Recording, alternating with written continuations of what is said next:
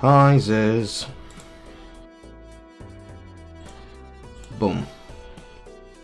Now there's Ziz.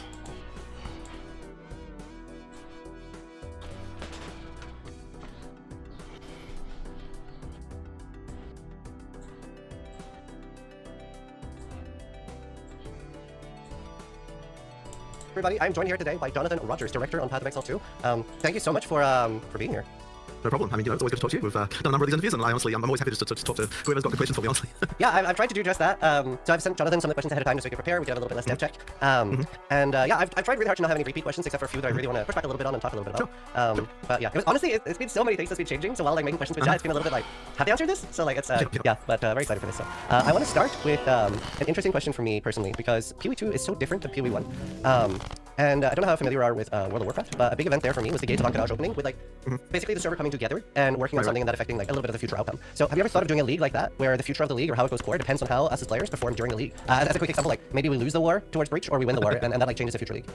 It's something interesting. I feel like we did something like this before, but I'm trying to remember which thing it was. Wasn't it like Tempest, actually? Like, I feel like Tempest had a mechanic like this, but maybe it was like really not obvious. Like, it's actually the kind of thing I'm interested in doing. We just haven't really kind of ended up with a league design that kind of wants to do it. Because you have to be really careful with that stuff that you don't, like, it can be frustrating for players just because, probably not the thing you're referring to because that's the whole like coming together and actually like towards a single goal over the long term. But we had a few mechanics we were playing the league affected before. I think Tempest was one of them. I think it was that one. Where the more people who farmed something, after a certain number of people had farmed it, actually the mechanic moved us to another location. Oh, that's cool too. And yeah, so that was kind of interesting. But like, I think that we sort of decided for that particular case that we weren't like that happy with it because I kind of had this thing of like, you know, the idea of unfairness of like, you know, if like someone says like, oh, this happened in the middle of the night, you need to wake up and do this. And so I kind of weren't happy with that. But I mean, like the thing you were saying there about the gates, I mean, like that's pretty cool. I just like I guess you then have to prepare for like both outcomes and then exactly what you're going to do in both cases. Like, well, actually feel like it had a meaningful impact. Yeah, but it doesn't have to be the follow-up league. Like it could be something that you do half a year later or something. Like say you say that we have to kill like 6 billion monsters, and if we don't, like the league will be different. Right. But yeah. I guess I'm also kind of into the idea that maybe people aren't like you create like a thing that once you've achieved it, unlock something for all players. Like that kind of stuff could be potentially fun. So I mean, there's stuff you could do. I don't have any plans for it in particular. I haven't actually thought too much about that kind of stuff. But yeah, like, I don't know, kind of interesting. I'll keep it in mind when we're doing next league design for sure. So I have a few questions about stash tabs. The first one is for things that don't have a POE2 equivalent. Like so let's say Blight, right? Are we just not getting a tab at all, or are we going to instead get like a regular premium tab or something like that? Yeah, so currently you don't get anything, and basically that's because we still want to be able to potentially add that content later, and then at that point that tab will be, you know, for that league. So if we gave something now, then we have to like, I guess, read only the other. If we gave you a bonus tab now, we have to like, give you a read only one, something like that. And effectively the main thing is that we're trying to make it so that where it makes sense, the thing you bought before will work. So yeah, I think that for something, the particular one you mentioned there, I suspect that in the future there'll be a time when that will work again, and so you're kind of going to be good in that regard. Okay. But I guess it might be. Like, it is worth bringing up though that if we get to the point of like literally we're never going to use this ever in POE2, I suppose we could consider like having a replacement tab, something like that. But at least for the time being, like we still intend that all that stuff still gets used anyway. That makes sense. Now the next question is also about stash tabs, and I remember at some point there was a big discussion about consolidating normal tabs and letting people make quad tabs. Now, if I recall correctly, the reason this didn't go through is there was a big issue with like database problems because we already have stuff in remove only tabs, right? POE2 doesn't have this issue. Is there a chance that we can, like, for example, there's quite a lot of people like me that have 100 normal stash tabs and would like to merge 4 at a time into a quad stash tab. Is that something that could be an option now with POE2? Let me think about that. So it's certainly not something that we've done. I suppose we could potentially do that. I have to say that I'm personally not a huge fan of the quad tab overall, just because like I understand the like gameplay utility of it, but it's just I don't know. There's something about it that sucks a little bit to me, just about the way that it just you don't really. I feel like you don't appreciate the items the same way. Now, He's right. There's a very serious problem that comes with the squad stash tab, and that's that we have the squad stash tab because I don't want to have 4 tabs where I can have 1 tab with the same items that would have been in 4. I use quad stash tabs not only for chaos recipes and then ultimately any exchange recipe, but specifically because I want to be able to have the ability to deal with, watch, and have my shit work. I want my builds to work. To have my build work, get that trash off my screen. To have that build work, you have to be able to have items to pump into it. How the fuck am I going to make an item if I don't have materials to work with? I need a base. I need currency. I need to have multiple copies of that base. Maybe I need to chance something. Maybe I have to scour craft something. Maybe I'm scour chancing. But the problem with the squad dash tab is that every item now, instead of being seen as, well, let's try to get some trash off the ground and turn some trash into treasure. Instead, that'd be a great name for a fucking series. Instead of turning trash into treasure, I'm trying to find small nuggets of gold to refine into orichalcum. It goes a level beyond gold, because we can obviously transmute an item from being shit into something mid-decent. But we're expecting mirror tier items to come off the ground, and that's not going to happen. It means that POE1 crafting has made us feel that we can't be able to do anything at all concerning items. So, if we can't make it into an item, but we know that it could be made into an item in the future, into the box it goes. Into the box it goes. Into the box it goes. Until it either produces something that we can be happy and proud of, or until I find the materials to make it possible that I don't have to deal with that problem anymore. But, of course, I need to have it, because if I don't have it, I don't have the ability to make anything. Nothing works without that context. Nothing works without that money. Nice 10. Nothing works without that money. So what the fuck am I supposed to do if I don't make this shit fucking work?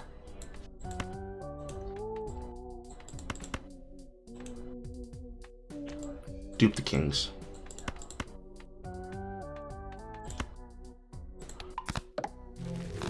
Like, how do I make shit work if I don't have that material at my disposal? It is extremely material that be the focus and the concern. But does it matter at the end of the day? Do people feel like it'll matter?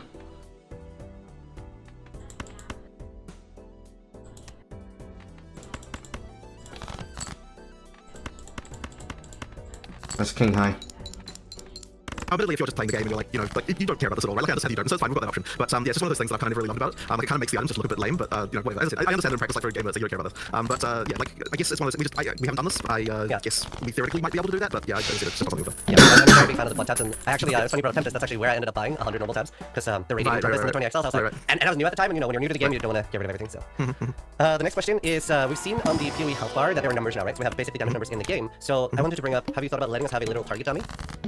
Okay, so we've thought about this for sure. The concern that came up the moment we discussed the target dummy is, okay, what resistances does it have? What, like, you know, like all this kind of stuff. Like basically they have to be staged, like how much armor does it have, how much evasion does it have, like all these things. So then we started getting into, okay, like, you have to have some way to set these values, right? You have to be able to be like, okay, I'm going to set up a target dummy with this particular amount of armor, to simulate whatever boss it was. And then we're kind of like, okay, should we then have a thing we can like select, like, okay, here's a boss that it's going to be equivalent to, and then like that would be how we could do stuff like this. And then we're kind of like, well, hang on, at some point you just got the actual boss itself, you might as well just use that. And then we're kind of like, well, like maybe the target dummy kind of then is like not kind of like it starts to lose its utility then, you know? So the whole chain of reason kind of came from all that stuff. Like, I do understand like we're coming from though if you're saying this is good enough. I think you're overcomplicating it a little. Yeah, right. So you reckon target dummy with no stats, so then you're good? Literally a target dummy with no stats. Like if you really if you don't want to overcomplicate it, you could even have two, right? One that's the equivalent of like let's say Shaper, right? Or literally just like one boss and one normal monster. But even if all you give us is a target dummy with no resistances and no nothing, that is like already a lot better in my opinion. Right. I mean, I'm definitely like I'm actually kind of like probably fine with this, but like as I said, the main concern was that. So it's funny because like anytime you're discussing a feature like this, there's always all the questions of like, okay, so then what are people going to immediately ask for the moment we have this? So that's how we end up down the path of like, oh, it's like going to require this, and all these things. Then that suddenly the feature is killed because of like the feeling of overcomplexity. So I guess that's just sort of explain like how that sort of stuff occurs. But yeah, I mean, look, if you're saying it's fine with no like with no stats at all, like maybe it's something we could consider doing. Like I'm not really opposed to it, to be honest. Yeah, I know a lot of people want it. There's a lot of people that don't as well, but yeah, figured I'd bring it up. I'm just out of interest. So to hear the case of people who don't want it, like what do you think is really behind that? Because I've heard this argument from some GG people before. But as far as people in the community, like what do you reckon is the reason for like no target dummies?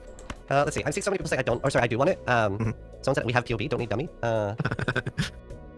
It'd feel too competitive. Right. Misleading numbers. I'm trying to like pick out like... So long as the target dummy actually emulates a real monster, the numbers wouldn't be misleading, right? Yeah. So then that's the argument therefore. And then that exact thing there is like, oh, that's why you have to have that's why you have to have the ability to simulate a given actual enemy. Sometimes less info is better. I know, it's hard to see like reasons for why not. Fair enough. Why should we not have a target dummy in order to test our damage in builds? There's multiple answers to that question, starting off with we already have target dummies. It's called monsters inside of a trash instance. But Carl, what if I want to test the peak of my damage against the peak facility that simulates the damage of a boss minion or monster? Well, then we have POB. But if we have POB to answer this question, we're not really doing the diligence, which is the issue. And the issue is, how do I make a build that is decent and viable?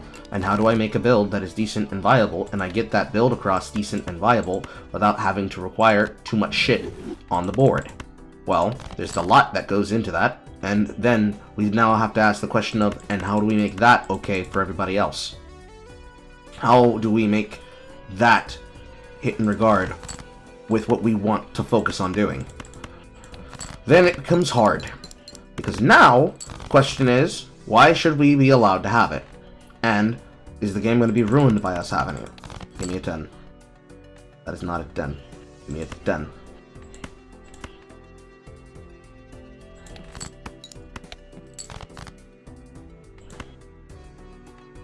Give me a 10.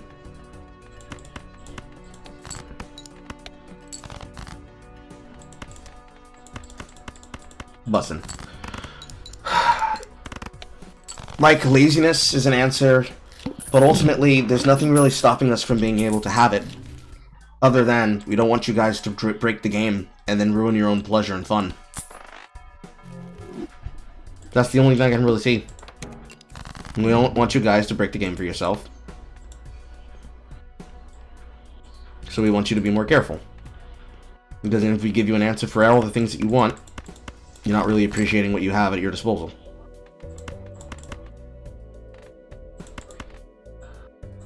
I guess that's an answer, but it's not really satisfying.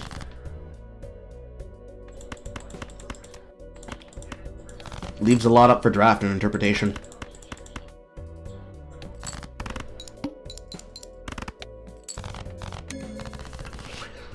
Fuck. The next topic is going to be a bit of a longer one and a bit of a discussion. I want to talk about what the current state of portaling out at bosses is, and then talking a little bit about tossing and logging out as well. Yeah. So basically, yeah, so you can't pull out a boss fight. This was something that we tried for a while to make it so that you could pull out boss fights, like, but like, with times and stuff like that. Eventually, we're just kind of like, why are we even trying to do this? Let's just completely ban it, and then that way we don't have to worry about like all the potential kind of like rules and weird stuff about like, oh, you stand at this location, the boss can't hit you, like random something. Like, just basically removed a lot of potential exploits. And I think that probably was just a straight up improvement. There's actually a few other changes were made. Like, this is something probably people will never notice, but you can no longer swap your gear in the middle of a boss fight either.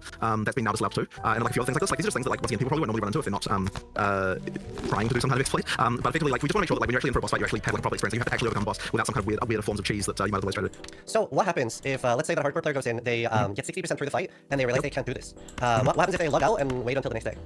So you can always log out, like resurrect your checkpoint effectively, or like log out and just wait for time. So like it's possible to get out of the boss fight, right? Like, you're not locked into that forever. So that being the case, like effectively, like you know, like if you know that you can't do it, you can get out. And this is sort of interesting question. I know there are people who kind of be like, oh, it would be nice if like once you decided to do something, you're kind of committed to that action. But I just think that we probably didn't want to really go down that path because it would mean that like I feel like that would kind of probably feel a little bit bad. I think. Okay, like, so concerned in, yeah. So just from understanding, so from the first thing you said, I was under the impression that if I go into a boss fight, let's say I'm going to fight the Shaper, right? Yeah. Either the Shaper dies or I die, but then that's not the case. No, that's not the case. So you can actually like you can bail. That is the case.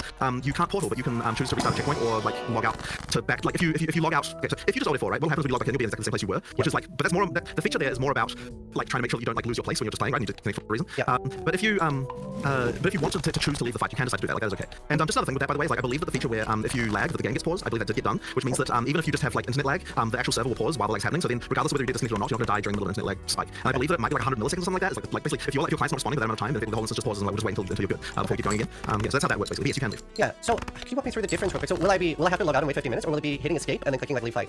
Yeah, so if you hit escape, there's a button there called respawn checkpoint, and effectively that will just mean that you can get any time you can do that. Now, obviously, the concern with that, like, and we've actually discussed this quite a lot internally, like, should that be okay? Because there was like a whole discussion of this of like the fact that it's just a button you can do to press this kind of like would mean that like, oh, it's like even if you see like a slam coming, you'd be able to like push escape and just like press that button before it arrives, and that is the case. But the thing is, if we required you to log out and wait 15 minutes, that would kind of be lame too. Like, I don't really want to like, and the counter argument to that one was like, oh, but like that's at least more friction to actually doing this. It's like, well, yeah, but then do you really want strategy to be that you have to log out and wait 15 minutes? Like, it's just kind of lame. So in the end, we kind of decided to do the more, I guess, what I would call player friendly thing of just like, you know, that option is there for you. You can leave if you want. So effectively, yeah, in some sense, I suppose you could say that's kind of equivalent to all 4 you could do in POE1. Yeah. But you know, it's that's kind of what we ended up anyway. So just to confirm, this does not kill you on hardcore, right?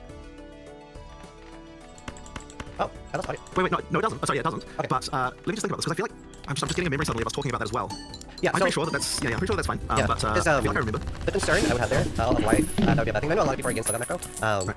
And I actually thought it would be something like a 2-second portal you'd have to cast, and then it would really reset the fight, and you have to go again. The reason personally I'm not a big fan of like having to commit is that you end up over farming so hard to the point where you go in and you know there's a 0% chance of you dying, right? Like as a normal Shaper for now.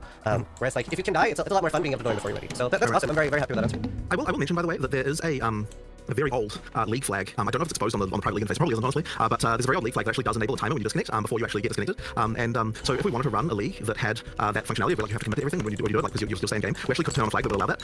So I don't know if you want to run a gauntlet like that sometime where you actually have to we have to commit to something like that. That would be cool for a gauntlet. Yeah. So that's something to do. That'd be perfect. I think that's really good for a gauntlet. A quick question as well. In POE1 we have the 6-second disconnect timer. Is that accounted for with the 100 millisecond lag thing you talked about?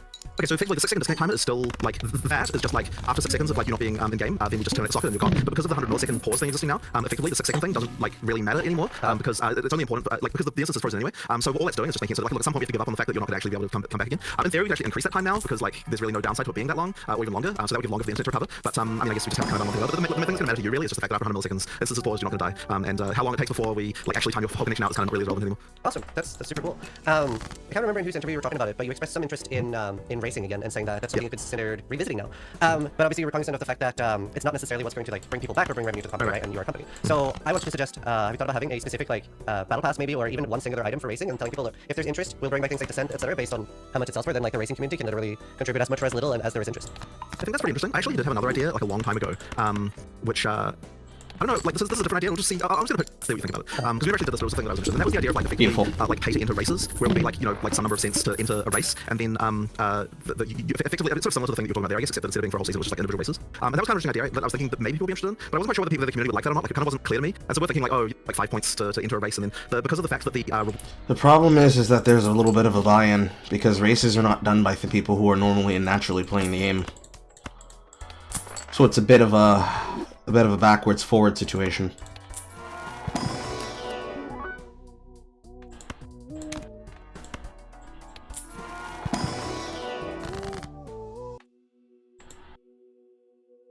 I got 5s, I got 7s. I need to get rid of the face cards.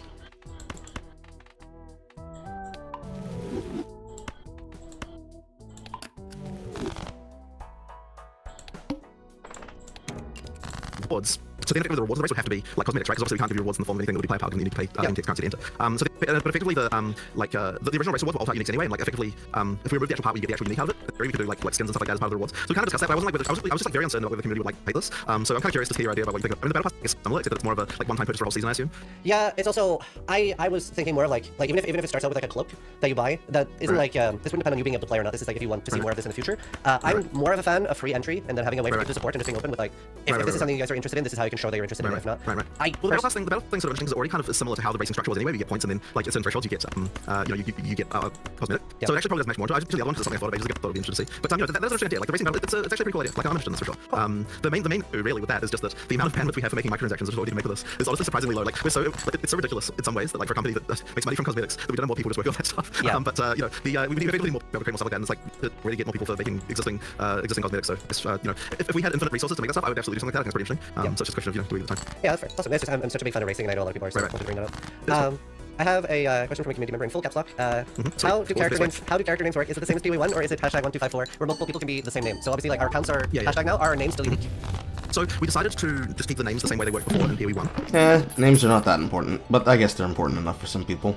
Especially if they're content creators. For now at least. And the reason why is because, so with account names, you never really have to refer to account names very much like actually typing. Yep. So they wouldn't have to worry about all the concerns that come around having to like owe people's discriminators and having to like worry about like, all that sort of thing. Yep. With character names, there's a few other details. So one of them is that they expire. So you don't have the problem with the space just exists. I assume you knew that about character name expiration. I thought that was just done in waves. It's not done in waves. So effectively 1 year after the character is not being logged into, it goes into a pool of names that someone else could create if they want to. And if they then do that, then the name gets expired for you. So effectively, like over time, like names will free up again. So that's the way that works. It's actually just as soon as you have a login for a character for a year, that's when the character or the account? The character. Oh, okay. So I believe that's how. At least I think so. It's been a little while since I thought about this, but yeah, I'm pretty sure that's the way that one works. And so because of that, like, characters don't have quite exactly the same problem as account names do. And as I said, when characters will be more names, that's kind of how you know. That's kind of how you refer to people within with League. So we kind of decided to do that. That being said, if it became like a real problem, I'm open to the idea of doing the whole discriminator on character name thing. It's just that it would mean that you have to then have a situation where it's like whenever you're doing a whisper, you have to like know, like you have to have like autocomplete for this, right? Like, you can't discriminate autocomplete, and that means you have to have a whole thing of like, okay, are they in a friends list, are they in the guild, are they in your party, have they talked in chat recently, have they listened to you recently, like all that stuff we have to go in the pool of things that you autocomplete for. And I mean, look, it's like how Discord used to be, right? When you didn't have stuff. So there's basically just a bunch of work that you have to do there, and I mean, we could do that stuff if we felt like we needed to, but we're gonna try it without for the time being, and see how that goes. And like if it's like a real problem, we can always change it. There are some audio issues, by the way. I don't know if the mic's too far away or something, but you're trying to get a little bit. I'll try that. Hopefully that did. Sorry about that. I'm not sure. It's not too bad. It's just a lot of people working on it. Fair enough. Awesome. So another question with that are, like, for example, I have the name Zizarin right now in POE1. Will I have that in POE2, or is it like fresh start for everyone, and there will be a character in POE1 and a character in POE2? Yeah, so the characters are separated in POE1 and 2. The databases are just completely independent. So you'll have to race to get that one, I guess. All right, I'm not getting that one. Cool. So a few other questions about runes. So runes are obviously like replacing the crafting bench, and sure, yep. In a way, and can you override them? Like, can I put in a new one over it if I want to change later? You can't. So that's something that's I guess we could potentially do though. Like I don't think I'm against it. I actually have to talk to Rishi and Mark about whether or not we want to allow that, but currently you can't at least. So yeah, I'm very curious about this because, from my understanding, one of the main reasons that you wanted to remove sockets from gear was that you really wanted to have this new thing where you find a gear upgrade, you don't need to 6-sync it, you don't need to like get it exactly how you need it to be, you just equip it. But I feel like I actually love the concept of runes, but I feel like a little bit about how they systematically work sort of ends up canceling this, right? Where I will not be able to actually pick up an item and while this is an upgrade, I will have to fix my runes, maybe I have to farm them. I see what you mean, but I don't think it's the same because the thing with so a couple of things with this. One of them is that when we're talking about the whole like picking up an item and having to change stuff, what that was mostly around is the idea that okay, like socket colors and so on, right? Like I mean that you have to change like either you have to chromatic stuff until the point where like you've actually got exactly what you had before, or you have, which is like definitely way more annoying than having to just use a couple of currency items on your item, right? Like chromaticing to get to the right state like could be like very difficult, but all the thing you have to do is just rearrange everything in your character and like oh this goes here, that goes there, like use it for support, something like that, right? So to me that was like a much more arduous process than what this is, because effectively you're going to have the currency that allows you to add sockets to items. It's not hard to get the currency. Like in the early game, it's a little bit more restricted, but effectively you're definitely going to as you go through the game, you're going to have that currency in abundance, I would say. So I don't think it's like a problem like doing that. But I felt like you were about to say something there. Yeah, so especially with resistances and stuff, I'm still a little bit worried about this because you don't have the ability to change that later. So effectively, in terms of fixing resistances, the sockets are more of a thing that you would be worried about early game for those kinds of stats. Like when I say early game, I kind of mean like during the campaign, right? Because during the campaign, you're like, okay, I've got low on this resistance. I want to get another one of those. To me, at least, I found that it's kind of not something that I'm too worried about overall. Like as I'm changing items going up, because as you're going through the campaign, you're finding new base types, you're getting things, you're kind of constantly upgrading, and it kind of hasn't really ended up being a thing where I'm worried about that. If you equip a new item, like this resistance, generally speaking, I'm like okay, well, add another socket to this, and then I'll get the resistance rune out of my stash and use that. So it kind of ended up being a thing like fixing that resistance tends to be a problem that you do after design upgrade anyway. So that's kind of been okay. And it's worth mentioning that with the runes, because they're kind of like so at early game they're more powerful than they are at late game because the values there's only one value of each for each type. Yep. So that means is that like early game the resistances you're getting from one of these resistance runes is like extremely huge relative to the other resistance sources you would get. But as you get later into the game, the runes are less effective at solving that problem because the numbers are not stacking up compared to the mods you can get. And so as you get towards the later game, the things you're going to be wanting to be socketing are more of the soul cores, which have like different mods that aren't kind of designed to fix those early game problems. And also your character has more mods overall and is generally kind of like more in a good place. So really it's like in terms of like fixing problems you have, it's more of a like first sort of 30-40 levels kind of type deal rather than after that, if you know what I mean. So I think the purpose they work really well. As for changing them, I suppose we could allow it. I don't actually see a reason why we couldn't do that, although I haven't talked to Mark and Rishi about it. But I guess the feeling here is that because you've got to choose it, it's not quite the same as feeling like you need to be able to remove the mod that you have from one of the random sources where we have like some random ways to get rid of it. So that's kind of the reason why we're thinking they can go away with the has. But I don't think it's necessarily a downside to letting you replace it. So maybe that is fine. I just haven't thought all through all the repercussions of that yet. Yeah, I mean, for example, like I normally play SSF. Well, actually, I've been playing a little bit more trade lately, and especially for trade, right? You could see like perfect item you want to buy somebody, but they've like got these like garbage runes in it. So I could see that being an issue as well. It's definitely like I'm trying to go into POE2 with the approach like I haven't played it enough. I'll see how it is, but that is definitely something I'm very worried about, and hopefully something you'd be open to feedback with when we actually try it. Right. I mean, I'm definitely always open to feedback of that. Yeah. But as I said, I think from actually trying it myself, that hasn't been a problem I've run into particularly. But I guess we'll see how it goes. Yeah, that's fair. How rare are like how rare are the rarest runes basically? So the runes themselves are not particularly rare. You get them fairly often. Like I mean, you'll get in Act 1, you'll find 4 or 5 of them probably, and then it only increases from there as you get more monster density and so on. So like you're finding them. Generally speaking, like if you're in Act 2, like maybe there'll be a rune that you want that you don't have, but then by the time you're in Act 3, I would say you probably have all the runes that you need. Like they're generally available. It's really the soul cores that are the ones that are like the it's actually struggle to find the ones you need of these. Like that's where the kind of the high level gameplay is. Right. And would you say there are soul cores that are the rarity of like Eternal Orb, Divine Orb, like that type of stuff? I don't know the actual numbers, but I would. What?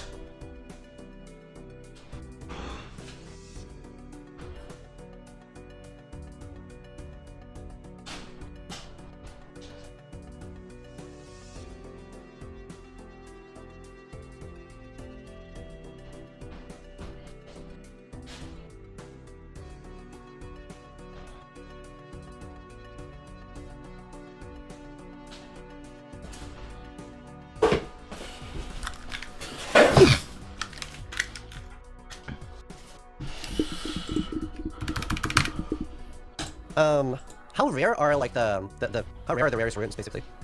So the runes themselves are not particularly rare. You get them fairly often. Like I mean, you'll get in Act 1, you'll find 4 or 5 of them probably, and then it only increases from there as you get more monster density and so on. So like you're finding them. Generally speaking, like if you're in Act 2, like maybe there'll be a rune that you want that you don't have, but then by the time you're in Act 3, I would say you probably have all the runes that you need. Like they're generally available. It's really the soul cores that are the ones that are like the I did actually struggle to find the ones you need of these. Like 'cause that's where the kind of the high level gameplay is. Right. And would you say there are soul cores that are the rarity of like Eternal Orb, Divine Orb, like that type of stuff? I don't know the actual numbers, but I would definitely think so. Like they're definitely hard to find ones for sure. Right. Okay. Yeah. Cool. Yeah. Awesome. Next up, how does like stacking ailment works for like stacking multiple at the same?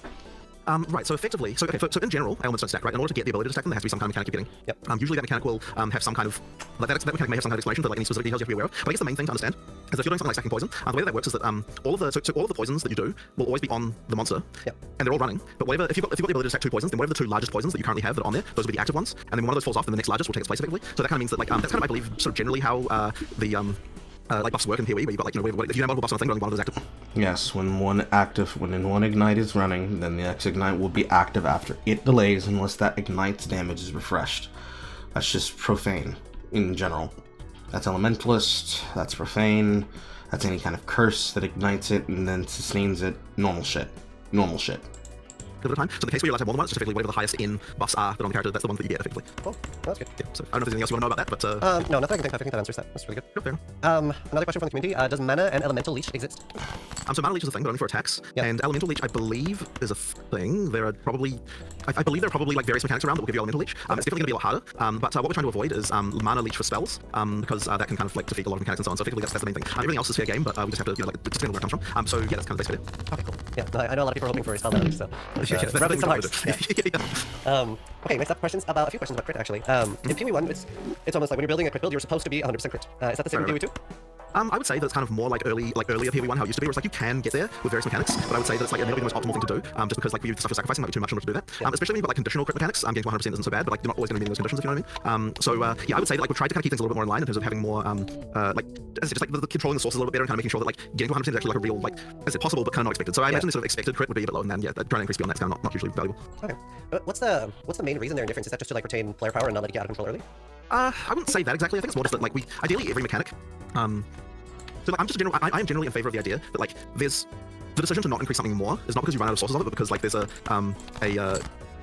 like a reason that you don't want to do that because what the trade-offs are too much. And so I think by keeping the values that you kind of like can easily get to a sort of certain midpoint, you just avoid this. Like you just sort of make so you get that trade-off. Like you have to make that trade-off towards the end of the range. So it's effectively like that. I think that's kind of really the main reason. It's been a little while since I talked about this with anyone, but yeah, like that's kind of really what it came down to. We just kind of want to make 100% crit more of like this is a very unusual situation rather than this is a common situation. Okay. And do you think part of that is as well that at least in POE1, crit feels like the end game. Like you should go crit at some point. And you kind of want to avoid that as well. Is that part of it at all? Or? Well, we're certainly trying to make it so that crit is the only build. It was actually a thing that we changed. So here's a random thing for you. We actually had to change for a little while where so crit modifiers, I need to get this correct.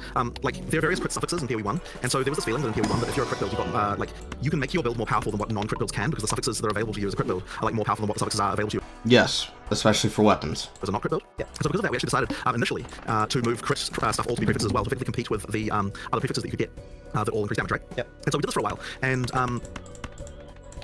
we actually found that like it actually made weapon rolling way less fun. Like in theory, what it was doing was making so that you could get a crit weapon or you could get like a not crit weapon, and like they were kind of competing each other. And we did all the math and we're like, look, now we've made it so that crit builds and non crit builds are more in line with each other and they have the same level of power and so on. And we kind of thought that we'd done a good thing there. And at some point we just realized like, why is it that weapons just don't feel as fun to find in POE2 as they do in POE1? And then we realized that like this is actually part of the problem. So we actually reversed that decision and moved the crit stuff back to be suffixes again. And we've kind of tried to make sure that the suffix pool is actually reasonable in other ways for the other builds, like making sure that the suffixes are actually like make sense and there's powerful versions of like ideally it's like there should be a level that each suffix can get to that is exciting, right? So like, the question we have to ask ourselves is like, what is the amount of strength that if you got that on as a suffix, you'd be excited about that? Yeah. And so effectively like we're trying to make sure that there's actually like at the high end there are suffixes that are actually really good. And so hopefully we've restored some of the like possible power that you sort of can get from weapons, and I think that's sort of, I think it's in a better place. I don't remember exactly how this was related to the original question anymore, but it was just something that came out of my mind. Does that mean that at the high end, you don't want dead suffixes? Like I remember life regen for a long time and thorns, right? Would be literally dead suffixes. You still want to have suffixes where when you get them, you need to have bad rolls. You want to have bad rolls. There you go. Right. At the same time, we did say that like okay, whatever when you've got the higher tier rolls, that there are actually things that like the highest tier of something needs to be something you actually would be excited to see. And there are actually a couple of cases where the tiering system for mods, for rares, like you know how when you have like T2, 3, 4, 5, 4, 5, just go to 5, like T5 rares, if you actually get a T5 rare, it's actually possible because we haven't got some of the mods. Like light radius, for example, they don't actually have an eye level. There's no light radius mod that's higher than eye level, like 60 something. I think it is. That's probably the highest one. It's actually possible that on the highest tier content with a tier 5 rare that the beard mods like they're actually cut out of the mod pool completely. So it's actually possible that that's the case. Now tier 5 rares are like rare as hen's teeth, right? They're actually like incredibly rare. So when you get one of those, like the mods on those are gonna be really good because like the eye level mods you're gonna get is like higher I'm so than excited for that. Okay, so like that means that there are just like really some really good stuff there. But yeah, it's once again, can't remember where I was going with this, but this is like a thing that exists for the race system. So the that can mean that some of the races you can get on the high tiers can be very good. Awesome. Very cool. I'm very excited to hear that. Like items is like my favorite thing in RPG, so definitely looking forward to that. I want to continue asking about crit. Enemy crit in Path of Exile 1 can be a little bit weird with especially like let's say like the Valspar from like Timeven or whatever he's called, or the Shaper Balls and stuff, because either the entire ability crits or none of it crits. Is enemy crit functioning similar in POE2, or is it to the individual projectile? So I don't think we're making any changes here, but I believe that the way that works is determinable by the designers as they're working on it. But I suspect it's one of those things that they probably don't necessarily always think about because it's kind of it's sort of somewhat invisible, you know. Like, so it's one of those things that just probably just doesn't come up in their minds. So we can control that, and I don't know whether or not. And the system works fundamentally the same as POE1 did. I just don't know whether to what extent they've actually like used the features that allow them to control one of the other, and what situations that they would want to use one of the other. Yeah. Like, out of interest, do you prefer like every mechanic crits, or do you prefer every projectile? I assume every projectile is what you prefer. I might prefer every projectile. Obviously now I usually will end up building for crit immunity instead, and that's fine. Right. But I remember when I was a new player to Path of Exile, and suddenly I'd be standing next to the Valspar Exile, and it would just explode, and I'm like, what just happened? And somebody would like watch my clip, and they're like, oh yeah, he crit you, you're gone. Right. I have a feeling that I mean, I suppose the question would be whether we should make per projectile the default option. It's one of those things that like I don't see a reason why we wouldn't, but I have to talk to Mark about it. But yeah, that's probably reasonable. I think that I think that the whole ability critting all at once is the default for some reason. Yeah. I think. So I'm pretty sure that if you run into that, it's because the designer forgot to add the stat that makes it so that it's just different projectiles to that particular ability. So yeah, it's just kind of one of those random things. But for player skills, it's like one of those things that we really have to think very carefully about, because there are kind of reasons not. I mean, like one of the ones that is tricky for this is rain of arrows. It's like should every projectile crit or should every projectile not crit? Now because right now every projectile has its own crit roll, it means that if you use like Sniper's Mark on a monster and then you do rain of arrows on that monster, then you're almost guaranteed to crit at some point just because it hits so many times. Yeah. And that means that effectively the Sniper's Mark is like using the rain of arrows is just like a complete win because you just incredibly likely to trigger that. And so then it's kind of like, well, should we make it instead so that ability is like crit the whole ability crits or doesn't crit? But then the problem with that is that it just feels super weird. Like there's something odd about the feeling, like I do a critical random variance and something like should look different, so you can see that the whole random variance is creating. I don't know. It kind of just had some weird implications, so we kind of decided not to do it in the end. But there's a reason why we have both the abilities to do it in different situations. Yeah, I get that. I mean, I'm definitely a lot less concerned about the intricate workings of how player crit works because like most people aren't gonna complain. Yeah. But it's a tricky one. Definitely would be a fun. I would be interested. I should talk to Mark about whether or not we should just have a policy in general. Just everything a monster does is always individual rolls. Like, it might be a reason. There might be a reason against that, but I'd be interested. I'm curious how you feel about bosses, especially critting at all. Personally, I'm a big fan of like everything being static, right? And like not having mods and not being necessarily variable, because like there's some abilities that like, you know, you're basically effectively mathing out what you can tank, and then suddenly you get lucky with a big crit, and you're like, oh, never mind. So yeah, I'm just curious how you feel about that, like. Mods and crits on bosses. Yeah, I'm just thinking about. Okay, so mods. I think it's nice to have mods personally. I think because I like to have situations where you've got the ability to like it gives us an access to, because what having mods does, like on maps and so on, is the ability to make it so that a boss fight can feel different from different time you fought it just based on what the mods were. So I think that's important. That being said, we did like the idea of having the static bosses for the top pinnacle content, just because that is a measuring stick that players can use against each other. So having that be like a static thing is kind of nice. So that's why I like the mods. As for the crits, I can see a point for sure. Like that is an interesting point. Like should we crit at all for bosses? Yeah, I honestly don't really have an argument for why they should, to be honest. I guess the main thing would be just make sure we're going to variance, but then the answer would be why the players probably don't want the variance. Yeah, I don't know. I find that to be interesting. It's not something I've really thought about too much, I have to admit. Yeah, like I see your point about not wanting to have the crits for sure. So yeah, that's probably something I'll have to check about. Yeah, I was just very, very curious about the answer there, because obviously like we can just get crit immunity, but the feeling for me there is it almost makes it mandatory. And I feel like in general, whenever something feels mandatory, like remember the cast members taking Immortal Cold Days and stuff like that, like it usually gets like changed or removed. So I suspect that the answer against this would involve basically like it's another like it's an access of character development that we're removing. Like that's probably the argument that would be made against it. So then the question is, yeah, like, I agree with you that if something's mandatory, then it's kind of like, you know, maybe why should it necessarily exist? So yeah, I mean, the point. That was a blind guess, by the way. Hey, right, like, this is an interesting one to me, and I'll talk to the guys about it. Ziggy wrote something really cool that I like. Let me see if I can. Where'd it go? Enemy crits should be conditional buffs you can see to and react to. I think that would be really cool. Like, let's say that let's use Shaper Slam as an example, right? That if the Shaper Slam is about to crit, it like changes the animation and becomes maybe a bit slower. That'd be really cool. Because that does change the fight, but like I love that. Yeah. That'd be way cool. That's interesting. Okay. It's for me I guess for me the big thing is that like they look exactly the same. You have no idea if it's gonna crit or not. Yeah. No, I agree. You know, that's a very good argument. Like it is a very good point. I'd be interested to hear if Mark has any particular reason against that. Maybe he doesn't. Like it is a very interesting point. Yeah. Cool. More questions about monsters. Do they still get charges? And if so, how do they work? So charges don't have any inherent bonus anymore. So therefore monsters don't currently get charges. I suspect it's the kind of thing where we might come up with some interesting thing to use them for in the future. But currently there's just no reason for them to exist. They just don't go. A lot of people are curious about support characters and how they fit into Path of Exile 2 for those that want to play with their friends and make OP combos together. So I would say it's sort of interesting, right? Because what we don't have Please make Link skills relevant. is the support character in the way that POE1 had it, where it was like this a literal kind of AFK, you walk around behind me, you don't really do anything. So I would say that like for that, like we still have things like that, like you've got scepters and stuff like that can give people bonuses. But I would say the support characters in POE2 are more along the lines of like I'm debuffing monsters actively, or I'm like setting up things that don't need to worry about damage, in order for someone else to take advantage of them. Like these kind of things. So like you can make a support character that's gonna like ultra slow the enemies. You can make a support character that will do things like place objects that other people can use, or for example like making characters like armor breaking lots of monsters so that other people take advantage of that, things like that. So I'd say that like that's kind of the role of that kind of stuff more. But what we don't have is just like I just reserve everything and like I'm just like an aura, like just a bunch of auras on my character. That's kind of all I'm doing. Not a Norabot. Got it. So that's the kind of thing that we don't really have in the same way. Cool. Awesome. I think that generally answers that. Next up, a little bit of a discussion of something that was brought up in a previous podcast. I have in my notes here. Talk about respecting ascendancies. I don't know if that's something you've like thought about or talked about more after the podcast with Unfortunately, I haven't had a chance to talk more about this. But I mean, look, as I said, it's still on my mind. It's something I know players concerned about. So like, we will definitely have another conversation about it for sure. Yeah. I don't think there's really anything else to say about it at the moment. Perfect. All right. Yeah. I'm obviously very pro respecting ascendancies. So my argument would just be it's a very early place to make a permanent decision. Sure, I understand. Yeah. Okay, cool. On to endgame like mapping and things like that. How much more rewarding should a difficult map mod like penetration or something like that be compared to chill ground or monster variety?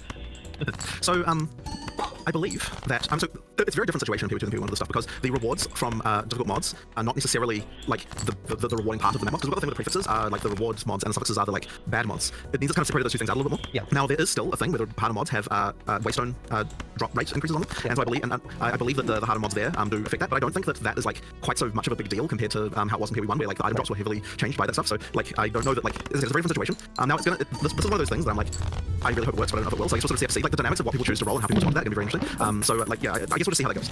But what it does mean, at least with the current way the system works, is that it doesn't matter quite so much what the like the numbers we choose for how difficult those things are relative to like the rewards they give, because they say the rewards being given most of the prefixes anyway. So yeah, I guess that's kind of related to that. Cool. Yeah, no, I was just curious if somebody brought up the point that I think it was penetration and monster already had basically the same reward, so I was curious there. So that'll be interesting to see how that changes. What about things like slash ladder? Is that going to be the same or different?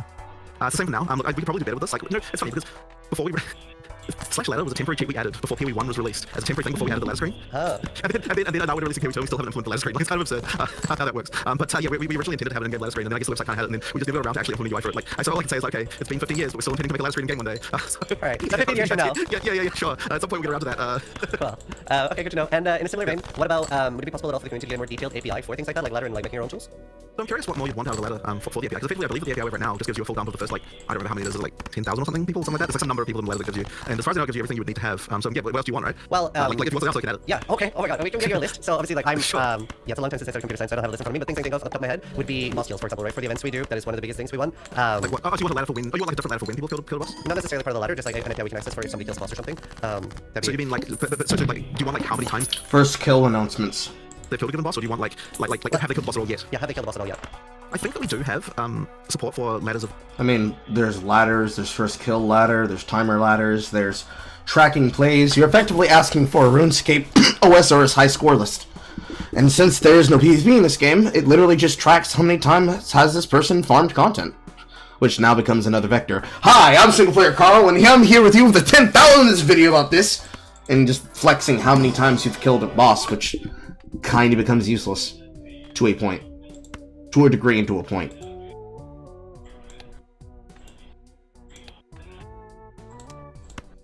I take this deal. When people kill a boss, because like don't we have that for certain events? I thought we did. Only for the first person, I believe. I have a feeling that the way that's implemented internally is there's just like effectively the amount of time until you kill a given boss, like as a separate ladder effectively, and then that would mean that like you could effectively dump a ladder of that, like when was who was the first person to kill a given boss. So that's something we could probably do like relatively easily. I will say we haven't like thought about this for a long time. So Well, I like, can get you like from like the guy who made POE racing stuff. I can get you a list of like API things that would be huge for us. So obviously I'm very involved in loving and wanting to do events.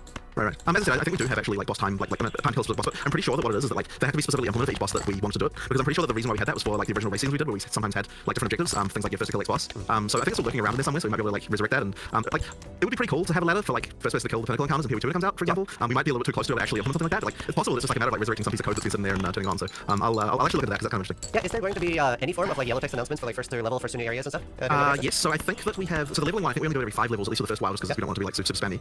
And for first into area, I think that, I don't remember exactly how that was going to be. Because there's also some concern, I mean, look, there's definitely going to be stuff like that, but I think that we just want to try and reduce the spam a little bit in some cases. Certainly you want like first to reach level, like past level like 65 or something, you probably want like everything above that to be like every single level I would say, just because like, you know, that's pretty important race and it takes a lot of it. So something like that. I don't think there's any first kill, well maybe there are first kill bosses, but the axe bosses or something. I don't remember the exact situation, but there's definitely some of that stuff we just want to make sure it doesn't seem like completely incomprehensible for like a bunch of new players who are seeing all this stuff for the first time. So yeah, we just kind of limit it a little bit. Very cool. I'd love to hear that. A question from my community was, are there going to be free respecs during the EA if there's a big enough change? Like right now, if there's a huge skill tree change on standard, you get like the free respec. Yeah. Because So I'd say it's probably going to be the same as that effectively. Like when we do a big change, everyone will get free respec and they'll work that way pretty much. Well, yeah, somebody was particularly concerned because if it's respeccing, is it only gold or do you have silver orbs? I can't remember. No regression anymore, it's just gold. Yeah, so the guy was asking was, what if a big change happens and your build is bricked and you just use your gold, you just log in, you're like, oops.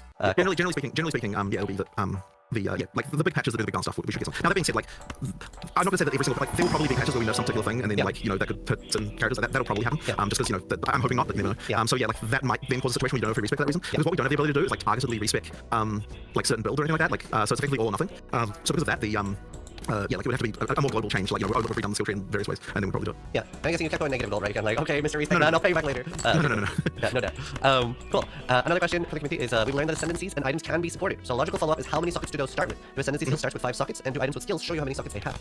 So if you have stuff that's inherent to your character, so that's to say, like and ascendancy skills do come with that, or things like, so for example, default attack being also a supportable skill. These things get sockets based on your character level. Now I don't remember what the level is that you get. It's like late 80s. There's like that's the one where you get 5 sockets for all of those things. But effectively, as you level up, you get more sockets for that stuff. The ones that are inherent to items, those ones get sockets based on the eye level of the item. So effectively, a higher eye level base, if that base comes with a socket, that higher eye level base kind of thing. So I don't know if the trade site will show it correctly yet or not, but it is based on higher eye level, which you can see. The trade site needs that will probably take some time to fully be like 100% like every single thing about it looking exactly the same in the game, just because there's like a whole bunch of work there. But we definitely want to make sure the trade site at least shows you everything you sort of need to know. So I don't know whether or not they will be showing the sockets in skills in gear, and I have a feeling it probably won't, because I know that skills in general on the trade site are kind of like a bit because there's like a ton of work to make them look the same as in game. I think we're just going to be showing like names and levels, so it probably won't show the sockets on the site, but you can know that there's just certain eye levels that the item is that does that. And then later on we'll like improve support on the trade site and get everything rendering exactly the same as in game, and that'll be fine. But there certainly should be nothing on the trade site which you can't know that's something important to trade list, even to start with. Yeah. Awesome. Quick follow-up on ascendancy questions that a lot of people have asked me to ask, regardless of the answer. Are we going to have like be able to see the full ascendancies before launch? Good question. I don't know whether that's in the spoiler list or not, actually. What we're not going to have is like support for on the website, which we were planning on doing because we want people like to have all that stuff there. But I think we didn't quite get time to implement all that stuff on the website to get that working. It's possible we can still get them to post the ascendancies early. I'll check with the community team and see whether or not that's planned. We can probably, we might be able to do that. I'll talk to the community team and see what the plan is for that. It is pretty much a 50-50, by the way. On whether or not people want that? Oh yeah, a lot of people don't want it. I think we discussed quite a lot about the ascendancies already, so like in some ways just filling out the remaining stuff. Yeah. I think the argument for people that do want it is that since it is like a hard lock thing, they want to like have a little bit of info there, and obviously most people really are appreciating that like we're going in blind, and that's pretty awesome. I'll talk to the community team and see how they feel about it. So yeah, we might do it. Maybe just throw out the ball and see what more people want. But yeah, another question is low life 50%? No, it's 35. What And was- it's actually back to how it used to be. And the reason is because that was changed up to 50% mostly because of all the reservation-related stuff in POE1, which is not a concern anymore. So that means that can be 35 again, and that restores that to how it was before. Okay, interesting. I was very curious about that. We were trying to figure out what it was. Cool. Force move, is that something that can be a keybind instead of taking up a skill slot? So it works the same way as POE1. I guess that the thought with that is just like most people probably want force move on left click anyway, right? Not necessarily. I mean, I guess maybe not. Like, I suppose we could change that. But hang on, can't you? Okay, so can't you change like because you know the skill binds that are like control W and stuff like that. Yeah. Like you can control, you can change those to not be using control, right? Yes, you can change all your keybinds.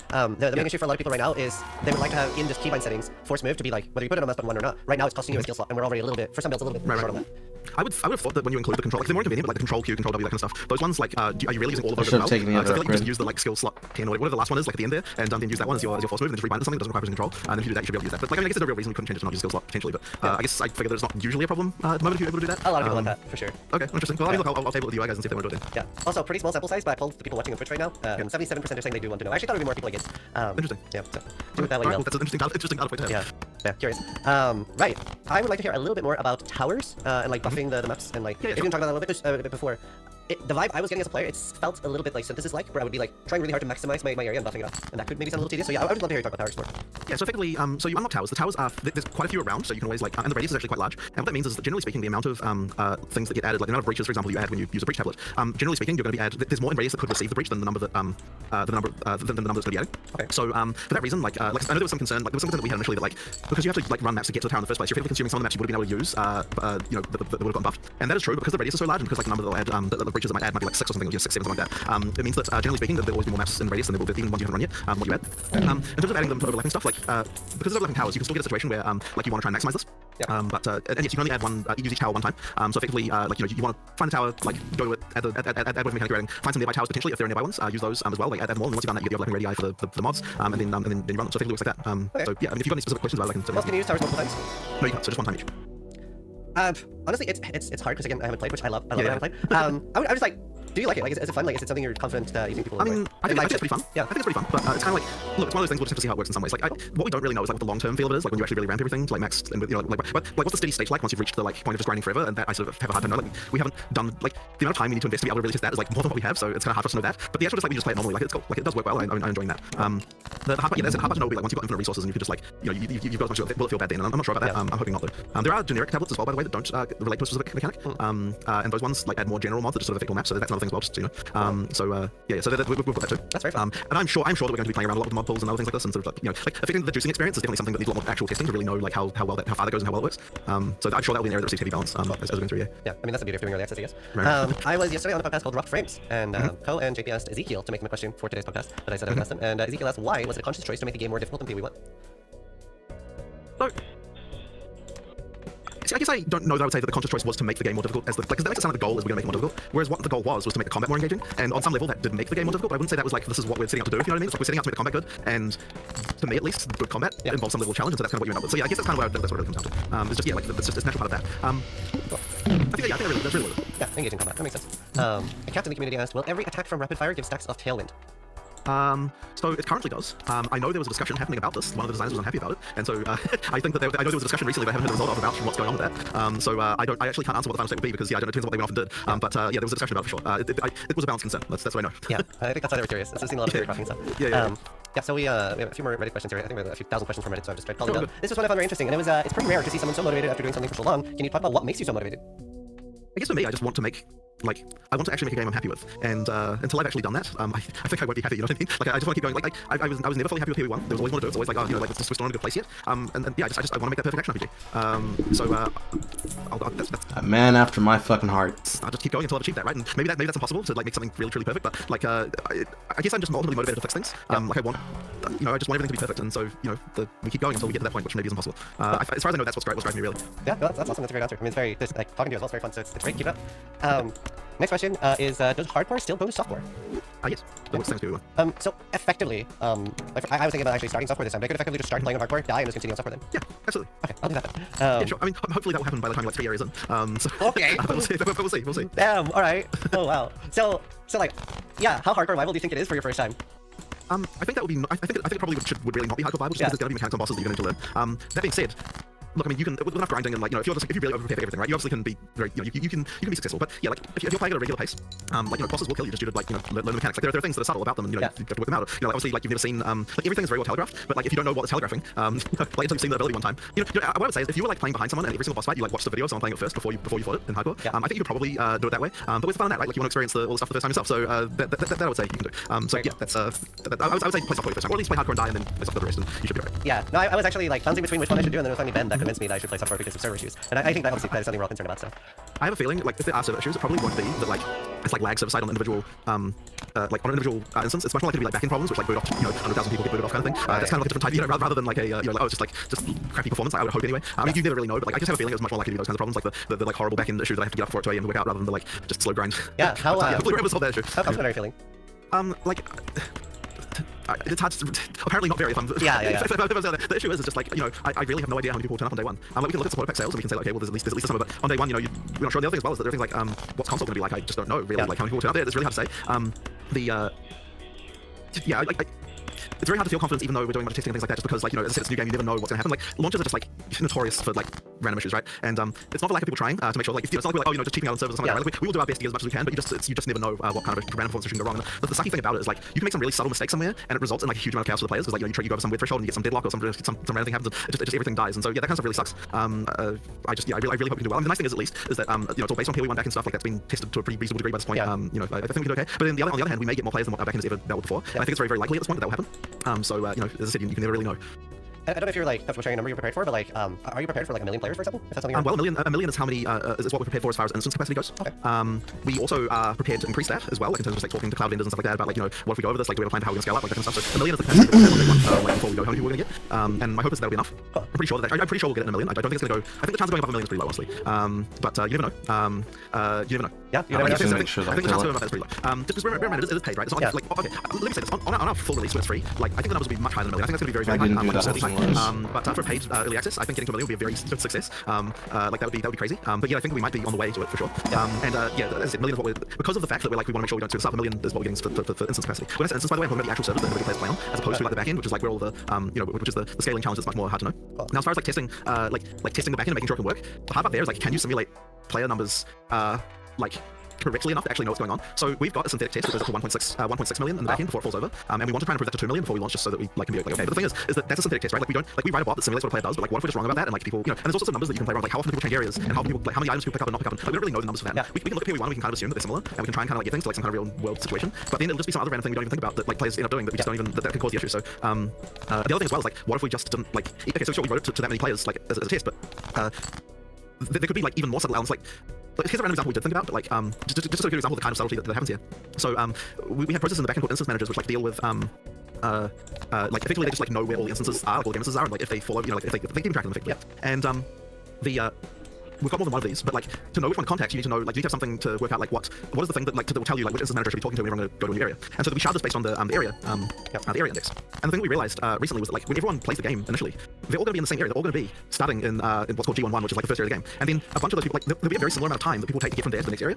And so that means everyone will go from there to like the next area. So that means like all the load's going to be on one of these instance managers, and then all the load's going to move to a different instance manager. It's all going to happen at the same time, which means it's actually like the thing with having more of these is like completely defeated by just the way that will happen on launch. And like that's not something that our load test would immediately notice, because like we kind of have to think about how the actual players will actually be behaving on release day to be able to see that kind of issue. So like that's what we did think of. But like there could be 200 other things like that we didn't think of that like could result in problems. And so this is the kind of stuff that like as I said, that you just never expect on the back end. So this is probably like way too much detail and like I love the transparency. But okay, but anyway, that's the kind of issue. So I'm hoping that whatever it is like really obvious. Like whatever problem we're doing is like really obvious to us, so we can just fix it. But it's because the part that really sucks is like the thing fell over. Like there's no crash, there's no like thing. It's just a bunch of people disconnected. There's no logs. There's nothing for us to even like onto it. That's like a really horrible type of issue. That I really hope we don't run into. But yeah, I you know we'll see what happens. I'm hoping it'll be okay. Yeah, I mean, to be fair, you could just do a surprise launch right now, then there will be, like, no one's expecting it, just... Well, so I don't think that's a good idea. So I guess what would be really interesting is how big the queues get on, yeah, that could be scary. But I think it'll be okay. I think it'll be okay. I'm excited. I'm very hyped. Awesome. Thank you so much for the transparency there. That was more in-depth than I was expecting, and yeah, love it. A question about ExileCon. Are there going to be more ExileCons? Will there be one before or after release? Like, what's the vibe there? So we were actually originally planning to have one next year, and as it got closer, we were just like, Man, do we really want? Are we really wanting to be having to deal with an ExoCon this close? Like it's like, you know, we're pretty tight right now. I don't know if actually it's a lot of work, and it's like a huge amount of work. So we're kind of like, you know what, we're not going to do one in 2025, so we'll think about the year after that. But we actually originally had made a booking and everything of like the venue. We're actually keen, but then when we really looked at it, we're like, I worry that we're going to be like close to like if we're like really close to the release at that point when that would have been scheduled, that could just be really like too much load on our studio all at one time. Because running ExoCon really is like, it's a crazy amount of work for the whole studio. Like it's just a huge amount of stuff. So I am almost certain we'll have another one. I just don't think we're gonna have. We just don't have one next year. Just because it's going to be too much going on, I think, for our studio. Because you know, it's really fun to run them. Like even though all that work, like it's really fun to run them. Like having a little community. Like it's a huge. It's really fun. Like if we had infinite resources, then having ExoCon right before the full release would be like the most amazing marketing opportunity, right? Like that would be great. But then the idea of having to do all that and also get the release out at the same time, it's just too much. I just don't think we'll be able to do it. It'd be a nightmare. They wouldn't be able to get the shit out in time. People would castigate them saying, why didn't you take the time to prepare this? You fucking cheated us. You failed us. How could you do this to us? It'd be a whole fucking nightmare. And then it's just not worth it. It's not worth it. It's not worth dealing with it. It's a headache. Etc. Etc. Etc. Etc. So just better not to. That makes sense. Makes sense. It's a lot of work. Question again about bosses. Is every single boss going to be you die once and it's over? Like, you know, you collect 300 Zeshula splinters or whatever? Right. So we've actually had quite a lot of conversations about this topic. With the 300 splinters thing, just by the way, it's like they do come in stacks, so it's not like you have to fight 300 breaches to do that. But this was definitely a question. Should we allow more portals for some of these bosses because, like, you know, it's like the first time that you save up, the first time you're gonna fight it, and you just die instantly with some ability, and like, is that okay? And there were definitely some arguments about this, but we eventually decided that we are going to leave it as one death for those bosses, just because we just want to make sure that there's integrity in the, you know, like in the boss fight. You actually did kill from top to bottom.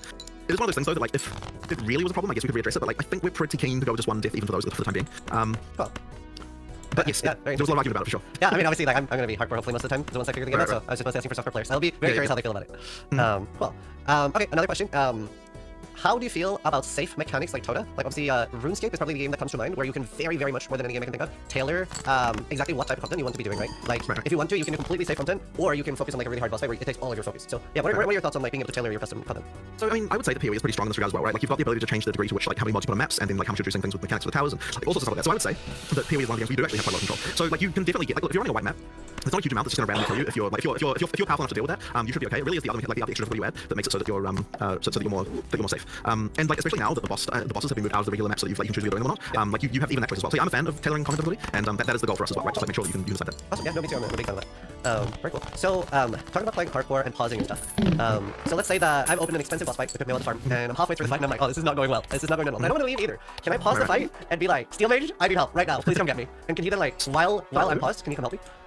So currently you actually can't like do things like accept invites and everything while you're paused. Okay. Now we actually had plans to allow you to do way more stuff while paused. There was this whole pause rework we're going to change the interface. You can pause the game and still be able to like look at the rest of the interface and like kind of do certain things while paused or not. And then we just made a decision like what's allowed to pause and what isn't. Yeah. But we never got, unfortunately, didn't get time to do it. So right now you wouldn't be able to accept a challenge while paused. But that being said, you could like pause the game, message your friend, he sends you an invite, you unpause quickly, click accept, and then pause again. Right? Like, this is kind of possible. Right. And so there's kind of really no reason to like not allow you to accept an invite while paused for that reason, because like you can just kind of do that. So like that would be possible. Cool. And ultimately that would mean that you can kind of do that. The question then is like, can you get to the person in a fight? And that depends on the context. Yeah. Now I don't actually know 100% of all the rules about this, about exactly what goes on. I believe that when you see show someone, as the place called, it's that you go to the checkpoint of the last, you go to the physical location of the most recent checkpoint the player has, and then from there you can go into boss fight. So during campaign you can certainly just like get into someone's boss fight very easily. Yeah. What I don't know is what the situation is with regard to maps and exactly how that works. So I would have to check on that to work out exactly what you could do there. I am sure there's going to be all sorts of like exploits and like random issues around pausing and checkpoints as well, and like all those things. Like, I just have a feeling there's going to be some. We obviously don't have to these, but I'm sure there's going to be some stuff. So there might have to be some tweaks to the rules later on here. But as far as I know, you can do that. I believe. I'm pretty sure what should happen is I think that for maps the last checkpoint is like still in the map room. Yep. Because there's no checkpoints in maps. So I'm pretty sure what happens is they go outside the map. They would be standing where the portals are. If there's a portal available, they would go through that portal. And so if you move the portal close to the boss fight before you went into it, so you can't use the portal in the boss fight, then that would mean they'll be outside the boss fight. And so long as there's a way to get into the boss fight after the fact, it should work. So as far as I know, that should be how it works at the moment. But as I said, there might be individual rules that we can add or remove or whatever. Like there'll probably fix this, I'm sure. Also, chat really wants me to correct and say we call it swirly. What? Okay. People around here call them seashelling. Right. I don't know where that's. Maybe that's just NGG slang for this. That's funny. Yeah, I mean, apparently looks like a seashell. That is really cool though. I'm obviously a little bit biased. Like, I would love to run like a boss service where I'm like coming to rescue people. So that'd be very fun. Well, as far as I know, that should be possible right now. But we might tweak the rules. Cool. A little bit of like a more random cutesy question with how do you feel about like mini games like fishing or just like things to do that aren't necessarily like the core game? I don't know. Like some people find that stuff fun. I guess I see the mini games in PoE as more like different league mechanics. So you know, like those are the things that we probably would like to add. But you know, I know people have been wanting a fishing mini game for a long time. I guess look, we have boat support now, right? Like, I know. Hideout. So you know, you never know, I guess. Cool. Two-factor authentication, is that something we can see improvements of in PoE2? So this is one of those things where like it's trivially easy to add two-factor authentication. The hard part is all the support policy around what happens when people lose their second factor, and it's like okay, so like how do you verify someone who's lost their second factor? And then like that's the whole thing. That's all drama around this. And then like you open your Yes, John. It's very annoying. Nobody knows the shit that I feel. Nobody knows my sorrow. My account got stolen by a Yourself, gay also porn star, and he calls himself Mr. 10 Inches Who Swallows. Support mistakes you could be making with that kind of stuff, and like it's notoriously like you have this thing. And then people say, oh, you should just tell people that if they have two-factor, if they're the same factor, they're just host. And it's like, well, you can say that now. You say that right from the point you do lose your second factor, and they're like, why is there no recovery process for this? You know what I mean? Like there has to be a recovery process. And then it's like, okay, so then how do we verify it? So then people are like, oh, you know, you can like take government ID. It's like, okay, well now there's like GDPR and privacy implications of this. And it's like it's just kind of an endless rabbit hole of like random policy and horrible stuff. And so like we should have it, right? Like absolutely, we should 100% we should have two-factor. We just don't, and it's all because of that like the tricky stuff around this. And like one day, I just have no doubt we will implement this. Yeah, it's just we just need to dig ourselves out of the hole of all the policy issues with support for this. That's the thing. And so what I will say though, just as a thing, is that you can effectively outsource the two-factor on your account by using Steam if you want, because they have two-factor. And if Steam is the only login method on your account, then effectively you're just relying on their two factors to be able to work. So you still have that option at least. Yeah, we should add There's the Steam factor. Steam is probably the best one because there's no way for a person on the outside to be able to fuck with your processes. Because as long as you're able to have access to the mobile authenticator, or you have access to your phone, which unless you do something really stupid to your phone, it's not going to affect you. And thus your safe single player / MMO multi-world builds are safe from greasy defilers who will fug bust your account. Fug bust it right in your splinters. two factors to the regular login system, and I want to add two factors to the regular login system. It's just a question of getting time to solve all the problems with it. Speaking of regular login system, I can't remember if this was already confirmed, but do we still have both the standalone client and Steam? Yep. Okay. Excellent. Another community question. So there is a limit of support gems, right? I can only use element control destruction on one gem. I can't use it on two gems. Is that rule still the same on my weapon swap? Let's say that I have a lightning ability in one weapon swap and a cold ability in the other, but on both of these main gems, I want to use control destruction. So there's one per character. It doesn't relate to the swap. But the thing I just want to clarify around this is that like it's not like you've got slots that are just like one versus the other. Right? Like when you look at your skill screen, they're all just on one screen. But you just get to enable or disable certain skills for being used by certain weapon swap. So there's no like as far as the question goes, like it is one for the entire character. Okay. When we saw like videos, somebody had a video going through the settings and stuff like that, and I did not see lockstep or predictive being there. Is that still a thing? Why wouldn't it have been there? Could have been there. Okay, so apparently it's on the main screen. Oh yeah. So you can't change it while you're in your while you're in game. But yeah, it should be there. As far as I know. One thing I will say is that predictive with WSD. Sorry, not. Okay, let me get this right. Okay, so there is a mode called hybrid. And I think that with WSD, predictive turns into hybrid, but I'm not sure whether or not they've actually like fiddled around with the interface. Hybrid is the mode that consoles use, but I don't think it tells you about it. I don't think there's a setting for it on consoles. But effectively, what that is, it's somewhere in between predictive and lockstep. I guess I could like, and effectively what it is that this is kind of irrelevant, but effectively with lockstep, when there's lag, internet lag, the whole game freezes, and with predictive, when there's internet lag, the game does not freeze. Hybrid is a mode where we still use predictive networking, but we still freeze everything when the server hasn't replied to you, and that's just because it keeps everything like a little bit better, but prevents some of the issues that you get in predictive, and that mode just works a bit better when you're using direct control of WSD versus and so without causing too many desync issues. So that's just a random detail there. But yeah, as far as I know, they still work, and they should be fine. What I worry about, and this is random speculation on my part, is that like pretty much everyone in GG plays in lockstep. Yeah. And so what that means is that like I worry that there won't be as much testing in predictive, and there could be like issues that happen in predictive that we're just not aware of because of the fact that like everyone's just playing lockstep all the time. So I probably haven't received the same testing as what lockstep gets. So I would suggest to you play lockstep if you can. But obviously issues when your high latency is high. But yeah, that's the sort of stuff that I'm sure will get more testing as we go into early access as well. But yeah, just random. A question I just thought of was in POE1, a thing that can happen is assets loading and being invisible if they were already loading ones. Is that a fixed thing in POE2? Unfortunately, that's not fixed, and this is something that really bothers me. But look, it's something that we're going to like I really want to fix that. I really want to fix it. Like, it's the worst thing for me is that occurred. So we'll get to the point I that can occur. It's actually been made harder in POE2 because of the fact that assets are larger in general. You have like high resolution textures and high resolution like models and stuff like that. So I don't think it will necessarily be worse or anything. But yeah, it really sucks to me whenever things are loaded. And so this is a thing that we will be working on and improving over time. I want to get to the point where it's just 100% the case that you never see an asset pop. Like that would be ideal. But we'll look towards that, but we aren't there yet. Cool. A lot of people are asking about pre-download, especially for people with slow connections, being able to start downloading the files before the 6th. The concern there would be what do you call it? Data mining. Yeah, that's the concern with that. My question is pre-download / data mining. Yeah. I'll like we're definitely more vulnerable to data mining for POE2 than we are in POE1 usually, just because like there's so much more new stuff, like just a whole campaign being something people haven't played. So like it's that would be a concern. I guess I do understand the why you want this. Well, Jonathan, the beta mining's already happened. Extra Life is already in access to materials and already has full fucking guides, full builds, full breakdown, a full beginner's guide already out about something that he steals content from other people from, not just in one audience, but in multiple audiences, all for the purposes of SEO domination. The last thing that we want in Path of Exile is to have somebody who's able to just direct all flows of traffic to himself because somebody's too lazy to play the game themselves. It will happen. It is the same problem that affects Monster Hunter. And what's worse is that if you say, well, we can just fix it. No, you can't. Because he's stealing from every single person that could be benefiting. This is not like NeverSync, creating the NeverSync filter. Making it a simple and easy, clear method that you go to a website, you plug in what it is that you want to be able to find in the game, and you play. If we want to talk about it in terms of steps, Step 1, I go to website. Step 2, I finish figuring out what it is I want to put inside of it. I put in my alerts, I put in every single thing that I want to have played, that plays when the item drops inside of my maps. I press publish. It's published to my account, which is technically step 3. Step 4, I play the game. And I never have to revisit the site for the rest of that league. And then I only have to do that again. Those same 4 steps again. Any other step I do on top of it, metagaming my build, pre-gaming with the boys, dropping with the boys, synchronizing the loads with the boys, synchronizing the maps with the boys. These things are going to be extra on top of those base 4 things, because there's too many items that will be in the game. It's necessary. At the very minimum, just a basic upload will be enough.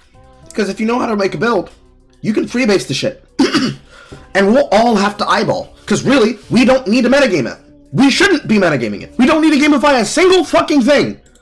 We want to go in fresh and clean, with no ideas how to optimize a single thing, and just play the game.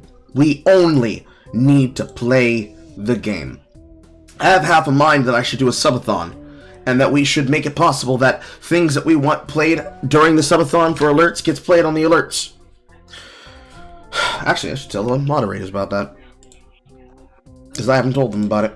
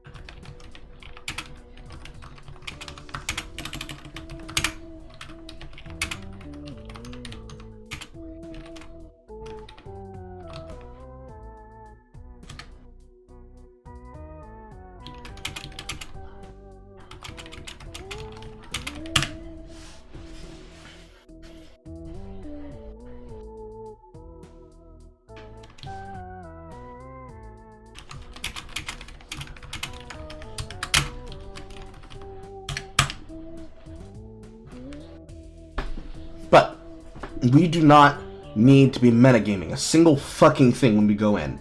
Someone going to a streamer's audience and then asking them questions, that's one fucking thing. We don't need to be metagaming a single fucking thing. Because if we start metagaming this shit, it's going to be so fucking irritating. The only way of avoiding getting metagaming is doing like Waterframe, being transparent about the whys and wins when everything happens and have a controlled way to test the build. But that's the problem. People are going to data mine so that they can attempt to metagame. To prevent data mining so that they don't metagame means they need to get hands-on experience with the game. Anybody who has had access to early content and has been a part of any of the laps playtests, whether it be 5 flask footage or 2 flask footage, whether it's being used as A roll or B roll for content, the problem is that they want to try and find a way to the shortest path possible to gamify the system. Gamifying the system and trying to simplify everything down and crushing the choices down from here's all these things we can figure out to we only use this, there's only this, if you don't ever use this you're trolling, is to prevent the data mining. To prevent the data mining, people have to be willing to not go in attempting to know everything. And that's the problem that's gonna occur. Too many people are trying to metagame, and it's gonna ruin their experience. And they have to just be willing to just let it fucking be. And I don't think they're gonna be willing to let it be. They're gonna try to metagame constantly.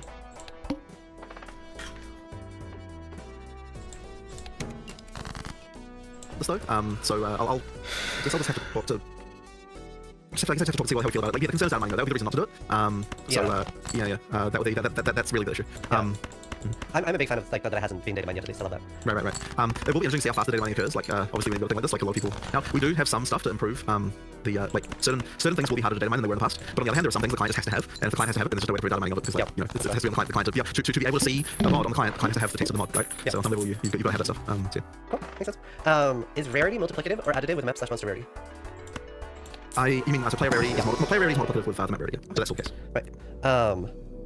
Question about what leagues are, because obviously we are still going to have leagues in POE2. What are they going to be based around? Right now they're being inspired by other games. Is that still going to be the case? I mean, that's always the case, right? We're always looking at the mechanics. And ultimately, it comes down to what it's called. And so that means that all we're really doing when we're looking at other games is like, is there something we can notice here that could inspire us to be cool? But like, it doesn't have to be another game. It could be a movie or like just some random other thing. Like, you never know where the inspiration's gonna come from. But that stuff can definitely happen. Just, can we come up with a cool mechanic? That's all it comes down to. Yeah. Is there any game off the top of your head that you're like, oh, we really want to find a way to get this in POE that inspires you?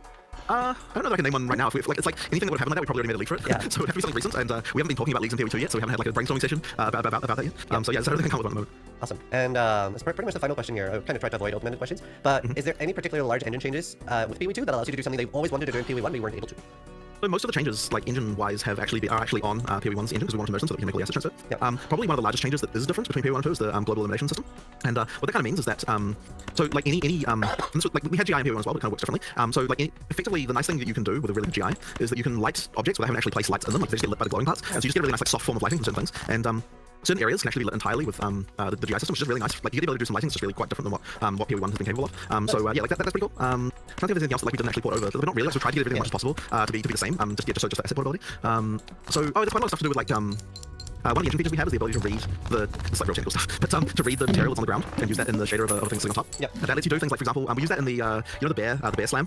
When the bear does a slam, like the actual ground that's under the bear, like the chunks of rubble that come up, like red from the ground that's actually there, so that kind of like fits to the areas. That's kind of cool. And there's a few that's actually used quite a lot, like in more subtle ways. The bear is like really obvious because like big chunks of terrain that kind of come up. So that's another one. What's another one that's like POE2 only? I'm not sure. Most of the things get moved over. Like I mean, one of the things that's gone on generally is that all of the like we've upgraded the parts. So we used to use in POE1 originally a like CPU-based particle system, and then for most of POE2's development we've had this like GPU-based particle system, and that just means that the particles come up way nicer. Like that is available in POE1. That's just like all those assets were made like a long time ago, right? So they all use the old system. So like just what we're doing with particle systems now is just like way cooler in my opinion. Like just like a lot of the like there's stuff like the particles will respond to like wind in the environment. So like if you have like explosions, you can have like wind on the explosions that will cause like other particles that are around to just get pushed away and stuff like that. Like there's just like little cool things like that.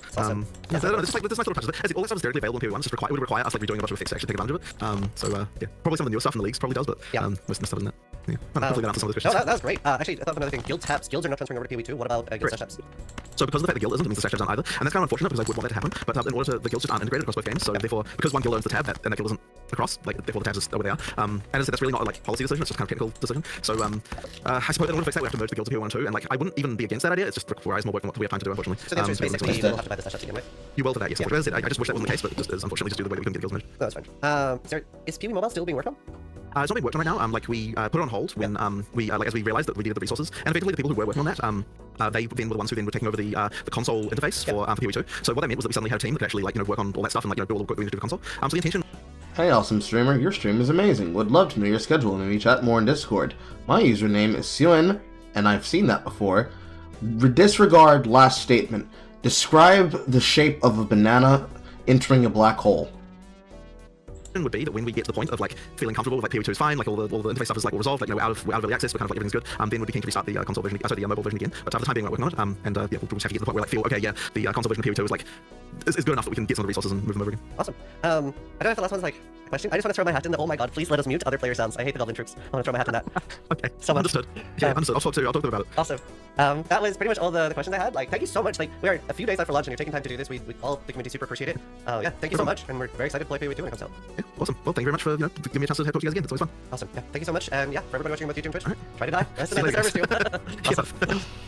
Try to die less than the servers do, indeed.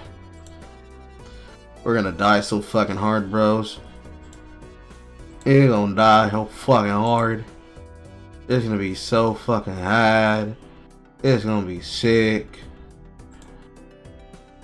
So you can see the notepad, yeah? You see the notepad? Oh, notepad. Why aren't you using Notepad++?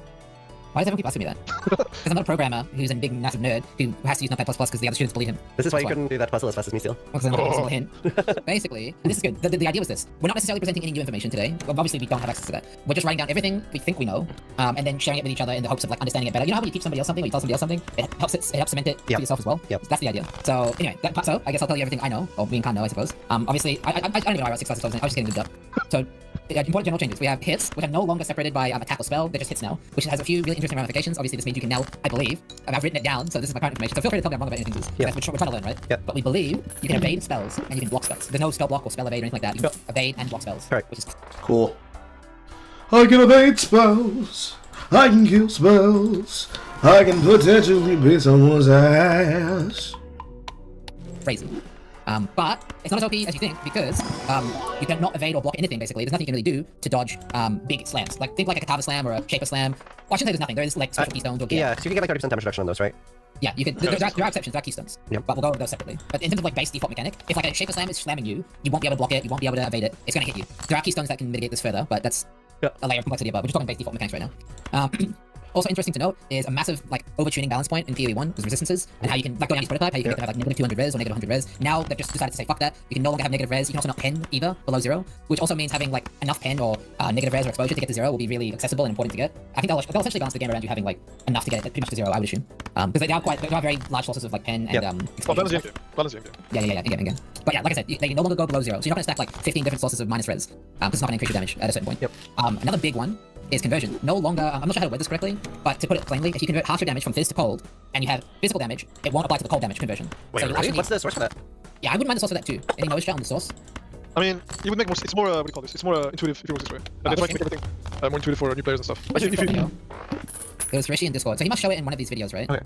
Cool. I actually wouldn't mind the source because it is a huge ramification. Yeah, it's massive. Yeah. Oh my fucking god. It's an EB video. The mana stacking madness? The monster damage one? Conversion. Conversion now scales by the final damage type and does not remember converted damage type. Yeah, I don't know if there's a source, but at least it's on the wiki. I mean, is that good enough for you? And this is that damage will no longer remember its origin type. So if we take the example we discussed earlier in regards to POE1, the physical damage converted to fire, where the player can scale this damage using modifiers to both fire and physical. Well, in POE2, that won't be the case. The converted portion of damage can only be scaled by modifiers which apply to the end conversion damage type, i.e. the damage that is being dealt. Here's the source. It was here. Okay, good enough. In addition, and frankly, the more point change with no inverse conversion order, so conversion can theoretically go from anything to anything. That's good. So that allows them to do so much more. Yeah, so in English, what this means, chat, is let's say you run Himstar Gloves, whatever they're called, which converts 100% of your physical damage to cold damage. Physical damage will no longer give you damage. Only the cold damage will. Do you think normally this allows us to do this defensively too? Because that's a big hole in POE1 right now. Yeah, I do think this is a thing, but that's a bad thing because iron reflexes means no longer your evasion will no longer give you armor. Like evasion Well, scaling. it's not objectively a bad thing, right? It's a different thing. Because like, do you remember I had that one build that would have been borderline immortal if it worked that way, and then I died, and that's how we found out. Yeah, I can't remember. I know what you're talking about because it was like a betrayal of death. Yeah. And your endurance shot just fell off or something like that. Yeah. So obviously that's a huge change though. Like especially if it does work with IR, it's very, very, very, very, very big change. Yeah, And obviously more life is now 30%. Well, is that 100% different though? Because that's from a different node that says 30%, right? It doesn't specifically say low life. We actually talked about this in my stream too. Oh, interesting. I guess it's also this one too. Yeah, because I believe this references the Blood Witch or something, which says 30%, but it doesn't say low life, something like that. I don't get why people need to know everything about the game. Oh, to be clear, you don't. I can't speak for my friends, but I'm pretty sure they're the same boat. We're just massive TV nerds, like. Yep. We're just massive fucking nerds, bro. It's our job, right? You know that meme where the It is in fact our job. Knowing everything about the game is useful, but at the same time, it controls our speed and our ability to have fun.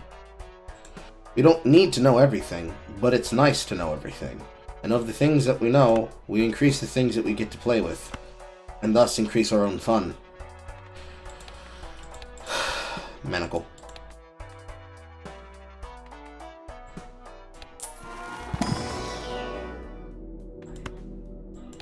I guess we flush our way out.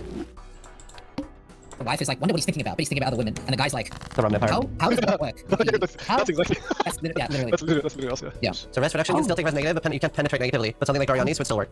Okay. So I have a question though. So does that mean if you bring a mob down to let's say negative 50% and it's literally dog shit? Yes. Yeah. Okay. And is so- exposure minus res? It is, right? Yeah, It's not pen. it is minus res, yeah. Oh, that's interesting. Yeah, so also I'm not 100% sure on the low life 30% thing. I also, like, the reason I asked is I found it odd that they very recently raised it to 50, only to lower it in POE2 to 30. Yeah, same. During basically the same development cycle, so I thought that was weird. So I'm not convinced. Yeah, so if you can reliably bring a mob to below 0, just ignore Yeah, pen. Yeah. So basically early on pen. You can also just not bother with resistance reduction and just go for pen, which is when call it a day. Yeah, if pen's really accessible, it could be a case of early game pen, late game, like with curses minus res kind of thing. Yeah, it looked pretty accessible. Like we've seen like runes or whatever they're called on weapons for like 15% pen, shit like that. Yeah. Well, what about the low life information chat? Do we have any sources for that? So if we look up the Ascensia to Blood Witch, I think that's what it's being assumed with right now. Blood Witch. Blood Mage. Whatever. I made the same mistake. Yeah, it's a mage. Wow. Maybe it's the other one. Isn't it? Was it the Infernalist? One of them references something. Well, not on low life. Oh, but we must have a cool tip from somewhere. Well, not on low Infernal Flame.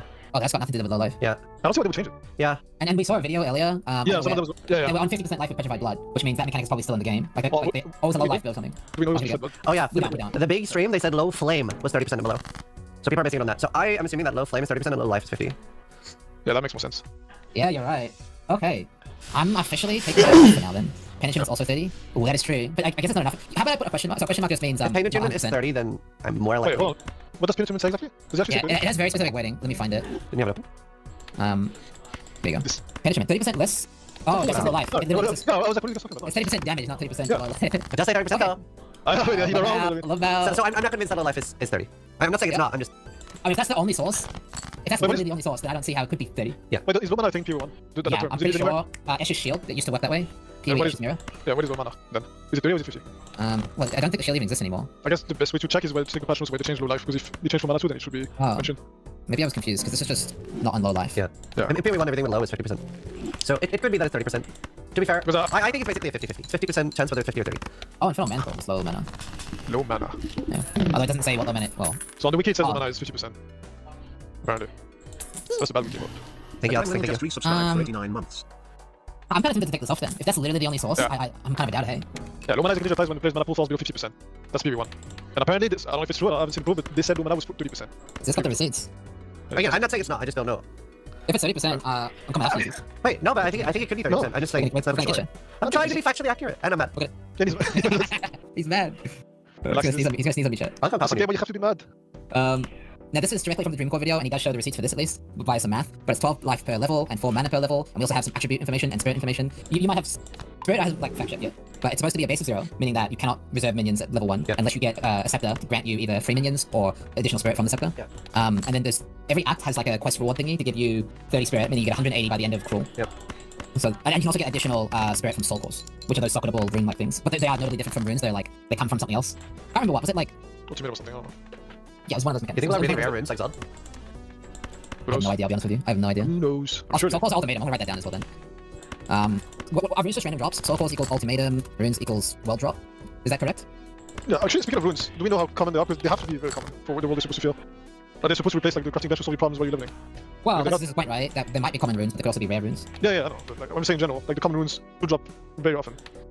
Otherwise, Chat, you know. the point of the sheet is not necessarily to have the best source of information. It's more about I know what you mean. checking information in one spot, like how do I word this? Consolidated writing down information. consolidating the information that we know. So there's probably stuff on Extra Life Wiki or whatever that we don't know. That's fine. We can add to our sheet. Just the point is No. this is what we know. When I say we, by the way, I do literally mean like me, Khan, and Ziz when we catch this up. I mean, Ziz probably already knows all this. By the No, time. no, no. I literally just found out they changed chaos damage. Oh, to be did you also know? Skipping ahead a bit, that CI characters are effectively immune to bleed. No.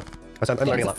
Yeah. Okay. Well, I'll scroll back up and we'll keep going. How wonderful is that, by the way, that like we as streamers don't know? I know. I love it. So I know. Well, streamers aren't special human beings. We're just normal people. good. Well, you're pretty special. Should. Yeah, we do. The main thing we have is more time, really. So, yeah. So we do have time to learn, which most people don't. That's not Um, Yep. Now this is interesting. You probably know this one, but strength is 2 life per strength. Int is 2 mana per int. And dex is now this one I don't know, but dex is supposedly 5 accuracy per dex. But what's really interesting is when you contrast it to PoE1, it's actually in PoE1 it's 2 strength per 1 life, and same with int, meaning that's effectively 4 times stronger, at least per life and mana. Obviously you do lose the melee phase and you do lose the energy shield scaling and you do lose the evasion scaling. But in terms of that raw mana, I mean, that's crazy. Like attributes in PoE2 are crazy strong, which also makes me think that they're also going to be a bit more scarce on gear. I'm not sure, just because they're so much stronger. Like, literally 4x the power. I mean, we lose the ways to scale. I mean, is there increased mana on gear? I mean, on tree, sorry. Yeah, Very that's little, but pretty- there is. I'll show you actually. I'll show you right now because I have it open somewhere. Mana increase. Yeah, actually, so maximum. you get +5 instead of +10 on small nodes for attributes. So it's. Oh wow! Wait, is this confirmed? This What do small you node is 8%. Yeah. Oh my god! I know that doesn't sound like a By the big way, deal. you said that actually. You said that, no? Isn't that you told me this earlier? So, No, I told you that there were big nodes. I didn't see that there were small nodes that give 8%. pretty Yeah, even Captain Lance is like batshit sick. He knows what this means. yeah, that's kind of. I mean, look, for comparison, a notable is 6% with 20 flat. The small node is better than the fucking notable. What the fuck? How is this real? Nah, I think this isn't real. Yeah. I'm actually a doubter. I'm a giga doubter. It doesn't even look like a mana node. No, this is fucking cat, bro. What's I the don't sound know of where the this like came wiki? from. Oh shit. Alright, this wants to go into the drama. No, I've already done it. I covered it. I'm just jabbing. Just jabbing. Oh, apparently EB is confirmed on Discord by Viperesk that it will not convert your energy shield. Oh, it says it on the thing. It literally says confirmed not in EA. So, because apparently this was literally broken, which I believe it. I Well, was I mean, pretty yeah. this. Yeah, you'd Yeah. be stupid, yeah. It'd be stupid. Yeah. Like, I genuinely think. This is coming from the same weapons website that I have links to, but I don't want this to be like this because I know it's not like that. I believe when I read Eldritch Battery is just convert all energy shield to mana and no additional tagging to energy shield recharge or anything like that. A much simpler wording, probably the same wording.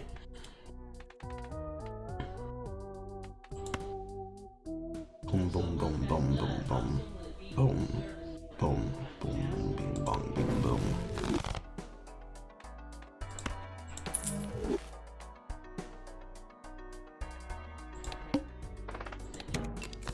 This would have been actual game breaking, so. Yeah. Okay, so where were we? We were here. Obviously just confirming, like, obvious knowledge here, but gems have base attribute requirements, and support gems will add to that. I don't know the exact math, like, I don't know if it scales upwards depending on how many support gems. Maybe you know this? Say again? So, like, let's say I add 1 support gem, and let's say it increases it by 5 strength, Yep. and I add a second support gem, will it go up by 5, or will it go up by, like, a higher It's probably strength, like, exponential. 10? Do we know if it's exponential? No, I'm guessing. Okay. What do you mean? What is exponential? The total the requirement? Yeah, of each gem. I mean, So- I think it just because it could just be yeah, maybe. Yeah, I'm not sure actually. We have no footage about on the gem to see the requirements. There's probably, but it's like there's so much footage and after a specific moment in time, and it could have Yeah, changed too. Like something Neversing pointed out is anything that doesn't have 2 flasks is outdated. True. So But you have to be very careful about the footage you analyze. This is like what, how many gems we have? 9? Is it 9? Or how many was it? Actually, that's a good thing to add. Like how many gems we actually have available Good to us. point. Yeah, actually, I haven't written that down. Yeah. We'll put that here. Do we know how many it is? Just 9, and that is separate from skills, right? Like if I have an ascendancy which grants me poison Yeah. option, that would be Yeah, 10, right? Yeah. Okay. Yeah, that's what so if you have 9, skills and 6 links. I mean, I don't see it being unreasonable that he just adds every single 9 stat. total gem. It's not unreasonable. Yeah. I don't think it's unreasonable. That is just additive. Like, if you have 9 gems with 6 supports, Do we say like? Can I just say Like gem? 30%. Will people understand what that means? kill gems, maybe? 9 What total skill gems? It's 9 total skill gems. Kill gems. Yeah. Yeah. By I actually default, can have extra via ascendancies or shall we say like gear? Yeah. And then Ascendancy obviously gear. 5 support gems. Oh yeah, actually this is a good question. Maybe this knows. Does every single skill gem get 5 supports? Like up to 5 supports? Yeah. Or is there like a hard yes, you think?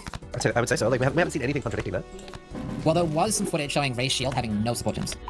But that might just be because it didn't have any like jewel orbed onto it. Yeah. 5 support gems per skill gem. Up to.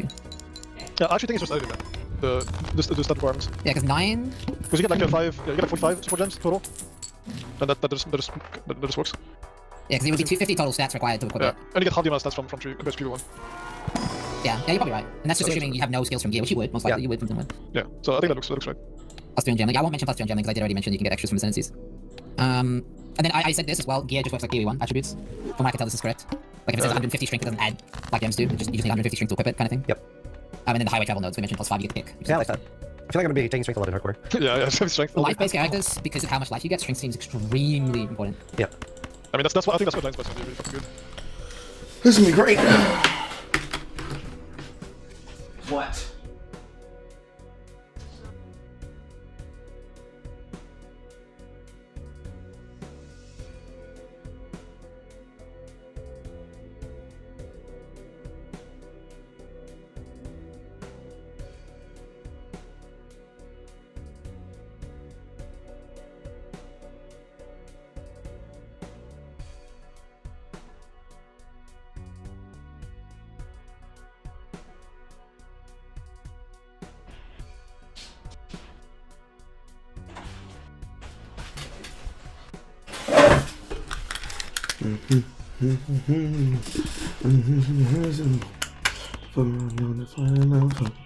Get by now. Please let me hit the shit, bro. Please let me hit this shit, cause I don't have any more tents. Actually, I fucking do, but they're all over there in the hearts.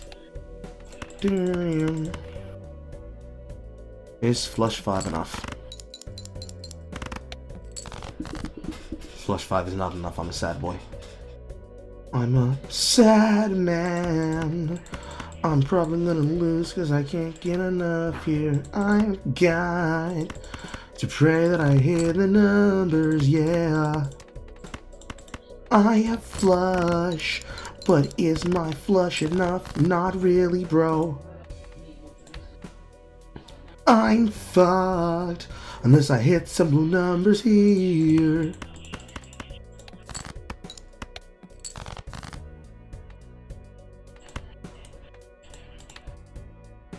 Giga fucked.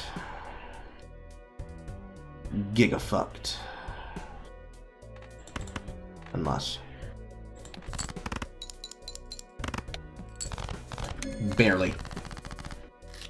Yeah, because you can just stack strength and then get a 2-hander. Yeah, stack strength anyway, good life. Yeah. Chilling. Because like I think it was like a low-level marauder, like a warrior, from Dreamcore. It had 60 something strength on it, which means just right off the bat, it has 120 extra life than anyone else. And it only had like 400 life, so it's like an insane amount of extra life. You start with some stats for every stat, right, on each class, same as before. That is different. That is different. Like marauders have more strength than other classes do. Yep. It's Well, I very mean, small amount though. it's just the starting, right? The starting stats doesn't matter that much, yeah. Good idea. Oh, do we know about right? So you can't take out runes. We already know this. Yep. But can you overwrite them? We don't know. I'm going to ask that. Don't know? Oh, okay. I'll write that down here for now. Cannot remove them from gear, but we don't know if we can overwrite.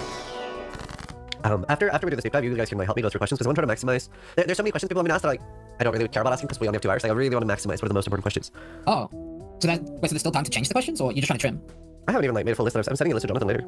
Oh shit, yo, we can just do it now if you want, chat. No, I'd rather go through this because it'll help me make better Okay. questions. Okay, we'll speed run this. We're almost done anyway, I think, because we were pretty close to like starting the theory craft. So offense. Oh, now this is actually really fitting, because I wanted to know this question actually exists. Maybe you already know. So we know that accuracy drops off based off ranged, right? They've talked about this a lot. Yep. Does this apply to enemies? Like, if I'm off-screening a mob, will that change its chance to hit me? I would assume so. I don't know if I would, right? But it's, That's a good question. Conversely, but now here's what's really interesting. If accuracy applies to spells, does that also mean like... Oh yeah, I guess same question in regards to spells. And does it also mean, is it harder for spells to hit enemies, or that's just separate, I assume, right? Like spells don't have accuracy, right?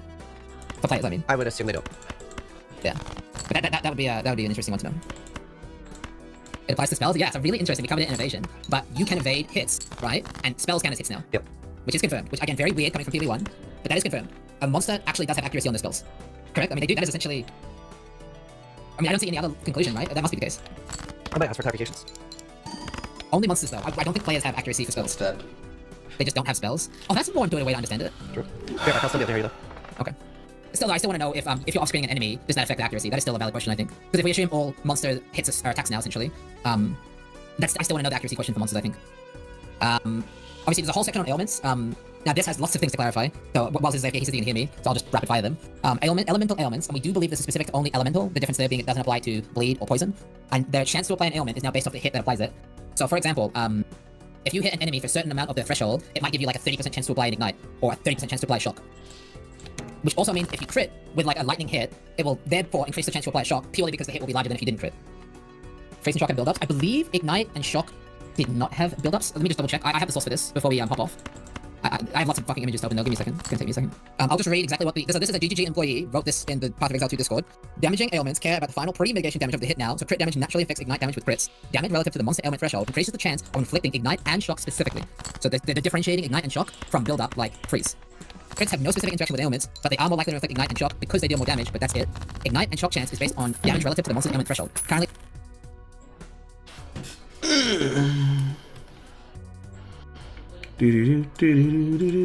Stealing that and I'm posting that in my Discord so we can use that on day one. Hell yeah, gonna get this shit right up, yo. I'm gonna say wow.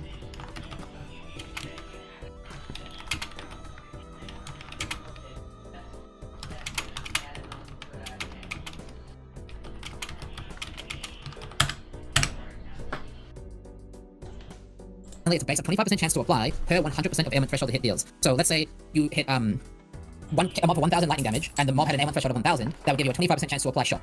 And if you hit for 4,000 damage relative to the 1,000 ailment threshold, this would be 100%. Yeah, you need to hit for 400% of the threshold, correct?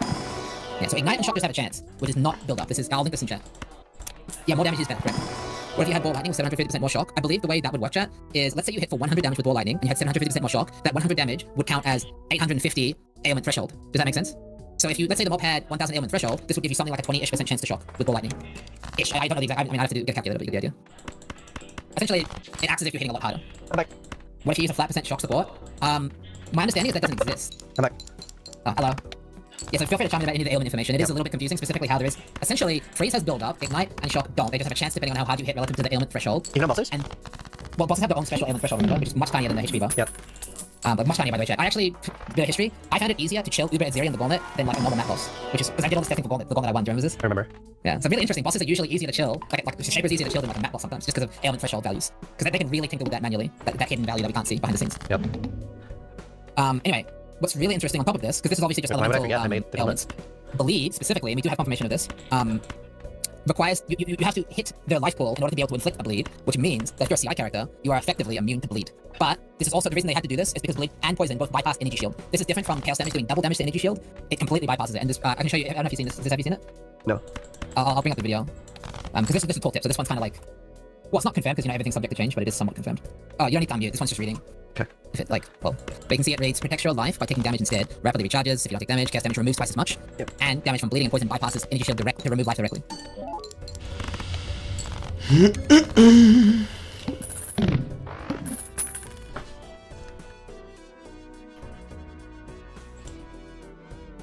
Oh, you don't need to unmute, this one's just reading. Okay. If it, like, well, it's not confirmed because, you know, everything's subject to change, but it is somewhat confirmed. Oh, you don't need to unmute, this one's just reading. Okay. If it, like, well, but you can see it reads, protects your life by taking damage instead, rapidly recharges, if you don't take damage, cast damage removes twice as much, yep. And damage from bleeding and poison bypasses energy shield direct to remove life directly.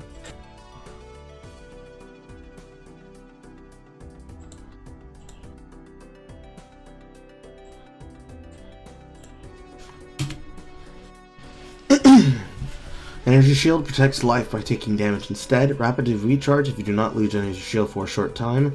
Chaos damage removes twice as much Energy Shield.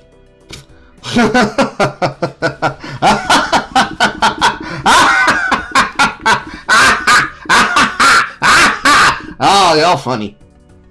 So what does CI do now? CI works the same way as it does in regular PoE, it just has different ramifications. So you still have a max of life of 1, and you're still immune to chaos damage. That does effectively mean you are immune to poison damage and bleed. Oh. And all chaos. Wow. CI seems a little too strong then. Well,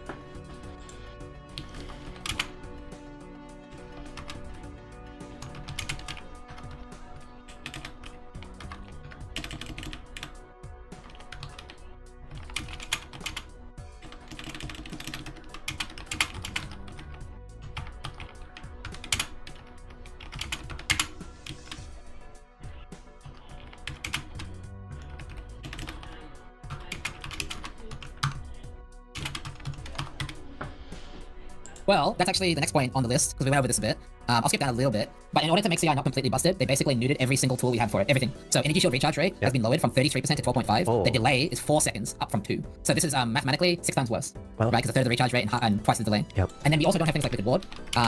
We don't have... do we even have ES Leech? I don't even think we do, except for Monk, obviously. But ES Leech seems very hard to get. Yeah. And then Zealous Oath as well, but gutted. Zealous Oath no longer provides you with, like, ES regen. Monk has ESH. Yes, Monk specifically. But worth pointing out, we believe, is that just attack strat? Bow, CI Monk. It just says Leech. It's Mana Leech applies to Energy Shield. Right, so the problem is getting Mana Leech from spells. Is that the issue? Because you would need a source of Leech, and the only source of Leech we know for a fact that exists is, there's one on the Blood Mage, I think, but the only other source of Leech is just Fizz Leech, right? From attacks is the problem. Right. Yeah, so I mean, Leech is tricky. Leech is a very tricky stat right now. It's very tricky. But yeah, because of all those downsides, you can see why CI is kind of busted and also kind of dog shit at the same time. Because it's like really hard to get back. I did have a really cool idea, though. I don't know if it'll work. And it's in the box section. Tell me, I'm gonna bat chest. I'm just gonna tell you that. Okay. Defense. Steel Mage, I love you. You have to learn how to lead not autistically. Defense. Armor. Works similarly to Path of Exile 1, but we do not know the formula. Evasion is a complete mystery. Energy Shield, because it's what most of you all were playing the most. Recharge rate is now 12.5 per second, down from 33% in Path of Exile 1. Recharge delay is now 4 seconds, which is up 2 seconds from Path of Exile 2. Bleed bypasses Energy Shield, but has to deal damage to life directly to apply the ailment, meaning that Chaos Infusion is immune to bleed, because if there is no life to deal damage to be able to bypass the shield, it does not have the ability to do it.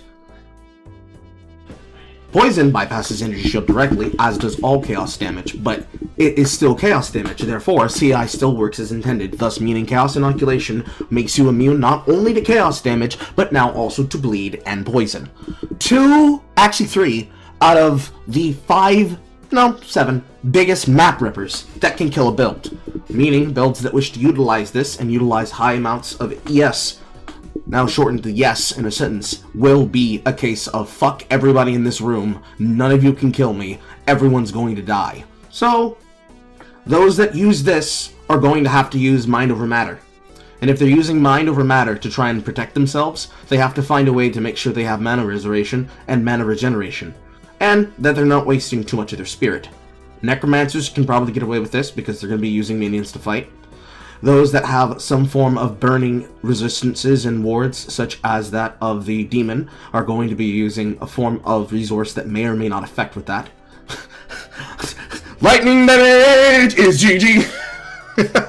Archmage is crazy and outside of this world. Lightning damage is finna be crazy and outside of this world. Anything that affects maximum mana with Mom is out of this fucking world. Mind over matter, here to fucking save us. Make our defenses bigger than shit. We gon' kill these bitch. We gon' fuck them up and they ain't gon' stop because we don't have to give a shit no more. But that doesn't mean fucking anything if we're just taking slams after slams after slams after slams. Which then leads into Chaos damage not bypassing the Energy Shield, instead dealing double damage to Energy Shield. So, we get a buff and we get a nerf. It no longer bypasses ES, but while not bypassing ES, it means it's going to deal double damage to ES. So, double the damage, double the ES, meaning you're going to need high values and a way to amplify that Energy Shield onto your allies. And what's worse is that Discipline is no longer an ally and self-buff. Now it's only minions and allies. or rather just allies, period. So you can increase it for your friends, but you can't increase it for yourself. So you still have to have high bases, which means base finding is going to be hard, which leads back into that question about having fucking stash tabs. Can't escape it. Can't escape it. The idea is you can tell me if you think it'll work. Are you ready?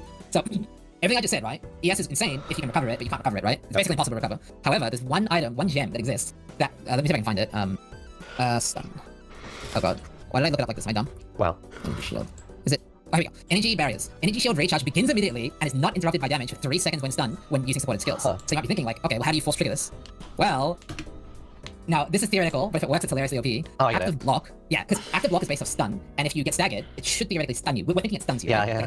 And so you hold your shield up, it breaks. While you have it up, you're basically immortal, except slams. But if you do break the stagger, you link it to that gem, right? Because it's an active gem that you can link to it. And we already confirmed it is linkable.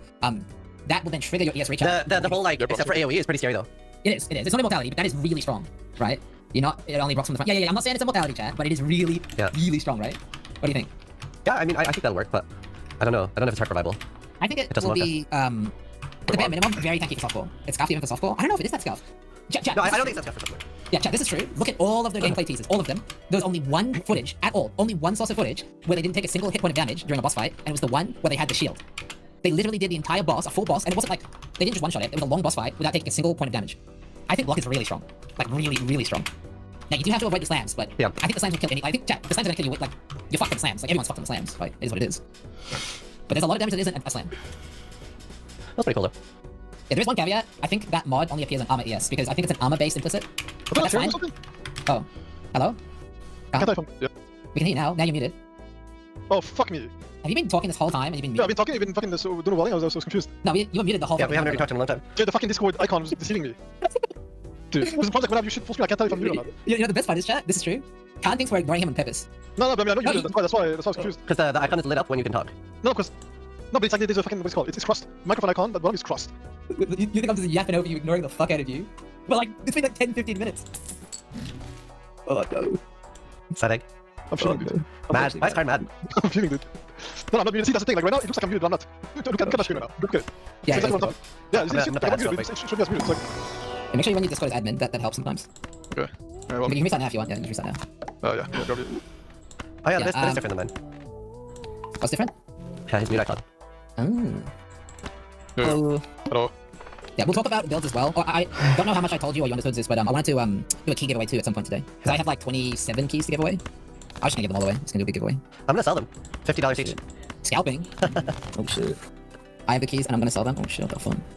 But yeah, if you're gonna buy keys illegally, at least don't buy them for more than $30. They only cost $30, right? These are better keys. They have streamer energy in them. Like I like the keys before I sell them. Anyway, continuing on. Gabba. My understanding of block, by the way, is not only do we have this active block skill, but regular ass block from POE1 exists, and it also counts as both block and spell block. And it's not directional, this block. It does still have the same limitation with like slams. Yeah. It is basically just regular ass block, except block and spell block, right? Yeah. They tell me I'm wrong here, but block seems really fucking strong. Yeah. Like really. Yeah. It's incredible. Wait, okay. Yeah, you were talking about fucking slams. I was saying that fucking the warping is not like slams. You can just press the jade shit. I need to know more information on that because it's not immortality apparently. It does actually have a, like, it actually has a threshold. Yeah, but I mean, I'm assuming it's really high for whatever. Well, I don't know if I'd assume anything, you know. What if it's yeah. literally 1k and it's actually dog shit? No, because actually, like, you have to try it over time. You have to wait for stacks. Lord in heaven, please let this ace carry me to victory. Not to cringe, but out of fucking Jokerless, so I can be done with this fucking challenge. Then you have to not move or use it. Yeah, I'm expecting to be pretty strong. Like a volatile armor. Like, I mean, I agree with Karn here because they usually give a lot of love to melee, and melee has traditionally been very strong. So that's the same assumption. Okay. Exposed. I mean, listen. For once, I made it look like it's gonna be good. So. Did you see this? 1 mana left was theorycrafting that he can do 6 million damage in 1 attack In POE2? in POE2. Well, it means like one shot with the. I have no idea how people are theory crafting damage. I don't know either. I mean, I guess you're just assuming of the same weapons that we had. Well, in the game. you can assume Okay. damage values based off the notables we have on the tree and the small nodes. You can just insert like X amount of notables and passives, damage skills, and then you can go conservative. Math right? confuses me still. And then you can assume base damage off of a weapon, damage Yeah. multipliers from the skill, support gems to add to that, any conditionals like shock or whatever, and then I guess you would just add like what? Ailments if you want to do ailments, because I think he is going to do the whole You want to point. ignite. You want to ignite. Yeah. So based off all of that information, he was assuming he would be able to one-shot Zesh, you know, the in-game pinnacle. Yeah. But, I'd love to see a napkin now, though. I'd love to see it. Yeah. But yeah, he calculated it to be 6 million damage in 1 Hammer of the Gods. what ascendancy was it? I don't know if he. Yeah, I didn't see more than that, I just saw the clip.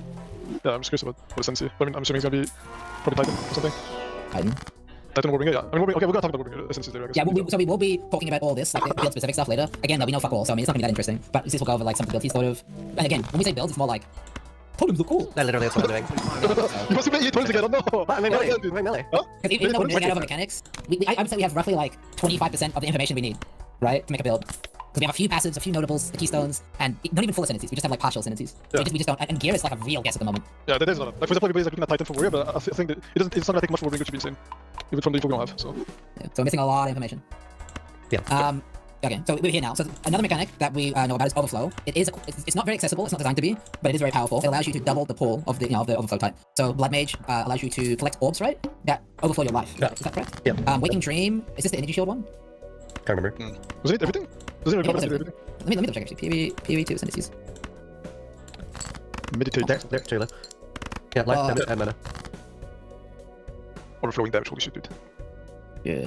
And then obviously there's a unique chest that allows you to overflow your life. It does cost a life to use the chest though, which is interesting. It reduces your life, but then you can overflow your life. So I think it ends up being like. Oh, was it the chest that does that? Was it the chest that does that? Oh, that's why. It was a very dog shit chest though. It was really bad. That's why I thought it was Blood Mage. I think I saw the chest and I just assumed I just fucking mixed them up. Feeds on corpses to boost your energy shield. I can overflow your energy shield. That's a double. Wait, so. Yeah, just feed down corpse. Yeah. Wait, so how does this work? You just literally reserve it and oh my god. Well, What is actually, this? Grim Feast. POE2 database.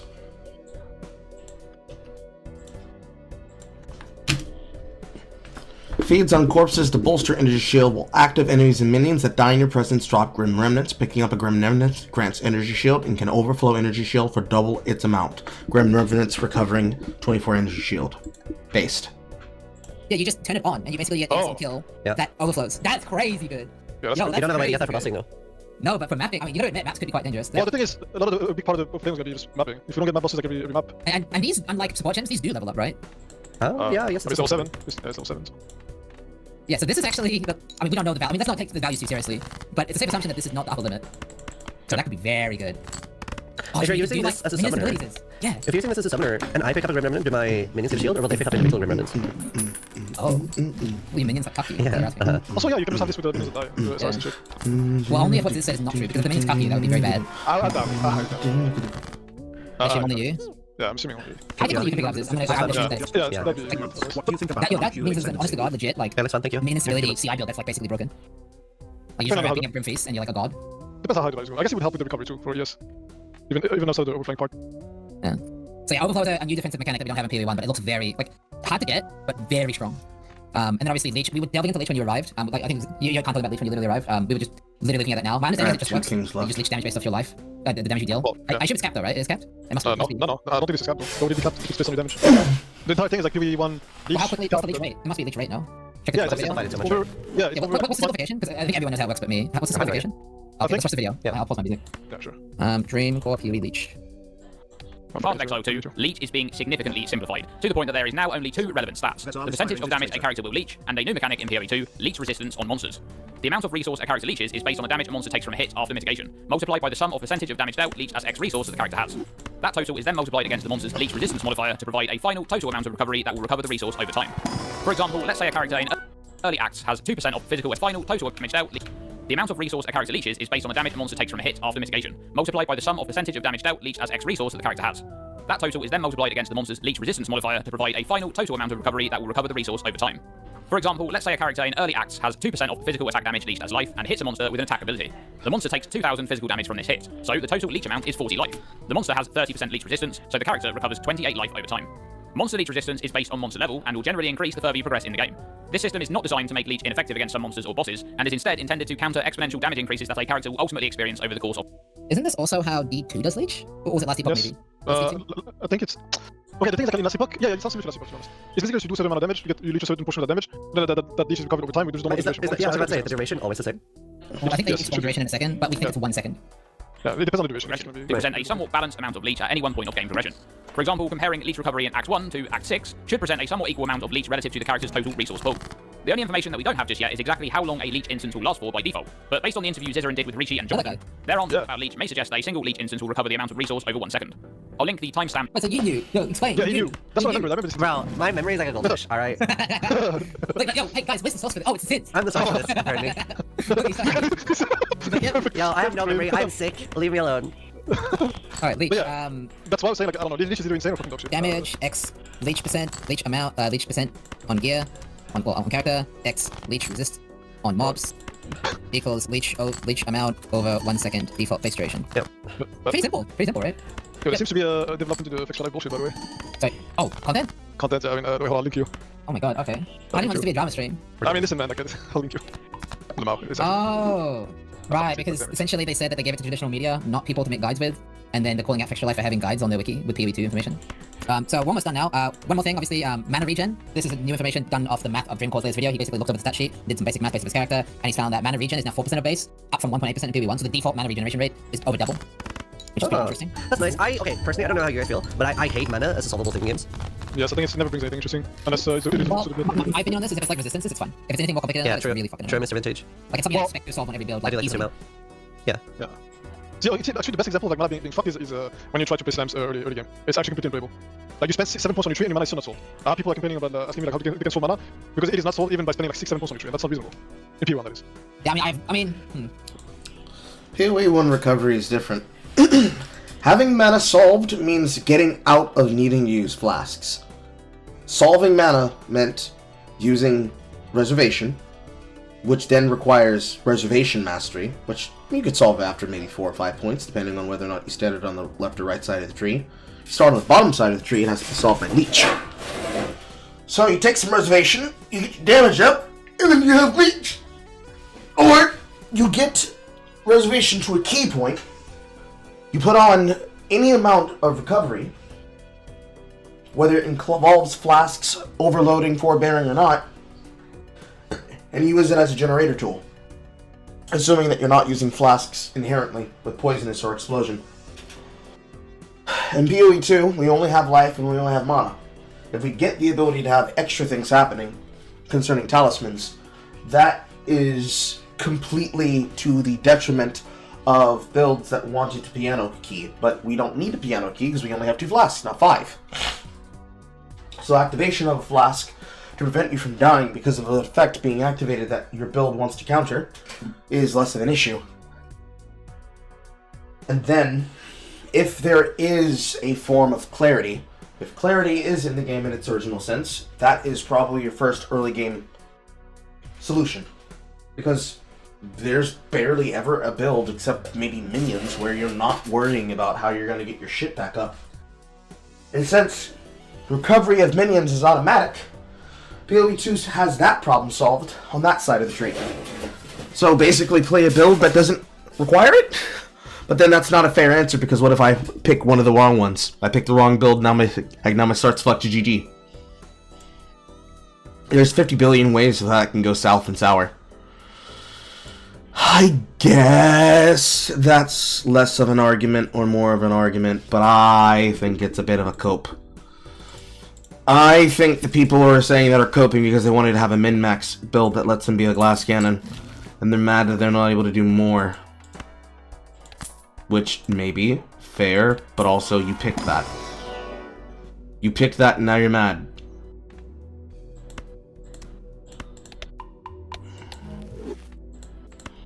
I got gypped.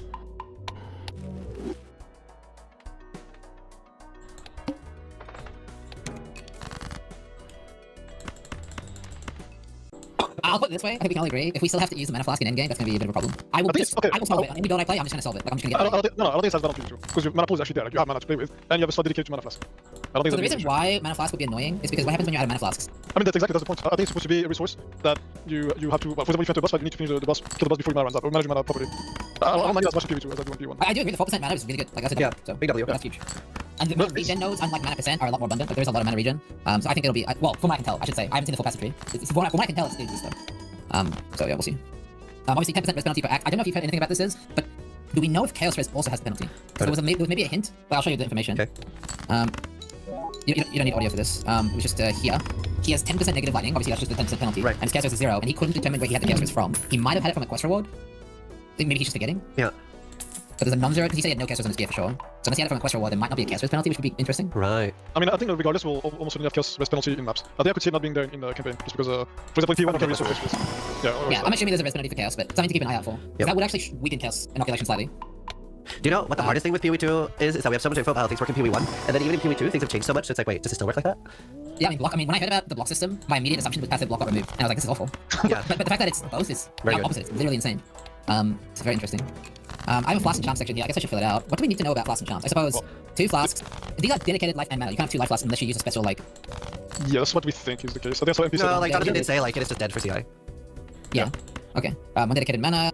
Now, I've only seen 1 charm on any character so far. Maybe there's like a couple endgame characters that have more than 1. So I'm assuming charm slots are quite endgame. I saw 3. I think I saw 3. Yeah, but it probably was like a level 95 character. Because all the like 1, 2, and 3 footage I've seen, I think only had 1. Yeah, you need the higher tier belts for that. 1 to really- 3 charm. A really nice thing for me about Flask is that we can roll Flask Recovery on Flask now. Oh, that's so confusing. You mean like charge generation? Yeah. Yeah. It looked like a piss poor amount, but that was literally like Knack 1 flask, right? Even that is pretty substantial. It does build up over time, yeah. It does matter. Can roll charge generation for sustain during boss fights. Depending on, I mean, I did the math on that. It was like 1 flask use every 60 seconds. So, I mean, that's- hopefully it's Yeah. and hopefully It's there's a really build on close. the tree for extra flask charge sustain. Because 1 charge, like 1 use every minute, is not going to cut it for me. Like if I have to rely on it for mana and recovery. Yeah. What about charms themselves? Actually, I should almost have an entire section in here. Like, okay, so charms roll for ailment, well, we'll say like effect removal. Remove, freeze, Yeah. etc. How do we deal with ailments? Stuns I get. Stuns is a million sources of stun threshold on the tree. Like, they don't give you stun immunity, but they give you like stun threshold, like out the wazoo. Actually, But what about there's ailments? no stun immunity because of the active block. Maybe. Oh, because it'll make you immune, so you can have the shield up forever. Yeah. That's a good point, actually. That's a very good point. Let's see, so ailments. Yeah, do we have any, like... Do we have any information at all on ailments? Like I said, Do we have any images of existing charms? Like, we've seen a cold one, haven't we? Yeah, they showed a couple, like one that like triggers when you get frozen and stuff Yeah. like this. I wouldn't mind seeing a few examples just to refresh in my Because mind. if I remember the way it'll work is that you'll have a charm that, like, if you get frozen, you don't get frozen, and then that has to recover. So it'll be like, you can check if your charm is ready, and then you can open a strong box. But then you wouldn't want to open a second freeze box 3 seconds later unless it's replenished. Here we go. Oh, there's So one, we don't have modifiers, sadly, but we have bases at least. Use when you become There's poisoned. There's Oh, vision, there's vision, so it's for vision. I think I heard Havoc or someone like that mention early on the res charms might be valid because they're low level and you don't have res. And then late Yeah. game you might want to switch to removal. It's big.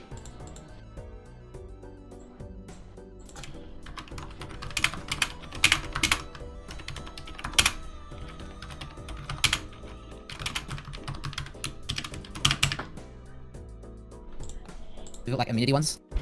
Yeah. Because obviously you would never ever ever ever It's ever not mandatory, wait, obviously. be stunned. Oh shit. Use when you get stunned. I mean, it's just to not get stun locked. Do you think this actually means like wait, would this work with the shield thing then? I mean, Maybe Nah. No, because, like, Okay. if you hold the shield, you get stunned and it triggers this and you're not stun anymore. Maybe it's not stun. Maybe it's a heavy stun, which is completely different from a regular stun. Yeah, maybe it's stagger. Yeah. Yeah. That would make more 'Cause that sense. would also kill my like energy shield recharge Yeah. idea pretty hard. Yeah, I mean it would be There's a lot of podcasts, so we are going to be reacting to all of them, and then I'm going to be... Darth Microtransactions talking about this too. Everyone's here. making my own version of the podcast. I'm interviewing him on the 3rd Oh, of you December. know So, yeah, this is more. for people who want to see, like, just me talking about the podcast and yeah, getting ready for my podcast. See ya. So sorry Oh, and I'm sorry, I'm sick at the moment, that's why I sound like even more obnoxious than normal, so I'm so sorry. about the delay, everybody. We are here. Thanks for waiting. And take it away, guys, with the intro. All right. Hi, everybody, and welcome to Tavern Talk. Has nobody ever corrected Darth on how he says Yazi? It's like this, the H is silent. I just realized he always says Gazi instead of Yazi. We have lost track of which episode this is, but this time we have Jonathan with us yet again to talk about POE2. How are you doing? Pretty good. Obviously the response to the live stream we did was kind of crazy. Yeah, I mean, I don't even know what we really expected, but certainly there seems to be a lot of hype. So it's a bit scary, but I think we're doing pretty well. Oh, for sure. Big congratulations on the reveal. It was fantastic. Like the intro scene, I think it blew everybody away. Absolutely astonishing. I mean, DM, what do you think about the reveal? Like, I'm rating it at a 12 out of 10 so far. It's been the best one yet. I mean, obviously everyone liked it. I would say that kind of expected it to be good because I was able to get the early sneak peek and see it in LA earlier on. So when I saw it, I was like, okay, yeah, this is going to be pretty well received. One of my questions I did have for you to go right into, we're going to do general questions, and then we're going to pretty much almost immediately go into like more specific questions. And these are questions mostly just both from the community that I really want the answers to. But one of the general questions that I had for you was, it seems like there's been more and more an emphasis on exploration and world building. In Path of Exile 2, you saw things like the skulls on the maps is one such example you've used for this before. So I was kind of hoping you could walk us through the process that happened when you guys started to realize we really want to have more of a focal point on exploration in the game. So, I mean, to start with the story stuff like that, I mean, like, we really want to make sure we're doing better than what we had in POE1 with regard to story. Like, a lot of people get through POE1 and they never even realize what it is, like, what the story even was. But it's for exploration as well. I mean, like... I think that in terms of exploration, the fact that there's only a few people who actually understand what's going on inside the fucking world is a goddamn travesty. And is a blight that we do unto ourselves that we can become so much better about. There are so many things that we could do better. So many things that we can learn better. So many things that we could build better for. And the fact that the only reason why those things are like that is because we're bad about how we choose to interact with stuff that we're using and doing is a travesty. We can be better, build back stronger, faster, harder. And it's so scuffed. It's so scuffed how lazy we go about it. Because we can do so much exploring the world, and that we're not doing enough to dig into the meat and potatoes that's just right in front of us. Right there. Just stand out, reach it, grab it. Holding your hand.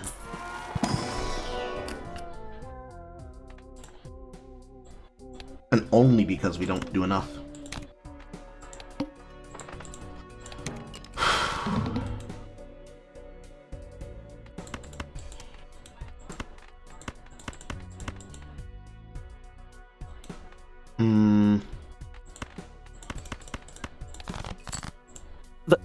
You really want to have that fantasy of like, of you're playing a fantasy game, right? Like, I think right now, part of that. it just doesn't so there was a thing happened, in terms of like the icons on the map and everything like that. There was kind of a moment when we realized that people actually didn't realize how much content there was in the game. Like there was a situation where like, people would like walk past and they wouldn't know that maps contain stuff. So we're like, okay, when people are dying to bosses all the time, there's stuff out there for them to find. They're just not actually finding it. They don't know it's there. So the icon on the map thing was just like a really good step towards actually making so you realize, this is actually a game where if I explore, I will be rewarded. And there's been quite a lot of things like that we've done as well. Like we've run a level generator, we've done like make it so that you've got things like where when you come to dead ends, we try to make sure there's stuff in dead ends you find. And of course there's like the particular encounters that we have, like like every area we try to have like 2, in some cases there might be 3, like so just like handmade like little things you can find. And we're actually keen to expand on that as well. So one of the things I'm keen to do is to have a larger pool of these kinds of things in the game than what you get the first time you go through an area, and they can be random. And then we could even consider having it so that when we do the when we go between leagues, the set of them that gets picked for each area could be randomly selected from those. So we don't have that. Wait, I'm confused. Is this mad? Why am I mad?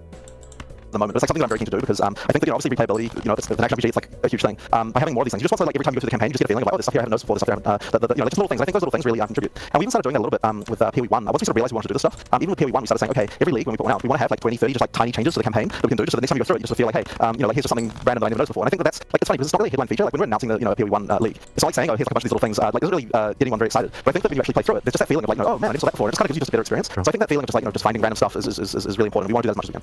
That's really funny that you mentioned that, because like I don't know how many times I've gone through the campaign. I played the game for 10.5 years, and every time I see something new, I'm like, how have I missed this after a decade of playing this game? Because it's not in the patch notes. It's always so surprising. Yeah. Guys, you want to... Yeah, I think we just jump into. We've made a list here to make sure it's structured because we have a tendency of asking repeat questions in the past. We're trying to make sure that's not happening this time. So the next question we have to jump into is that POE2 is focused a lot on new player experience, eliminating a lot of requirements for going to third-party tools or third-party sites. And a commonly asked question is that if we're going to be able to search and look up, say, monsters and their abilities in game, sort of like a Necronomicon or Wiki in game, can we expect to see this? This is something that I'd be super keen to do, especially because of the fact that some of the monster models are so awesome. You don't really get to appreciate them from game camera perspective. Like, so like every weekend, I'm kind of surprised that's awesome. and I like show them like, hey, here's what we've been doing on POE2 recently. The thing is, I've got the tools. I can like open up the what's called the asset viewer, like, hey, look at this cool monster. Like show them close up. Like, and there's also funny things like the animators make all these idle animations for the monsters you basically never see. Like with a bunch of character tunes and stuff like that, that are really awesome, and the players never see them. So obviously you never see a monster not attacking you. So there's also stuff. So one day, I mean, we don't have this in the game right now, but one day I'm very keen to make an actual sort of beastery, of like here's all the monsters of the game. Like, we can actually see the model and like appreciate it a little bit. And then obviously when you do that, that'd be a great opportunity to be able to show like various abilities and things like that. Idle animations, attack frames, movement frames. Handy, I think, for people who basic shit.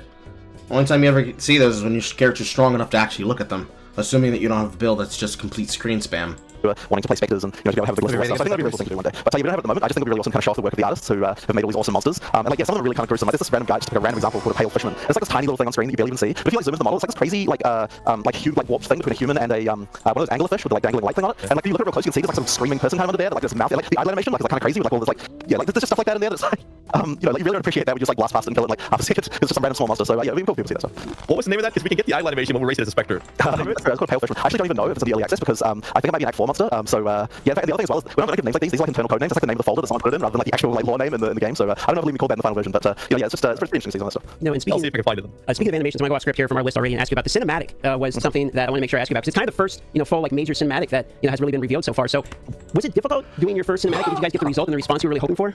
Absolutely. So yes, it was definitely very hard. I mean, obviously we've never done anything like that before. Like I sort of had to. I mean, I wrote it myself, and like there was a New Zealand company who commissioned kind of to work on it, and they've done obviously some cool stuff before, but I don't think they've ever done like a thing that's this long, like on the sort of scale, I guess. So that was certainly they did a really good job. Like, it's really awesome. But I don't know if I'm going to waste an interview question on this, but I'm really curious what changed there because I seem to recall that in the past they said that like cinematics aren't really worth it because they are so expensive to make, right? So it's like, would you rather invest that money into more content or have the cinematic? So I wonder like what changed there, or if it's just cheaper to do now. But I'm not going to waste an interview question on that. It's not that important. But yeah, I mean, look, it's kind of like. The I was really concerned, because obviously the comparisons like Blizzard and all the crazy cinematics like that. To be honest, like the quality of the animation is not what Blizzard does, right? Like, I mean, we do a lot of things in order to make it so that like it is like I want the content to be really awesome, but it's like in terms of just the raw like amount of millions of dollars that they probably spend on these cinematics, right? Like we're not at that level. So we're not there. But I was really hoping that you could get a feeling of like the world and the kind of I want to make sure that people understand right from the word go that like there's a brutality here, and like we're not sort of pulling any punches when it comes to kind of things you can expect in the game. So that was kind of what I was going for. And the thing that I actually based it on is I was thinking a lot about the Verdict movies. Yes. We've kind of got the thing, the classic like a team of guys going all overconfident and then they get picked off one by one. That's kind of what I was imagining. Is like how we're going to do this, and that's kind of what I was thinking about as we're writing it. I love that. Riddick series. That was the first movie I introduced my. It does have a Riddick feeling. Right. And also that sort of idea of the flip of like the team you're following are like the bad guys, but you kind of think of them as like they kind of get the main protagonist, and it's like you get that flip at the end where you realize that the bad guy hunting them all is actually the good guy. So yeah, I was pretty happy with that one as well. Pretty well done. Yeah. That was fantastic. Yeah. So yeah, that was a lot of fun. Absolutely. Moving on to the next question. For clarification, I see that Gazzy is a fellow absolutely enjoyer. this is a kind of a big one, couple mini questions in it. So for clarification, can you explain how deaths in a map work? There's been some confusion on why 6 portals, if you die, you can't go back in, as well as experience penalty still being a thing. We'll start with those two. Yeah, so basically, when you die on a map, you can't resurrect in the map. And I think that is okay. Like, we discussed this quite a lot, right? Because we were like, we've got 6 portals, we could have it, so that you can revive 6 times like you did in POE1. But the thing we were really worried about is just compromising the combat. Like, we just really don't want to make it so that you just effectively, like, obviously there's a limited level of cheese, but still cheese on the boss as far as we're concerned. So the reason 6 portals is it's still important that you're able to pull out 6 inventories worth of items from a map if you're by yourself. You still want to be able to do that. And yet we also don't want to make just 1 portal with unlimited users, because once again, that limitation on like the amount of stuff you can pull out of the map, I think is also kind of one of those things that's important. And there's also a slightly more mundane reason, which like seems a bit silly, but Do you know, I've always wondered about that. Again, that's something I think I'm going to waste an interview questions on because they're so short. But even if you had infinite portals, do you think it would be worth looting everything? It might be different in POE2, but let's say, If we have infinite portals, is it worth looting everything that is inside of a map? Depends. What's the value? If I'm infinitely looting inside of a map, what am I doing in the map? And how am I providing value to myself? If I'm providing value to myself by just taking everything, anything that's tied down, what is exactly the goal that I'm working towards? If the goal that I'm working towards is to make as much content and make as much currency as possible, theoretically, you could get away with that. Yeah, I can get away with doing that way. But at the context and at the risk of what else? I make infinite currency, but I'm also not making any serious currency. Any and everything that I'm working towards, nerfed. Any particular view that I go for, nerfed. What exactly is the end goal? Is it to make money and content off of it? Is it to make opportunity off of the null chance that something go out in my favor?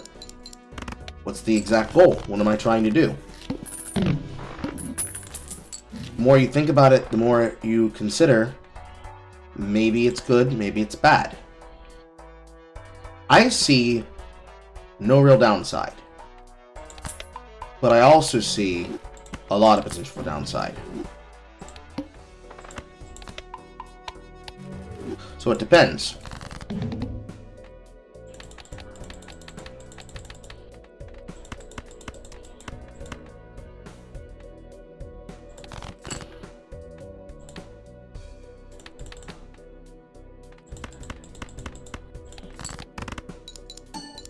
Nice guess, Carl.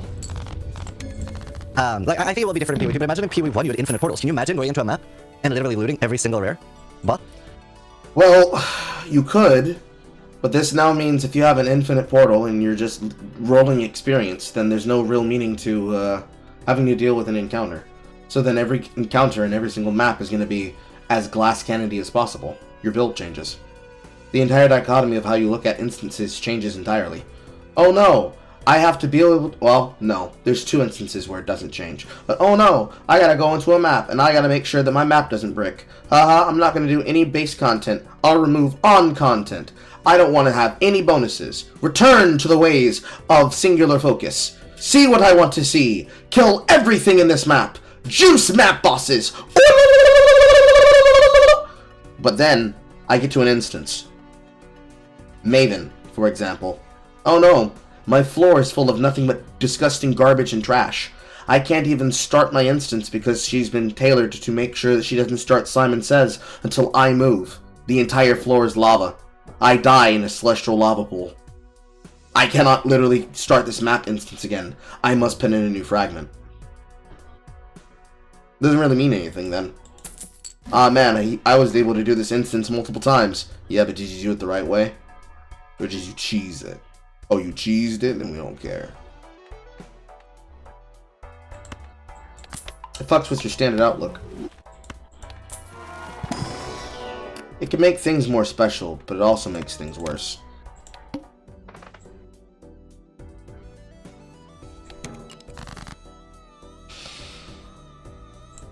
Bots? Yeah. But it's the same. No, because with bots too, like it's the same thing, right? You're more effective doing something else. You're more effective going for those big ticket items. No, all the map devices that we've already sold, those are microtransactions that we need to support going forward in the store. And all of those have 6 portals. We can't really change that. So, that's kind of just like one of those things that we just kind of have to maintain backwards compatibility for that reason. So, yeah, there was a lot of discussion around this though, but at the end of the day, the main thing that won out as far as is we just don't want to compromise combat. We want to make sure that, if you're going to kill a boss, it has to be like one life you have to survive it, you actually have to properly kill it. But of course we can make those rounds harder because we don't have, a map boss in every area. So, we get to ideally have that, that's really fine. What about experience penalty when dying? Is that still going to be a thing for this? That's actually a very good question. Actually, I want to have my, like, notepad thing open. Did we get a final, do we know, has anyone in the recent interviews asked what the current state of portals are? Like being able to portal out of an active boss fight. Because that is something they've gone very back and forth on. So maybe I should ask that if that doesn't get asked by Try or Dark. No? Okay. It is answered here. Not specifically like that. I might bring it up anyway. Lack of follow-up? Right. Because like, in my ideal scenario, you should be able to portal out of a boss, but lose the boss. Anyway, well, we'll see. I might ask that. So we removed it from the campaign at the point where we made it so that we had checkpoints and everything. And then at the time, we were like, oh, but in maps you get 6 portals, so therefore we still have it. Now, it's still there right now, but it's not something I've like thought about honestly for like a little while now, so it's probably good that I have another conversation with Mike about it to see that we still need it. The reason why I think I would still like it is because it's not necessarily at the beginning of maps, but as you get towards the race towards 100, having death like set you back so that you have to actually build somewhat defensively when you're like racing for the 100. I think it's kind of important. So the experience penalty is really serving a really important role there. But I suppose the question is like, it may not be as necessary when you're talking early maps, right? Like it's really that from like 90 to 100 where it kind of starts to matter that the death penalty is there as a thing. So we could theoretically think about like, basically what I'm saying with that is like we could fiddle around with the equation for a little bit. But yeah, the purpose of it really is to make sure that as you're coming towards the end, as you get to level 100, that like a mistake actually costs you something rather than just being like a nothing in the road in order for that race 100 actually be meaningful. Yes, I agree. Because somebody asked, wait, and hold this play place. Nobody ever tried to portal out of a boss. So when I was playing, I could portal out of a boss. It was a 2-second portal. I could go back to town, heal, refresh my potions, and resume the fight. But I believe it's changed since then. So now I think it's a full reset on that. It's so hardcore unfriendly. Yeah, I don't necessarily mind whether the portal is 2 seconds or instant, but I think portaling out of a boss fight should reset the fight. But I don't like the idea of that you go into a boss fight and you either win or die. That seems weird. Like having no exit. I don't think that's good design personally. So that's definitely something I want to bring up. But like there should be a big penalty for leaving the fight. No, if you disconnect, it just saves your location and pauses the game, so you stay where you are. Like if you log out, you just stay where you are. But yeah, that would be my ideal scenario. So logout macros voted. I think there was some fundamental misunderstanding on your part of what I just said there.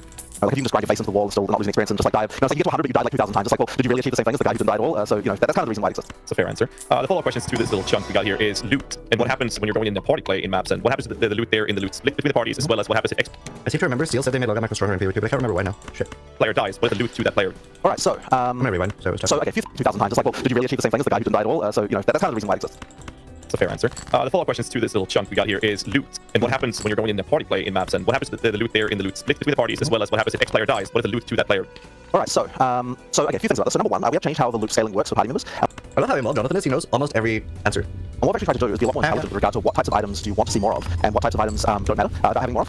So an example of this is like, if you're talking about currency, right? Obviously you want double the amount of currency with 2 players because all players want to take currency. But this is also true for things like rings and amulets, because rings and amulets aren't kind of like specific to any one like person. Like I mean, obviously the mods can make them that way, but everyone wants a ring, everyone wants an amulet if one drops. So effectively, we also do plus 100% for things like that as well. But if you're talking about armors, well, there are 6 different armor types, and so if you look on average, you only need to increase the number of armors by 50% in order to be able to. Wait, is it even 50%? It might be. Okay, I might be doing the math wrong here. But effectively, there's an amount of armor increase that you need in order to kind of on average make it so everyone's doing the stuff they want. Because certain players only want certain armor parts of the pie, right, due to the strength, dex, and thing. And for weapon types, there's even more weapon types. There's a chance that 2 players are actually using the same weapon. As a side note, I'm so happy they're keeping filter. I honestly think like D4 is so much less enjoyable because of the lack of a filter. Like filter shouldn't be mandatory, but when you don't have one at all, like you're always going to want to filter. In every single game we do, you would always prefer having the option of a filter than not having it. It's such a weird choice. Because eventually, you are going to want to fine tune it, no matter what. Weapon type is generally much lower. So effectively what that means is that we can not increase weapons by the same amount we increase other stuff. So what that means is that when you that the sum total of all that means that the stuff on the ground from each player increases by some number like 28% if you actually look at it in raw drops. But the actual what makes up that 28% is like way more of the stuff you actually want and not as much of the garbage that you don't want. In order to make it so you don't get the crazy spam on the ground with party play that you previously might have gotten. So I think that system works very well in terms of just making it so that you get the right balance. I guess it just goes to the general philosophy that we have of we're trying to not drop as many things to make sure the things we do drop are more important and better as you go up. So that's kind of like the it's just part of that philosophy there. I feel like there's another part of the question I've forgotten now, so maybe you can remind me what it was. The last part there's 2 more, but one of them was let's say you have 2 players playing and 1 player dies. Oh yeah. Do the loot on the ground that belongs to that player? So I think that we usually use temporary. I think temporary allocation. So I'm pretty sure the rules are basically the same as what they were in POE1, at least at the moment. So basically, if you've got temporary allocation on, the allocation will disappear and the loot will just become allocated. It'll be free for all once the timer expires. If it's permanent allocation, then obviously it stays like that. Although we definitely should make it free for all once you die, even if it's permanent. I assume. I don't know if we've actually done that. It does work that way. In that case, it'll just work. So it's just the same as in POE1 in this regard. So that should be fine. Not really a big change that's going to affect most players, but it'll affect players that be playing with friends. Like me. Hopefully nobody drops out. So yeah, effectively like that. So yeah, I wouldn't say it's like changed a huge amount in that particular regard. But what was the last part there? Last one has to do with trials. Now, we've only seen Sanctum and Ultimatum version, the 2.0 version of it. So the real question is two ones. One is the Sanctum no-hit run, and the questions are, what happens if one player dies, if two players goes in, and the other one is the reward system there as well, I guess. Okay, so this is one of these tricky technical questions that Matt would probably be better at answering because he knows the exact details. So let me think about that. I don't know that I even had a discussion about what happens to rewards in Sanctum. Generally speaking, of course, when we're doing things like this, when you're paying party play with a thing like Sanctum, the map, to be technical, the map owner, effectively the person who paid the cost, the person who put the key in, they're the person who kind of gets like the progress. So they usually get to be the one who decides what actions to take and what rooms to go to. I believe though that if you want to go through an ascend, that you can both do the ascendancy. So that means if you want to do like the ascension of a party, then that's absolutely fine. You get the reward there. But I believe that the items that come from like key, the chests and stuff like that, I believe that they belong to the person who paid the cost of the coin that they used to enter. Is my understanding of that. I could be wrong about this, but I think that's correct. So yeah, there's a few. I'm sorry about this. I don't have like completely clear information about some of that stuff. But that's one of those things that Mark tends to be often addressing as well as those things. Mark really is. So one thing I should mention is that Mark plays like. I could be wrong. So I think like 90% of the time when he's playing just multiplayer. So he's the one who really cares about getting a lot of multiplayer stuff. Exactly right. Whereas I'm not a solo player all the way, right? Like for whatever reason, I'm just like a solo player. So ideally, with both of us paying attention here, we should make sure that things are good in both solo and multiplayer. But it's such a different vibe from like other studios doing developer jobs. He's got a bunch of designers he likes to play with. The design team effectively. He plays multiplayer with the design team all the time. So he's the one who usually sorts out these like specific little multiplayer details. So since we're talking about loot, there's one question that people had related to loot due to some early access footage we've seen, where there's like tier 1, tier 2, tier 3 advanced gear, etc. So I was hoping you could break down what that's referencing. Yeah, so effectively, everyone at GGD sounds like they actually play the game. So I remember in the past there's been people criticizing GGD for like, oh, do they even play their own game? But I remember I know there's like some of the animators and riggers and stuff that don't. Because I remember doing an interview and he was like, by the way, I don't play that much. Please don't ask like 2 technical questions. So I'm like, yeah, that's fair, bro. It was just funny to me. But yeah, obviously like they're like actual devs, like play a shit ton. And they're really good. Like Neon was like competing.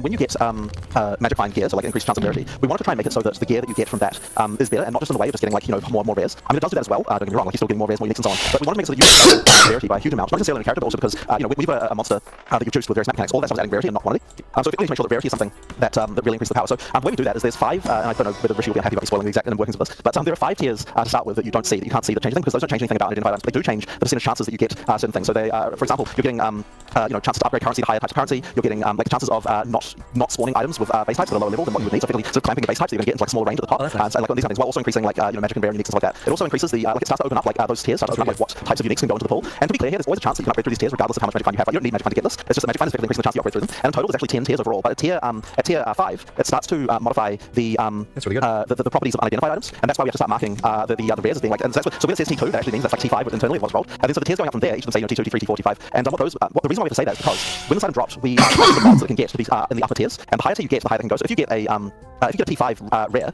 the mods that it can have are from a very, very tiny portion of them right at the top of all the tiers of those mods. So you know that the rolls you're going to be seeing, like the life you're going to get on the damage you're going to get, are going to be top notch when you see that. So effectively, so that's what heist loot then, like the way we have at the end of heist. That's what I've always wanted. And the reason why I think that's important to show is because you kind of want people to feel like, okay, like because the number of items that drop aren't really increasing, you need a way to see on the screen and drops like how valuable the thing that I just saw. And so showing those tiers on the rares also really has that effect of like, okay, like if you see like 5 or 6 T5 rares drop, you know you got a really good hit, whereas if you see a bunch of like T2s, you can get such a good one. So that's kind of important, I think, just to get that feeling of being important. It's actually really interesting. Do you think people sell unID'd tier 5 items? Like, I don't know about you guys, but I really enjoyed buying unID'd rings in Diablo 2. I thought that was really cool. I think that'd be cool because we've been fighting so much this thing of like the way that you made like a way you can make drops on an actually feel good is just by dropping tons of crap on the ground. But the problem is that like it really is kind of an annoying element because like while it can feel good, it's like it's just people want then they want to use loot filters and they want to use all that stuff and it's like okay, well I mean, that's great and everything, we'll support that and that's fine. But like ideally we can actually make so that you don't have to worry about it in the first place. And so you need to find a way to give people the hit of dopamine without having to just do that by like literally covering the screen. I mean there's still room for like dropping a lot of stuff, right? I mean like we want to make sure bosses feel like good list of stuff there. But like ideally you get that by the value of the item, that you know that the value of that stuff is really good. I suppose on some level item filters are even sort of achieving that anyway because if you're using a filter to get like you're not seeing very much anyway, so it really is all about the value. So it's like it's impossible. We just need to make sure the game is doing that as a matter of course rather filters. Oops, sorry, did that. Oh, you're good. We only lost you the last half second there. But, so since you bring up the concept of loot filters, so I might as well bring it up now. Is that like official confirmation loot filters? Sounds. Watch them have the last debug loot filter in game. I don't think they should. I think that only works in last debug because it's a lot more basic. Like the amount of affixes and stuff. Unless they reduced it heavily, I think it's too. I think it's too much. I think they should offer a basic one. I don't think there's anything okay, the thing is, for them to do something like that would require a lot of work on their part, and it's no matter what they do, going to be worse than Filter Blade. So if I remember the last time he said was, since the community's already made such a good one, why should we invest time into making a worse one? And I agree. Filter Blade is so fucking good. Why waste time making a worse one? I would rather them focus on other things. Turn website's different. And the POE turn website is better, not the other way around. So that is different. So at the start of EA, we have a clusterfuck on the run. No, it doesn't sound like it. It's like support. Yeah, so they're supported exactly the same way they were in POE1. There's no reason for us to drop support for something like that. And if you want to use them, you can. And I suspect what the main reason people use them for in POE2 is not so much filtering things away, but more highlighting things that might not otherwise recognize. Because like high base types and things like that. Like, a lot of people have filters that like highlight certain things that might be good for various reasons. So things that have like some, for example, people might like want to be doing things like like I know that this like things like, I'm having sockets and stuff, maybe you want to change the text color when that happens or things like that. Like there are icons and stuff, that stuff there. But we try to keep things like relatively visually clean. And also we don't want to try to make too many value judgments to the player about what is important or not. So therefore we try to like not do too much of that stuff. But obviously players come with their own schemes for what they think is important. So then I suspect I'll use loot filters mostly for the ability to change how loot is rendered as opposed to filtering it out. I gotta say, this isn't so much a question as much as a comment for me personally, but I really appreciate the approach of something you said there, which is allowing the player to determine what's important. I find that to be like a very appealing. I hear that's part kind of the reason I've been falling in love with the POE game lately. Anyway, on to the next question here. So this one is going to be an obvious one. If I didn't ask, everyone would be mad. So there's 6 classes that are coming to early access. Some of them have already been showcased, but they're not in there. Namely namely the Druid and the Huntress. I think people are curious about, are they coming soon? What's going on with these classes? Yes, they'll definitely be coming relatively soon. I'm not going to promise a date, but certainly the next two classes you see will be those two, like in terms of an early access. We really wanted to launch with those two classes. We expected that we would be launching early access with those two classes, but at some point it was just like, I think I've even said this before. We really underestimated what it takes to finish a class. I think, it takes a lot. And the thing is, it's like you make a bunch of skills and you're like, it's kind of crazy how much we're gonna have. Wait, are we still gonna have 12 classes? And those are all gonna have 3 ascendancies, so we have 36. Isn't that fucking insane? I still can't get over that. I need a bigger team. Make the skills, that's the class, right? But in PoE it really isn't, because you need to make sure they can be supported well. And a fucking gold hit. Let's go! It's like a whole thing, like getting all stuff into a good state. It's like plus also the skills, plus also thinking about all the stuff that can happen with other classes and like how does it tie in with all the mechanics. Like it's just like a Goliath. I don't have anything to say about these questions because these are not burning questions that I have in my mind. There's really nothing to ask about these. These are just streamer questions that were asked to make sure that some people weren't wasting each other's time. That's why I'm looking at this in the past. I looked at Ziz's thing first, and I used his thing first to demonstrate the thing that I want to be able to see. What I want to know and understand and see is how is he and everyone else debating, depicting, and going through the shit that they have to fucking work on and the shit that they're going to do next. Because that matters more than anything else that they're fucking doing on the side. Numbers.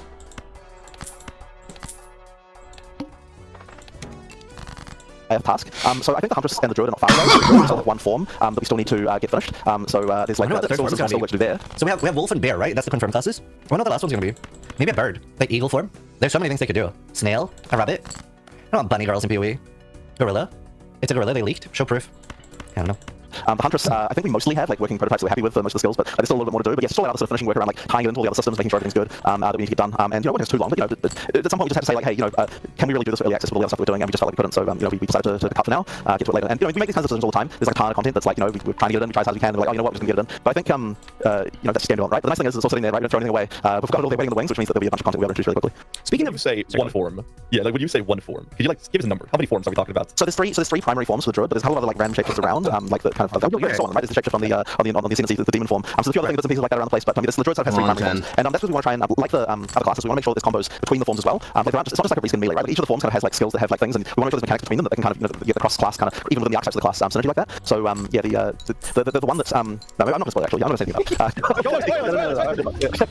it. So this is probably going to ask this thing because we talked about the additional classes here. Does that mean we can basically expect changes to the passive skill tree? Because obviously there's the 6 starting nodes now, so when you add the other classes, there's going to be new branches. I'm assuming added for each one of the classes at this point, where we got double down on previous ones. So I'm sure the passive tree will see massive renovations early on. Like I just have that it's giving them time. Have they talked about have they talked about in any other interview why masteries are bad? I really like masteries. I'm such a big fan of the whole time. Those 2 skips killed me. I might ask you about that. They haven't. I kind of want to talk about that. Do you think that's a good question? I'm trying to think, I feel like I get 2 questions on everything. What are the most heavy hitting ones? And masteries are really important in my opinion. I think they were so good.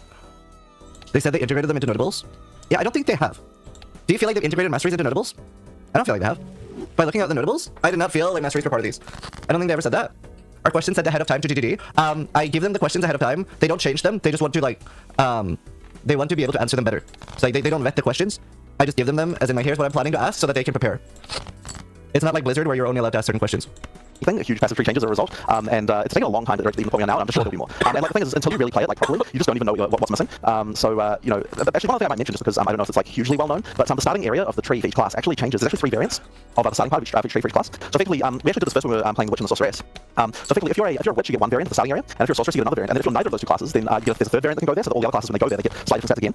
And the reason for that is because the initial reason we did the Witch Sorceress thing is because there's this problem that you have with where players, when they see a node that's got multiple things on it, and one of the things does not affect them, people just really don't want to allocate a node like that, even if the values are the same as what the others we've got. So really first we have 1 variant for everyone. The Witch Sorceress nodes were like plus 8% or whatever minion and spell damage, right? And we found that Sorceresses, even though Sorceress would just like would otherwise get 8% spell damage, Sorceresses would just not take that because it's got the minion thing on it and they don't want that. So by having the 3D separate just sort of prevents that problem immediately. And the other thing kind of also was just like this is very extremely true. I think only like more old school PoE players will remember this, but the Hierophant used to have a node that was 4% increased damage for every enemy you've killed recently by you or your totems.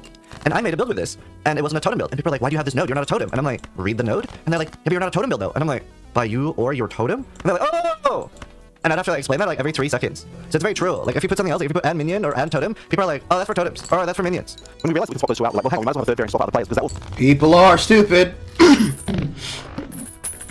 Wrong kinds of people play my game. Mean that there are sometimes when we have like balance things that are annoying, but like we can't make a node for a class in the starting area as good as we want because that would mean that other classes will be incentivized to go there and take it because it's like too powerful. You know what I mean? So effectively with that we can like balance just relatively close to get to the adjacent. Side note: oh my god, I cannot imagine the brain you need to have to work on the balance of this game. Like, how are you not going to break things? It's so big. classes area. So effectively we can sort of just balance that so that it like kind of works a little bit better. So there's not going to be anything in the starting areas that you like don't like stats you just can't like get, right? Something like that. There's just more about like tweaking numbers and a few cases like the sorceress in which we just have to make sure that, you know, for new player clarity we can make sure that it's like just the stuff they're going to want and not the stuff for the other class. But as you get out of that, then they will become the same. But yeah, as I said, we're making a lot of changes as we go through too. That's a very in-depth answer there. I actually didn't know about the changing of the starts. That's a that's an interesting tidbit there. Okay, so you did mention, and you know I got to ask because you said classes and content coming to the game. I am a notable Blight enjoyer, so you know I'm going to ask. Can we hope? Can you tease me with anything? Give me some hopium, copium that you know maybe Blight can come to Path of Exile too at some point here. Well, I will say this: Blight is a relatively easy league to add compared to some others. But when we're looking at leagues of like Harrison leagues that we can put in like relatively easily, that is one of the ones that would be relatively simple for us to do. Obviously, one of the reward system it previously had is now we moved to a different thing, which means it's like we need a new reward system, and we've got ideas for what we can do about that. But, we've got monsters we can use for it. We've actually got a bunch of environment art from Act 5 that would suit Blight perfectly well. I'm not sure he's showing me that. I don't think we have. Right? Yeah. Well, anyway, there's some stuff that we can do very easily. So it's the kind of thing that we can do relatively easily when we're looking to add new leagues to the game. So I'm just hearing Blight login. That's what I'm hearing when you're saying. Okay, well that's good. That's good news. I'll pass it off to guys because I've been asking a bunch of questions. I just personally want to know. Oh, that's fine. Later on in this podcast, we're going to hit the minion rant section, so don't worry about it. But we can start with a classic simple answer question, and it is how many ascendancy points are we going to get in total? Yeah, so same as POE1, it's 8 points. So effectively you've got the 3 you can get throughout campaign, three sets of 2 I should say. Yo, quick side note, is it just me? Or like, does the rings under Yassi's eyes make him the perfect minion player? Like, he just sort of looks like a minion player. I don't know what it is, he just always gave big minion vibes. It's a thing. He's got the Necromancer vibe. He looks undead, it's a thing. I love it. So 6 points throughout campaign, and then the last one you have to be in the game to be able to get. Alright, the other question we have here is POE2 looks like there's a significant amount of ways to increase power on maps. How does the juicing compare to POE1 for endgame mapping? We saw a lot of it in the reveal, but could you elaborate on it? Well, so first things first, we definitely want to make sure the juicing is still a thing, right? Like before we did our whole endgame push, I think that in recent times, I think that would be a big problem that we would have had, but there wasn't enough ways to juice maps. But I don't know that you'll be able to get quite the level that you can get in POE1. Certainly we want to make sure that it's big though. Especially at the start. They should be very careful with power. Like, this is the perfect time to take a step back, right? I think most of us are expecting a step back. I would actually straight up be sad if POE2 at launch was the same speed as POE1 now. Because then I'd be like, where do we go from here? Right? Some of us are already mentally preparing for a step back anyway, and you want to go up over time. Right? You always want to go up over time. It's like, a long-term game will always need to go like this. Like, you will always need to have a pullback in power. You just have to try that whenever you do that pullback in power, to make it feel as not bad as possible, right? Because D4 doesn't have that, and there are people that like that. And like, MMOs have such a benefit there, right? Like, World of Warcraft is so lucky there. Because you have that power pullback every expansion, right? WoW does it so well, and it doesn't feel like a full reset, right? Like, World of Warcraft effectively has full wipes. And it doesn't feel like it, right? I'm sure we have some World of Warcraft players in here that play retail, right? And I'm sure they'll agree with me that it doesn't feel like WoW has a full wipe every expansion, but it effectively does. And I think that's really well done.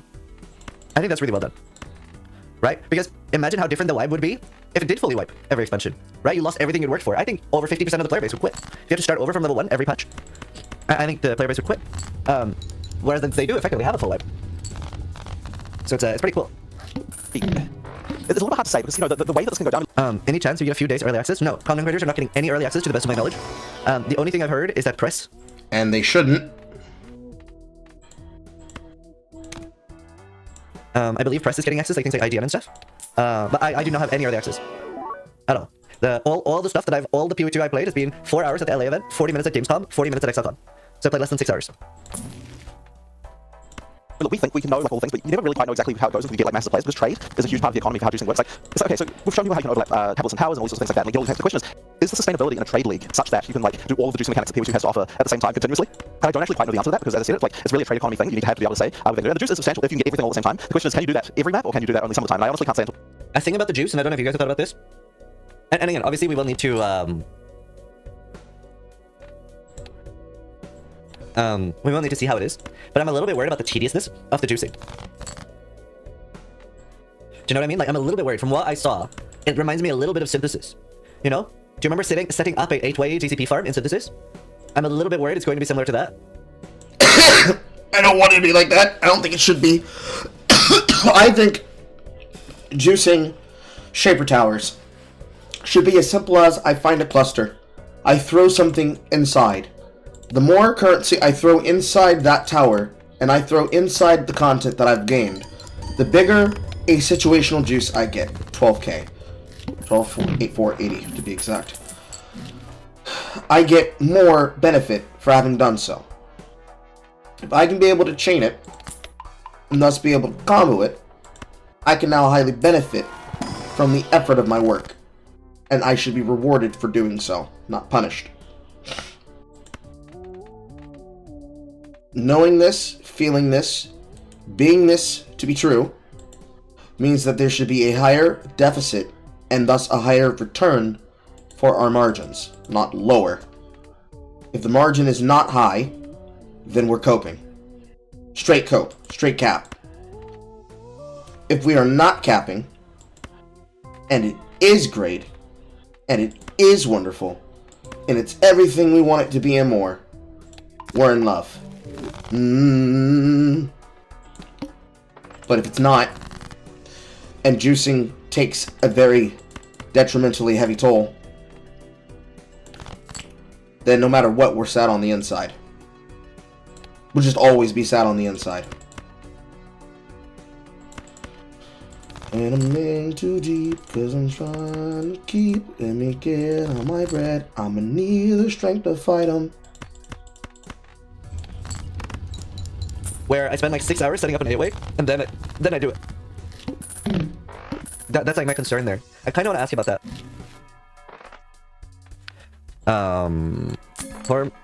Formulate a question about tediousness of map juicing. The trades that starts to happen. I think it's going to come down to what to just play and for us to just find out. Like, Are you sick? No. What makes you say that? That's weird. That's a weird question, guys. you know, like once we hit that trade corner, we actually start playing. What does it feel like? Is it working well? But the thing is, we still want you to feel powerful, and part of the feeling of power actually is pack size, right? True. Like you need to have a pack size so that pack size is so much better. You've got a bunch of AoE abilities. Obviously, the more things they hit, the more damage you're effectively doing overall. So, like the more pack size really is like a way to make player feel powerful, and so that's why we need to have ways of reducing pack size. We've got ways of reducing pack size in the game, but then we also have to be a little careful. You've got to ask him about performance. Is it easier to launch millions of projectiles in POE2? I'm so happy I'm the one vetting the questions. What is he going to say to that? No, performance is going to be dog shit in POE2. Like, huh? Like, we have like an hour, maybe 2 if we're lucky, to ask questions. Let's focus on actually good questions. Right? Think about what can the answer be, and is the answer useful? That's why the way I will set up the thing is we're going to have questions. We're going to prioritize questions that are actually good, that are important, that have a tangible outcome or potential change, or things that we are actually interested in. We're not going to ask you about performance, right? All he can say, whether I ask you about performance, is yes, it's good, or no, it's bad, right? Those are the only 2 questions, or answers. It's irrelevant what he says, because it's not going to change anything, right? I'm going to ask a lot of questions, and a lot of questions. Because you know that is what can lead things getting completely out of control and just not kind of understand what's going on in the combat and things just completely fall apart. So yeah, as I said, we have to be careful, but I think it is still substantial. I mean, you still need to feel like a god. So no, I think the juice is high, but I do believe it should be lower than POE1 at least by a little bit. That's fair. On the topic of power and juicing things up, something that we've seen in many games throughout the years is how games start, ARPG games, they start off kind of slow and more of a strategic gameplay approach. And then the best patches comes through, the game evolves, the meta power creeping speak here and just goes to crazy numbers. And then everyone's upset when they're then toned down and the number squish is happening. So I guess the follow-up question would be, what are the plans? Because I'm very confident there are plans to manage severe increase in power creep moving forward, so you don't end up in that category where you're one-shotting the entire screen. I think that we just have to be careful. Honestly, I would say that in POE1 we've shown that we can. Look, POE1 obviously did get pretty crazy, but at the same time, like we had a lot of years where things kind of didn't work like that. And I think that effectively, I believe we can still maintain that. Our numbers don't scale as fast as some games do, and they don't go quite as exponential, which means we don't have to be worrying about trillions of damage or anything like that. You know, like it's, so I don't think we have to ever do a number squish or anything like that. Like we never really felt like the need to worry about that. But yeah, I mean, you know, it's just a matter of keeping on top of it. There's certain people in the company who just you know are just very careful of that stuff. So I mentioned Rishi a couple of times, like you know, he's kind of the one who does most of the work for the item system and so on. So he's definitely a force of conservativeness when it comes to like making sure that things don't go crazy. And so that's really good to have because it means that like me and Mark are often the ones being like, no, numbers high. And he's like, no, people like. So I think together with that we kind of come to some kind of medium ground where we don't get things too out of control. But yeah, as I said, I think that it's just a matter of just being careful. One nice thing that we also have is with the league format that we have is that we get to add power, and then at the end of the league we get to decide like, you know, was that too much? Can we take some of this away? Do we want to keep it? You know, that kind of stuff. Like that's a very important tool. So we kind of never really like. It means we don't have to commit to things in the same way that the game that doesn't have a league type process does. Because the expectation from players, I think it's almost sort of a community thing. The expectation from the community is not necessarily that all the content is added. And I think that's a really important factor to have as an understanding of in a game community because it just gives us so much more ability to like make decisions after testing them. It's funny, like you know, I say that as if you know, oh yeah, you just test all your stuff on the players, but to some extent that's true because you know you never really know. Like you can do all the testing you want, you never really know until the community actually gets a chance to play with it. You see what kind of stuff comes out of it. So yeah, I mean, on some level we really are testing stuff on the community, and it has to be that way. I just don't know of a way. Like no matter how many QA testers we throw at it, I don't think we can find every single possible. I mean, that's always going to be the case, right? I feel like that's something player bases are maybe like not understanding of. Like no matter like even if you hired 500 QA testers, right? And at some point it's obviously unreasonable, but like how are you ever going to beat literal millions of QA testers, right? You're never going to beat that. You're never going to. It's just not happening. Level of power that can come out of something like that. So yeah, like it's just nice that we have the ability to say, you know what, this thing here we're gonna put it back in, we're gonna nerf it, or this thing here just it can't exist, like it interacts with too many other things and it's too broken. You know, it's really nice to be able to say that. Kind of a random question I have due to the use, you mentioned this in the, I think it was the Ziggy Q&A afterwards, but that the early access server is going to be maintained. So meaning you're going to have leagues separate, but then the OG one will go back there. And that is going to be separate from like the Eternal or Core server as well. Right? There will be an early access one. So a question for you I have then is, the early access characters, one, I'm assuming you can still play them, etc. on the server, and two, can you still create characters on the early access server afterwards? Or are they kind of grandfathered in and make sure you have all the characters you want for the server? I think we probably won't allow you to create new characters there just because I think that even just if you're a new player, you're like, oh, you've got place. I mean, I suppose what we could do is allow you to create characters there if you've already got one there. That would be an option. But I kind of don't really think we need to do that. Like, that's the main reason we're doing that is because if you're someone who's like not even really paying attention to what's going on and you're just like, you've got some level 20 character and like, oh, I just want to keep playing the game, right? Like, we don't want to disrupt that person's life too much. So I think that's why we... I'm a little confused. Is the early access realm staying after launch? So we're going to have... We were told multiple times that the early access realm is going to be a separate realm that will stay after launch that will be inaccessible to anybody else inside the realm. Namely so that they don't have to worry about wiping characters and putting them in a void state, but also so that people can be able to look at their work and say, "Fear, my empire of loot." It'll be entirely separate from anything else that happens on live. A special league that is a home away from home, that is even more distant and out of the way from what would have been included in any other league environment. So it'll be early access, standard, everyone else. Hello, seal. Can I make that seal work?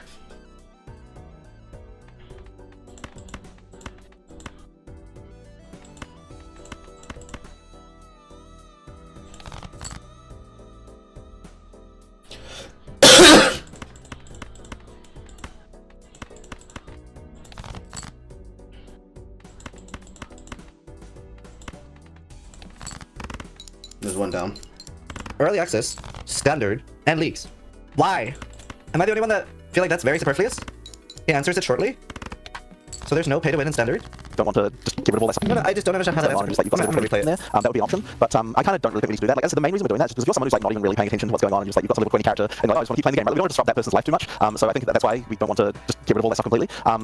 Yeah, I mean the thing is though that like if you're playing a high level character, almost certainly your build is going to be bricked in some regard, right? Like there'll be some element of it that got modified or something like that, But then of course you also have like legacy items, which will be kind of presumably funky, assuming that we have to modify balance, which no doubt we'll have to do. Yeah, like you'll have all that stuff. So I mean, look, there's no reason to delete data, right? Like we're not going to make an effort to make sure that everything is, like is still works like in terms of your builds and everything, but we're also not going to do anything that we don't have to do in terms of deleting either, right? Like you might as well just let it be there. And it's also just like nice to have like, oh, here's this character I got, back there. It's nice to just have that around. So it's just a little memory of that. So yeah, like, there's just no reason for us to delete it. So, I mean, I don't know. I still personally think it's weird. It's also like, I don't know. It's a bit of a weird trend in gaming lately. With, for example, what's the new escape game called? Brighter Shores or something?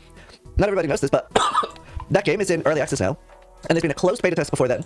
And none of that is wiping. Even the people playing closed beta now permanently have their characters who are just ahead of everybody else. I think that's really weird. I'm a big fan of like when something launches, it's a fresh start for everybody. Completely. No matter what. Delete everything else. Fresh start. It's really weird. I didn't like Brighter Shores at all. Well, I can push back on that. Having people who can only interact in a face mark of early access is a form of legacy, just like standard is a form of legacy. Most of us are only ever going to be playing the challenge leagues, so challenge leagues will always remain as fresh economy. Players that are playing in standard are playing in standard because they want to keep abusing shit that was old and have a peak of power that can never be achieved inside of the active leagues that reflect the actual potential of what will be the abuse cases in the ability to play the game. Those players want to be able to feel strong at all times so they can be able to clickbait content, but that doesn't mean that they're getting rewarded for clickbaiting that content. They're going to be rewarded for doing well with the content and making content that is well in the content. If they do anything even close to trying to mitigate some kind of scapegoat mark in return, they're really just doing themselves a disservice, and then they're going to be super sad. Super sad. And then what do they do next from there? Aw man, my super gigaboken gigajuicing build is dead. I guess I'm just gonna go quit and go play a different game. Good, goodbye, gone, good riddance. You weren't strong enough to stand the temper of the storm. Carl, that's not a very fair assessment. What if that put in a lot of time, and now they nerfed their build out of focus? Okay, research, look up a new build. But I don't want to look up a new build. I want to play this build. Tough titties! Tough titties. Get good. Roll again. Because the alternative is, fuck everybody else that wants to experiment. Fuck everybody else that wanted to learn. Why do you get to be special? Right? But, for the person that only ever wants to play one specific way, and now we've nerfed it out of existence, well, that's not fair to that player. How do we ameliorate him? How do we ameliorate his problems? Who cares for his concerns? Just fuck him, I guess, right? That's equally as important. That's equally a choice that we can fish after. I don't think that's fair. Ultimately, you're left with very few ways to achieve a return. And you're just looking for who's going to be the person who floats the failure. And floating the failure is not a fair way to go about any kind of assessment on that regard. It's just fucked up. Hello, sweetie. It's fucked up on any particular regard, because you're still punishing people.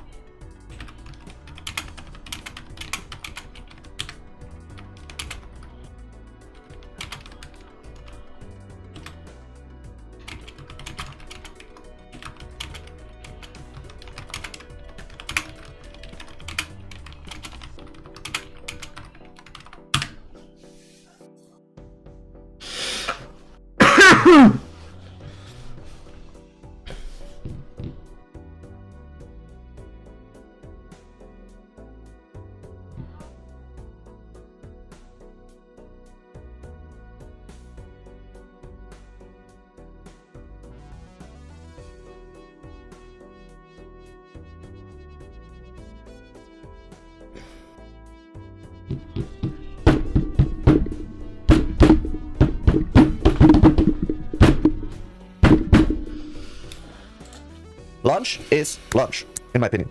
It is. It's just a separate realm for nostalgia's sake. Maybe I'm stupid, but for me, like, it makes it a little bit weird. I'm comfortable with being stupid. Why do you care? I don't know. I don't know why I care. I can tell you that I do. I hurt no one. Yeah, I agree. The reason why Ziz cares is that when you have people that try to use braggadocio as a way to say you don't deserve to play this game because you weren't playing from launch, it creates an otherizing experience when all you really need to say is, here's start, here's finish. Here's what everybody else got, here's people who were here before. Everyone else is getting crushed down into standard. You want to start here, here's the start. And there's nothing you can do through that existence. They still have to go with all the content that still exists there. So,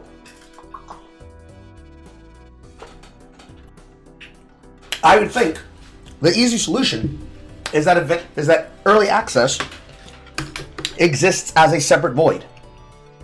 It's a playable void league. And as this playable void league, now, Mr. I only play one time a week for 5 hours is happy.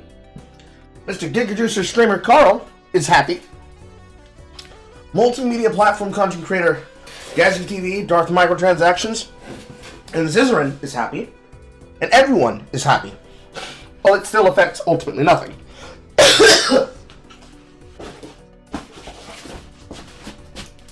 Then this makes it allows it to be in Hall of Fame, and then there's no further problem from there. Success. Giant success. I need to pee. Actually, no, I'm hungry. I'll be right back.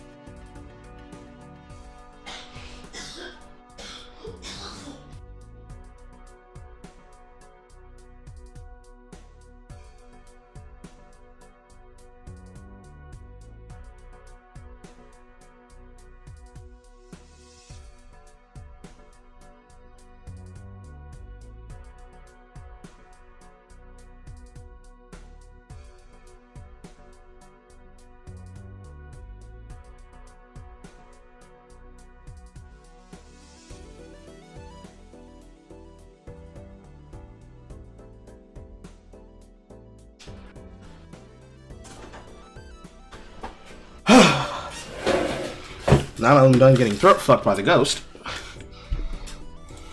He likes fairness? No, because it's not unfair, because leagues are still starting over at the same time and standard are going to be starting at launch anyway. It just feels weird to me. It's not an important hill to die on. Why delete something you don't have to? It just feels right. It just feels right. If that's the case, why have standard? The reason you should have standard is because not every person likes it, right? From how I understood early access will be separate from the standard. Yeah, I know. I'm aware. But it really doesn't matter. It really doesn't matter. Are you starting hardcore after all? So, I've been saying for the longest time that I was going to play softcore no matter what. And then Steel said, are you a bitch? And then I decided to go hardcore, because I don't want to be a bitch. And then Ben pointed out, I am not playing hardcore because I am not dying 20 times to server problems on day one. And then Steel said he was going softcore again too. And I'm like, motherfucker. But they have a good point, so yeah, I am playing softcore. I'm not about the servers. So Steel's a bitch and I'm a bitch. Ben is going hardcore though? No, he said he's going softcore for sure. So we're back to being a bitch. Why not start in hardcore and continue in softcore if you die? Because my stash tab will be in hardcore then. Well, I genuinely do think there's a... Out of any game that I think can have a smooth launch, I think PoE is what I think can have the smoothest launch. It just depends how much of their PoE1 launch experience can transfer to PoE2, right?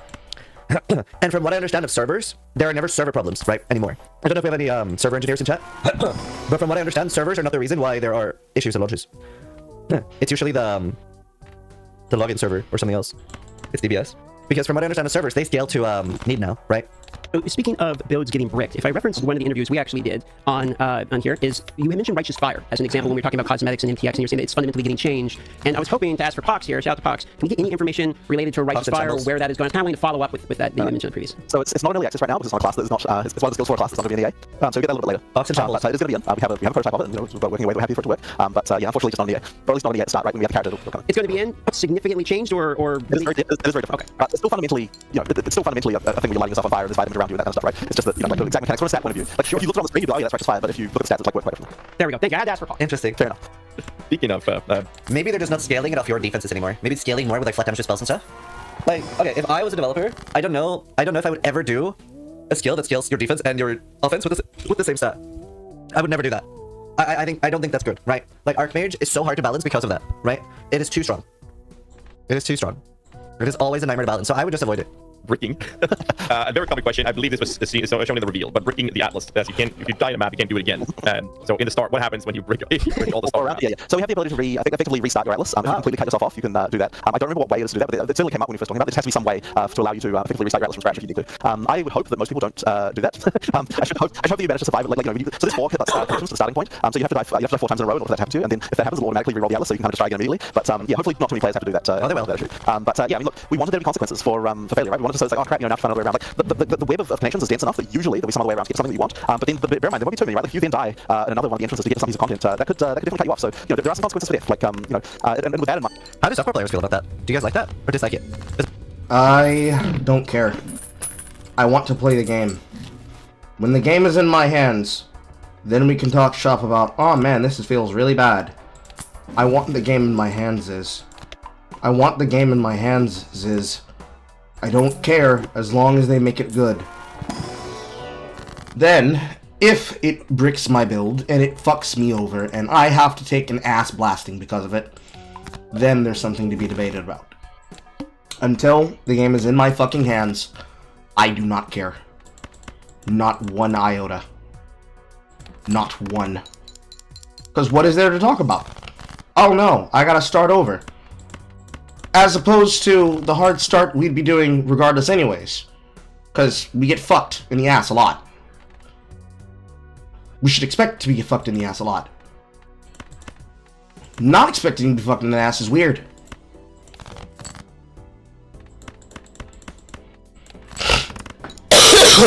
There's just lots of stuff that can go pouring wrong and bad. And it's just, there's other shit to worry about. In my opinion, there's just other shit to worry about.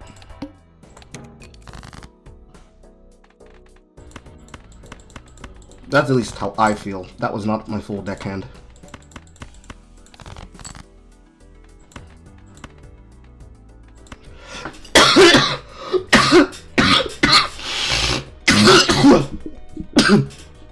I don't know, maybe I'm weird.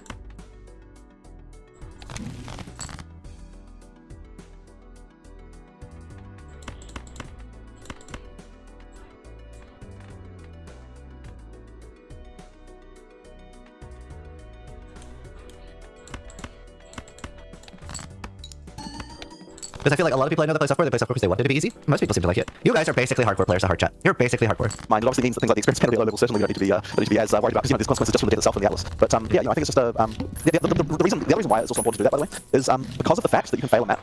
It means that the things that we can have on the atlas can be more valuable, right? Because if we have things that you can try again, then you've always got these problems where, like, okay, if you go into a map, let's say you want to have a map that's just full of chests that drop stuff for whatever reason. Let's just say we want to do that, right? It's like the failure, it really has to be that you can only enter that map. You can only create that map one time, because otherwise, like, at what point do you say, well, the map is completed? Like, there always has to be things, like, there always has to be some kind of condition like that. So by effectively just having the rule, like, a map can only be created by you one time, it means that, the valuable stuff you put in, like monsters and things like that. Like, if you have mods on the atlas that, like, increase the number of rares by a ton, and that's fine, because you know that you don't have a situation where someone just kills half of them and then dies on purpose and then goes back in and kills them again, that kind of stuff. Like, effectively, that's the kind of exploit that we're trying to avoid here, and so it just allows us to have much more valuable stuff on there. We do, by the way, have a bit of this problem in campaign we have to worry about, like, because you can respawn a checkpoint at any time, and so we have to be really careful about this stuff, because I mentioned before that at the end of dead ends you get rare chests. Well, if you consider, like, we had an exploit before we fixed it, where, like, if you get a checkpoint that's close to a rare chest, because at a dead end, you can die on purpose, respawn a checkpoint, just open the chest again. So effectively what we have to do is make it so that when you revive from a checkpoint, all of the things like chests and rare monsters, they have to stay dead, even if you open them or kill them after you do the checkpoint, for the next version until you recreate the map and do it from scratch again, because that stuff would be exploited if you were able to, to not save that after you died. So there's like a few little things you have to worry about with the checkpoints to exploit that, but thankfully in maps you don't, because there's no that I have a follow-up to that, because I felt like when I played tested the campaign, now the game is very different from when I played tested last time in LA, and there was one mechanic, and I kept saying, clearing and getting skill gems, it felt so good. I felt like I always were given the tools I needed when I was progressing, and I had no idea about the mechanic until you told me at the event about this loot table rare that randomly was generated in the area, and if you didn't kill it, that would be available in the next zone. Yeah, like appropriate flask. So I'm guessing that feature is also for this. You can't farm that, I'm guessing. A lot of people don't know about it, so maybe you can elaborate on it. Yeah, so effectively what we've done at the very, very early game. Do you know what I'm very curious about that felt bad to me previous times I played is flasks? Like flask regeneration. I believe they made white monsters use flask charges now, right? That felt really bad that they didn't when I played. Like, we were exceptionally bad. It almost felt like I was playing... Do you guys remember how many super OGs we have here? What was the mode of playing PoE that Unhost invented? Was it called Famine? It felt like that. Yes, they changed it? Okay, that's good. I think it's called Famine. You weren't allowed any form of regen or life potion. It was awful. You were only allowed to gain life on a level up. And that was miserable. Felt a bit like that. Game in order to make it so that to guarantee a certain number of skills and things like that is that there's a couple of encounters where if you fail to find the encounter in the first area, for example, then when you go to the second area, we will drop the item that you would have gotten if you found the first encounter, just to make sure that if you didn't run this, you didn't run to a layer one. Then we forward that on to the next area, and then we do that like a couple of times with a few different encounters. It's kind of all stuff like in the first sort of. Also, oh my god, I was blown away by something. So I made in my video, I was talking about how I wanted there to be brain dead content, right? Like content where you don't have to. Like, I don't want all content to be the same difficulty as an Uber boss, right? And I got so much backlash for that. And then in one of the interviews, he says that they've made it separate with bosses and maps, so that maps can be kind of easy for brain dead content, and then everybody was pogging. And I'm like, why did I get backlash, but now everybody's pogging for the exact thing that I wanted? Because people are dumbses. Literally verbatim. I'm so confused over that. That was really weird to me. Literally exactly one-to-one what I wanted. I was like, huh? Audience difference? Yeah, maybe. Maybe for the subs, by the way. I think the $5 from YouTube. Not the joke, it's the delivery. It wasn't a joke! Change equals bad? That's not change, that's the same as we have now. What about offline mode? I don't think they're ever going to do an offline mode. I think people didn't understand what you wanted implemented. Right. What did you say exactly? That I wanted especially that during low tier maps you can watch a movie and not have to pay attention all the time. Like, I don't think there's like I think the best state of the game is when you have like white to yellow tier maps or equivalent, where you on a strong character can just like relax and enjoy grinding, and then you have endgame red maps where you have to pay more attention, and then you have bosses where you are fully locked in, you're fully paying attention the entire time you're doing the boss. That is my ideal scenario. And I got like 30% dislikes on my video, but now everybody's fucking pogging about it because that's what they're doing anyway. So I'm like, huh? I'm just confused why I got so much backlash. That's a really good email. 10 levels, this kind of stuff, just to really make sure that like people actually get some of those important drops. Like when you're level sort of 15, 20, skill gems, like not really a big deal. But when you're really low level and you've got very few skills, if you miss out on that crucial upgrade of getting like the next tier of gem, that can matter so much, but you can't really allow it to happen. So you have as many chances as possible for people to find those things. But at the same time, you didn't want to spam you with that type of gem because there's tons of these. Like, it would feel valuable, like, wouldn't feel very valuable if you did find more. So we want to, all those encounters they do have loot that you get. Like there's still a reason to do all of them because they have their own unique stuff as well. But effectively, if you do miss some of them, you're still getting some of those really crucial things like gems, skill gem upgrades and things like that in those first few areas. I actually think though that some of that problem might be slightly ameliorated by the fact we've got the map now where you can see all the encounters. So I think that in some cases people might be looking at there. But we still have that system just because it's nice to be able to to just make sure that people don't fail in the very early game. Speaking of the map, I got just a couple questions related to the map. One is when we're talking about breaking the map and not being able to go to certain areas if you fail too many. Does this account for like bosses too? For instance, like pinnacle bosses, and are they linked together where you fail the maps around it, you cannot go do the boss now? Yeah. Oh. It's not because if you fail, the cities with the Uber bosses, those are extra special because if you fail one of those, if you fail to kill the lieutenant, then the boss will disappear from the Uber boss will disappear from the center of the city as well. So those ones are like you really have to be able to do those fights and it will be quite challenging. That one of course is extra challenging because you need to find another city, right? So that one's going to be something that I think will be quite challenging. So yeah, like that's sort of like the ultra pinnacle content, like that 7th system, which has the Honestly, there is a chance that software will be enjoyable for me. There's a chance. There's a chance that software will be hard enough that I can play software. Like, I would love to play software. I doubt it though. But still, I don't want to say the name because we didn't spoil it, but that pinnacle boss encounter, that one will be quite hard to get to. Okay, so speaking of pinnacle boss encounters, got a couple more questions related to this. Are the bosses, I hear there's what you said, tier 1 through 4, correct? Someone's in the chat, bro, you're a streamer, you have to play hardcore. It is infinitely better for me as a content creator to play software. Like, as a streamer, you should play software. You're running it down mid by playing hardcore. It's the worst thing you can do as a streamer.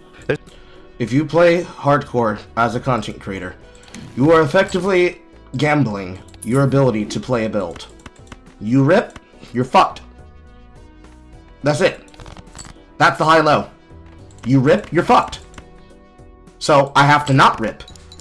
But Mr. Streamer, how do I know your build's broken if you're not going 50 miles a minute inside of hardcore so that I know that it was done without you ever dying? Don't put so much investment inside of fucking hardcore status. There's no high-low about that. It's like, don't put so much investment in that. Don't put so much investment. Like, the fuck's wrong with you?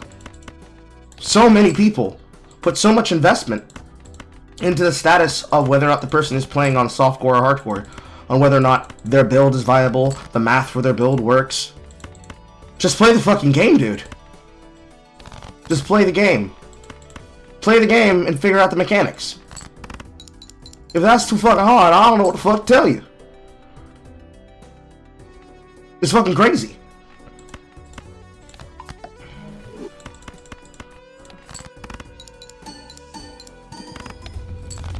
There's nothing worse you can do for your platform than to play hardcore. Not a single thing that you can do worse than play hardcore. By far, it is always better to play softcore. Explain.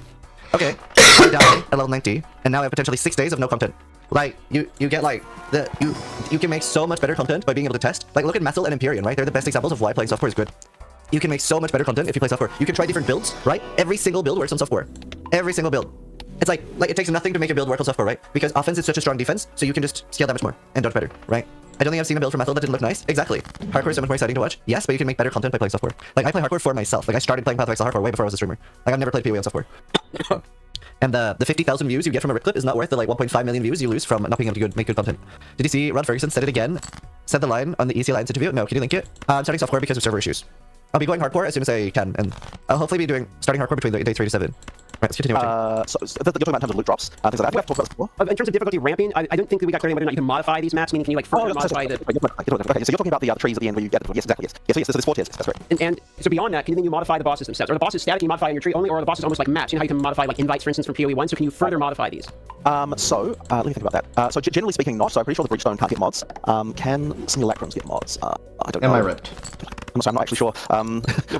Ultimatum ones, the Ultimatum ones can, because those ones have the extra mechanic of modifying him. I'm actually not. So look, what I'll say is in general, like it isn't the same for every league. Like for each league, we can decide what we want to do there. But generally speaking, for those 4 in-game things, the main thing you're going to be doing is modifying the difficulty using the tree like that. And that difficulty scaling does introduce things like, it can even modify things like how skills work and like the number of minions that a boss might summon and things like that. Like there's also stuff like that. But it isn't random what you're doing there on the tree. So for the pinnacles, it really is just kind of mostly just that difficulty change. Okay, got it. I think the reason people are asking is they're wondering if like there's a hardest baseline challenge where it's like this is sort of a baseline you can use and can you clear the hardest content. So people were wanting some clarity on that. For the pinnacle boss, it definitely is. Okay, thank you very much.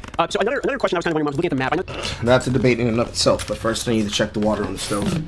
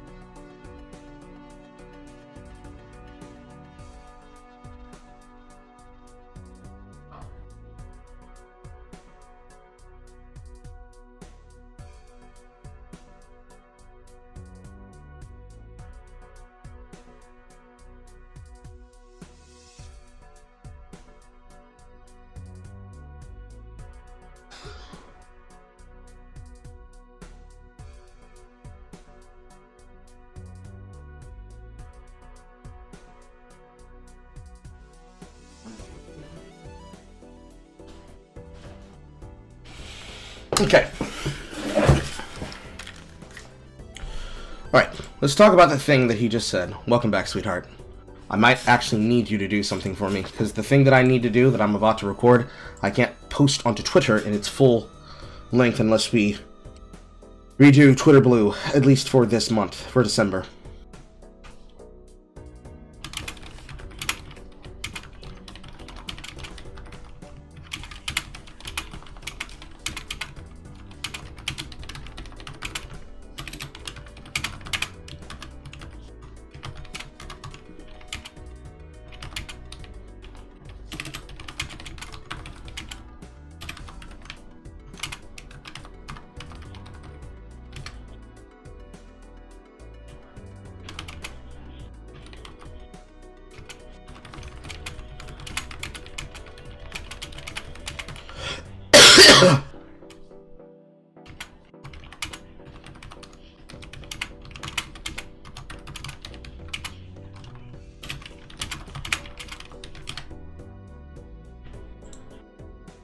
Yes.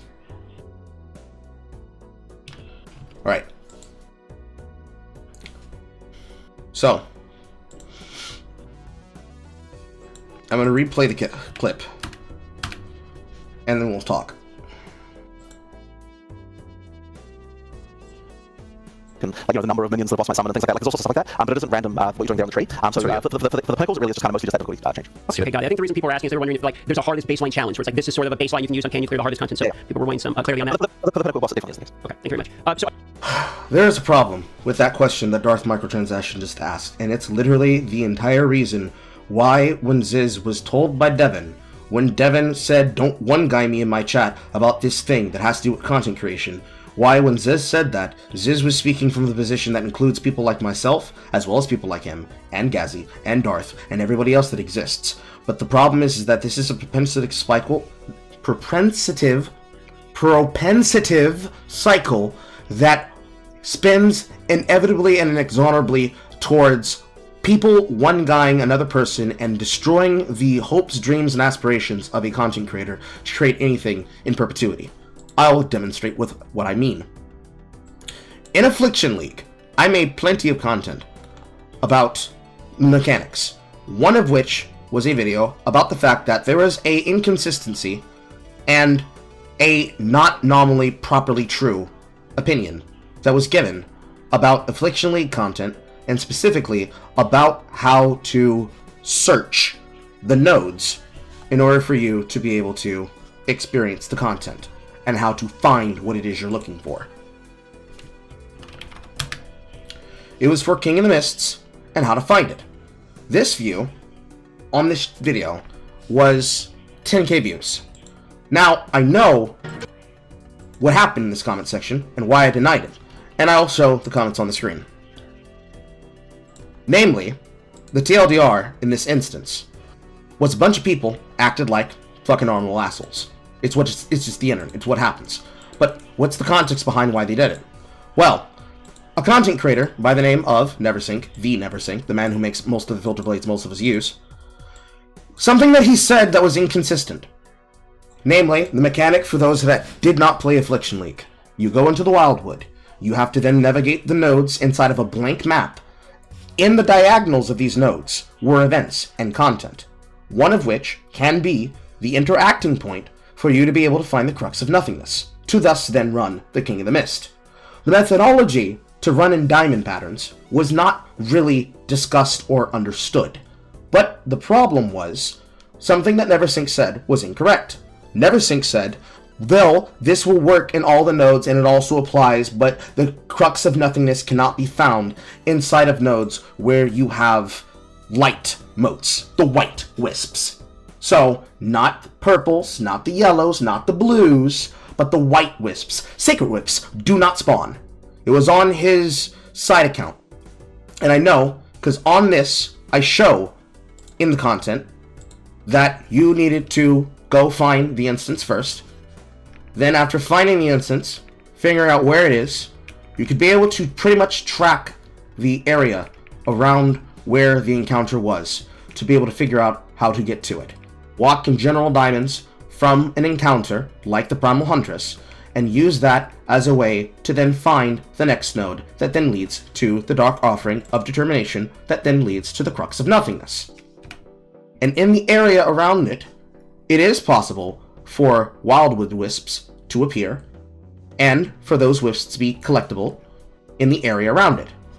Right there on the side is one of those Sacred Wisps. This is what I called out on the information. That was 100% true. What he said was false, because everybody was basically dropping hundreds of thousands of tens of encounters of the King of Mists, whether they were being stolen by people who were trying to force into trades and nodes to get them off of people and fuck over what they were doing, or not. Because this was a big problem, of course, Forbidden Trove. But, big problem. Take information from word of mouth, from a word of God, that hasn't been established. People believe it to be true because of the name recognition of the person in question. But there's nothing proving that it's true. People do research to find out if it's true. This is the player base that we have. The ability to expand and expound explodes. Because, hey, new information. Test the information. Assertion. Is it true? Scientific method. Breakdown.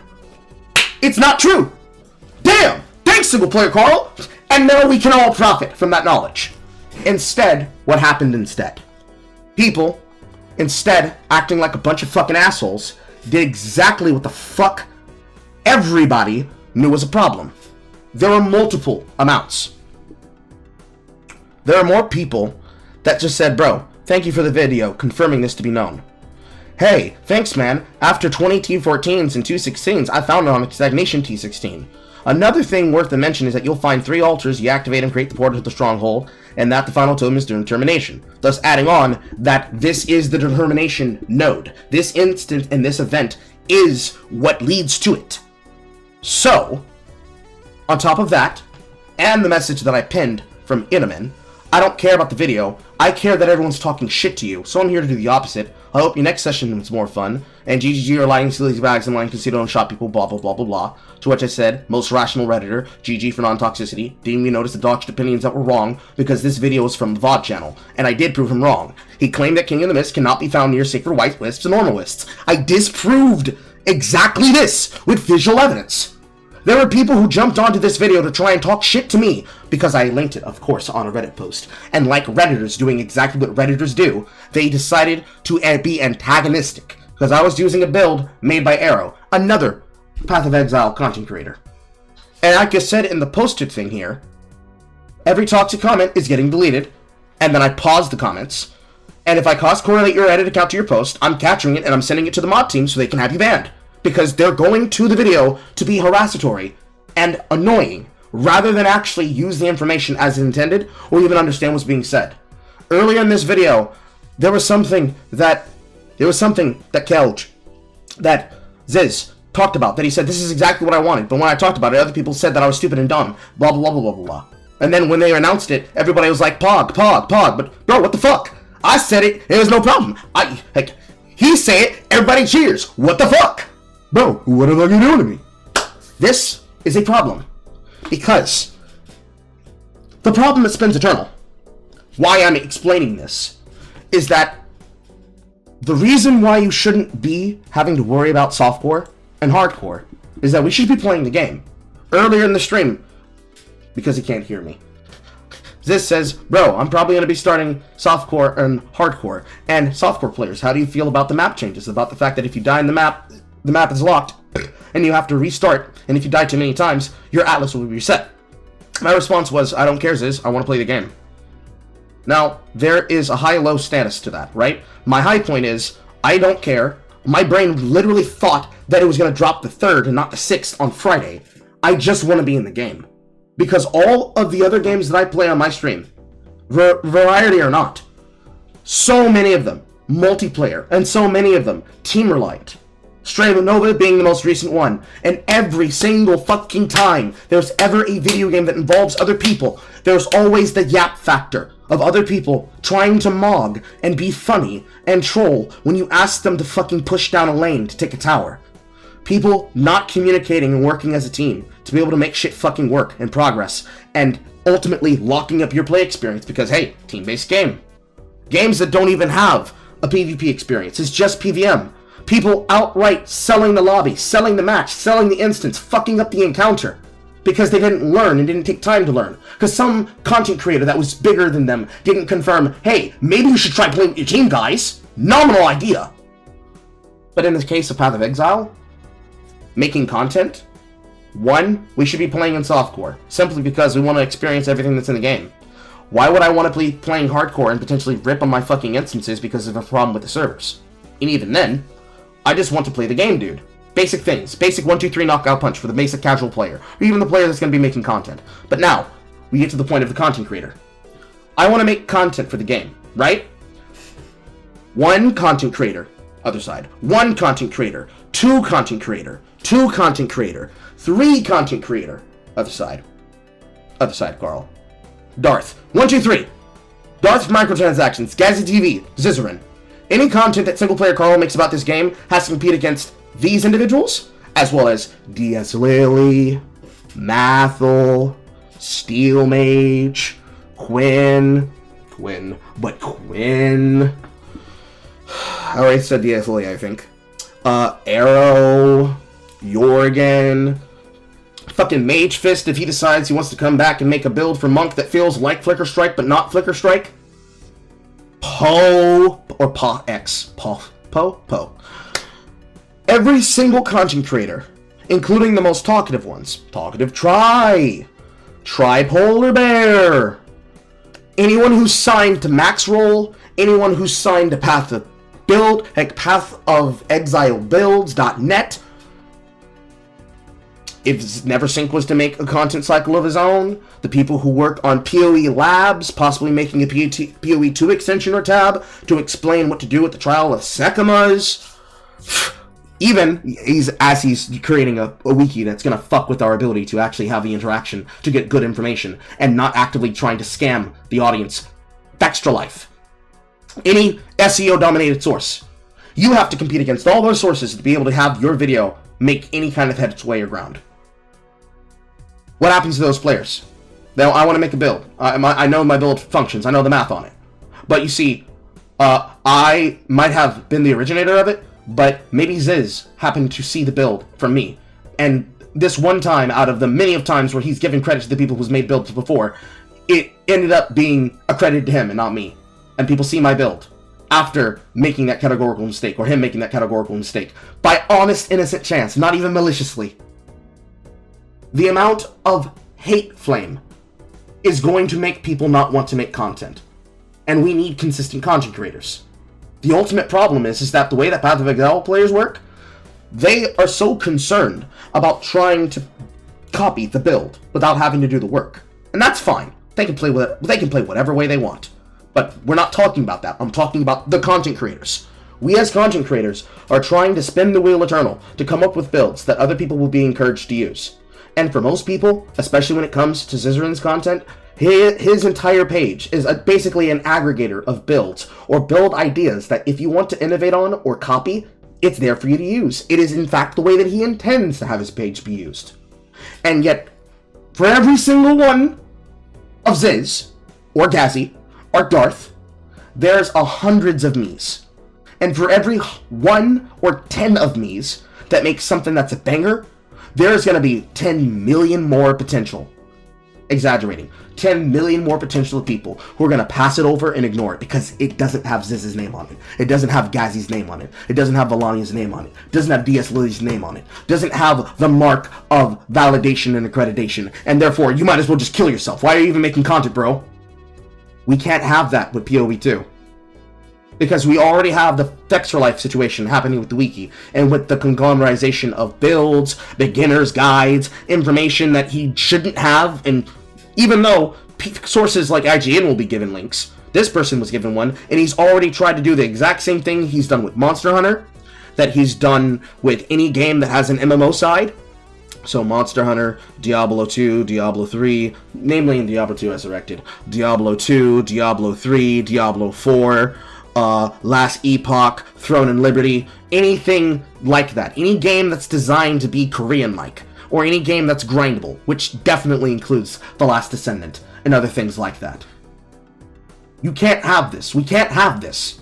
This is the opposite of what we want. And unfortunately, it's not something that you can blame a content creator for. I'm explaining this in this long-ass video because this is it. This is the problem. This is why there's no consistency. Attention economy. Attention economy, attention economy, attention economy. If you didn't read it, watch Devin Nash's video. The one specifically about reach. This is where you're forged in the fire and the flames, right? If you have the mind and you put in the effort, you should be rewarded for spinning that wheel and improving your skill. But to go unseen or unheard because algorithm, size, attention economy, no shoutouts, multiple shoutouts, literally a fucking hand job and dick suck from Ziz himself, and then Mathel, and then Gazzy, and then Arrow, however many. It should just be good content that gets clicks and demonstrates and gets them the advice they need. I shouldn't have to worry about any of that shit, because all I should be paying attention to, positivity. Positivity. It helped people, things got along, positivity. People got the assistance and the help that they needed, and when necessary, hey, I don't care about the thing the guy said in the video, right or wrong. I care that everybody else decided to be a piece of shit. That's what makes Path of Exile such a good fucking game. Because ultimately, what I do in my experience is not going to stop you in yours. The instant that metagaming crushes down the experience from, bro, look at so many choices, to, this is the only choice that ever exists, I can never do anything other than this, and if it doesn't come accredited from these 15 to 25 streamers that will never expand past this list of 25 streamers that only exist to me because these are the ones that I know and I've heard of, and they promote each other, and they stream with each other, and they're friends with each other, and they go on weekends and visits and trips and play other games on content with each other. We have to be able to remember that we're supposed to be having fun, and for most of us, fun is the best that we can do, because we will never be Ziz, and I'm not trying to be. But what I am trying to do is be able to get other people to play my game. We already have to get them across the fucking spear grid leveled system of our passive tree, and then the fucking Atlas passive tree as well. They have to get past toxicity and being judged for doing exactly what the fuck we're supposed to do in a knowledge-based game? Every potential content creator that could ever play this game, just for fun, not even for racing, not even for integrity for competitions and events and gauntlets, not even for monetization and merchandise in a pop-up career. Normal people can't play our fucking game! Because we're so fucking cooked! At least in terms of how behaviors are on Reddit. Which, I guess, ignore Reddit. But, of course, how do you grow if you don't put yourself out there to get exposure? How are you able to make things work out and clap for you and be good for you unless you're willing to do the effort and work? And will it even matter if the shit doesn't get fucking seen? If a content creator makes a video explaining how it is so necessary for us to be focusing on having fun, no matter what it is that we choose to do, doesn't make a sound, should stop being a problem. But it's never gonna not be a problem for Path of Exile because we don't have enough consistent content creators. And of those that we do, they're the same ones. It's the melee problem. The top 8s are the same top 8s. The same top 25, same top 100s are the same top 100s. And then you have everybody there that exists, and I'm not just talking about Twitch, because we're all multi-streaming, right? Twitch, YouTube, I guess Instagram Live in some cases, Facebook Live in some cases, or Facebook Gaming in some cases, Kick, Rumble, Odyssey, whatever platform you stream on. We should be capable of looking at information and assessing, is this information good? It is. Into my pocket. This information, is it good? No. Is this information good? Yes. Into my pocket.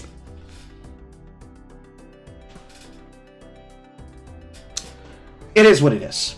That's my piece on it. That's like one of the few times where that will ever really fucking matter. Ultimately, it's a new season of experience, and it's an entirely new game. It's a whole new game. A whole new game to farm and shut out on. And there are so many people that don't understand why it's important that we don't let some fucking person who will cannibalize SEO about the Path of Exile wikis and the beta bases being such a big deal. To the point that even Neversink is talking about it. And because there's so many voices out there that are just going to say shit for whatever purpose and whatever reason, it's so necessary that we encourage people rather than discourage them. And there's nothing more discouraging than waves of hate because someone dared to try. it can't happen anymore. It has to stop happening. There it is. There's my yap. There's my rant. Want to know where to find me? You can find me at those links. Caramel Cajun and SinglePlayerCarl on all platforms. Now to finish listening to the interview.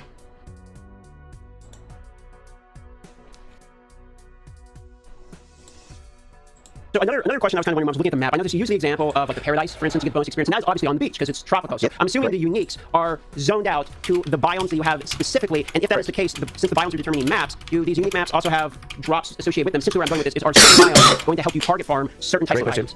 Absolutely, and we want to do more than just what you're saying with unique maps. Like we have a certain amount. Like this map has got this thing, and therefore I can drop this more of this item and stuff like that. Like we absolutely, and the thing is, this is one of the great things about the new way that the Atlas works is that with the previous Atlas, we couldn't really allow for target farming in that same way. Or when we did, it was always a problem, like with div cards and so on. Where I mean, obviously we modified div cards, you can move them around now, but generally speaking, it was the case with the old Atlas that if we made it so a map had something special, then everyone just played that map continuously forever. So with the new system, we effectively can say that it's okay to have wild variance in between the values and things because you're limited by having to find more of it. And if you happen to know that the thing you want spawns in desert biomes, and then you're using powers to find the desert biomes, and then you're looking around, okay, like finally, I'm just going to go to all the deserts. You can absolutely do that. In the case of Untainted Paradise, that one requires being on the border of the water and the forest. So only forests next to ocean, I believe, will cause that map to spawn. Like that as well, like special spawn conditions about like when you get this and this, that's when this can spawn. And so that's like a way that we can kind of like fiddle around the variety. But also, it's basically the fucking map system of designing instances inside of Soul Ash 2. Based.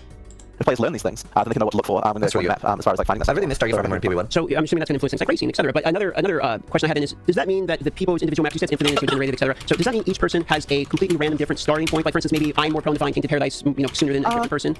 I mean, it is certainly true that you can roll well on certain things. Like, there's nothing limiting the fact that you could find 5 Untainted Paradises. You started another person couldn't, right? But I think the law of averages will just mean that in general, it kind of ends up averaging up to the same kind of thing. Sure. Like, that is an interesting point that you make about racing because it does mean that if you're looking at the race 100, it is possible for one person to get luckier than the other as far as what maps spawn for them. But then by the same token, it's possible for someone to get lucky on what items drop for them or some other one. So the longer you play effectively, the more the law of averages happens and the more kind of just comes down to play skill rather than randomness.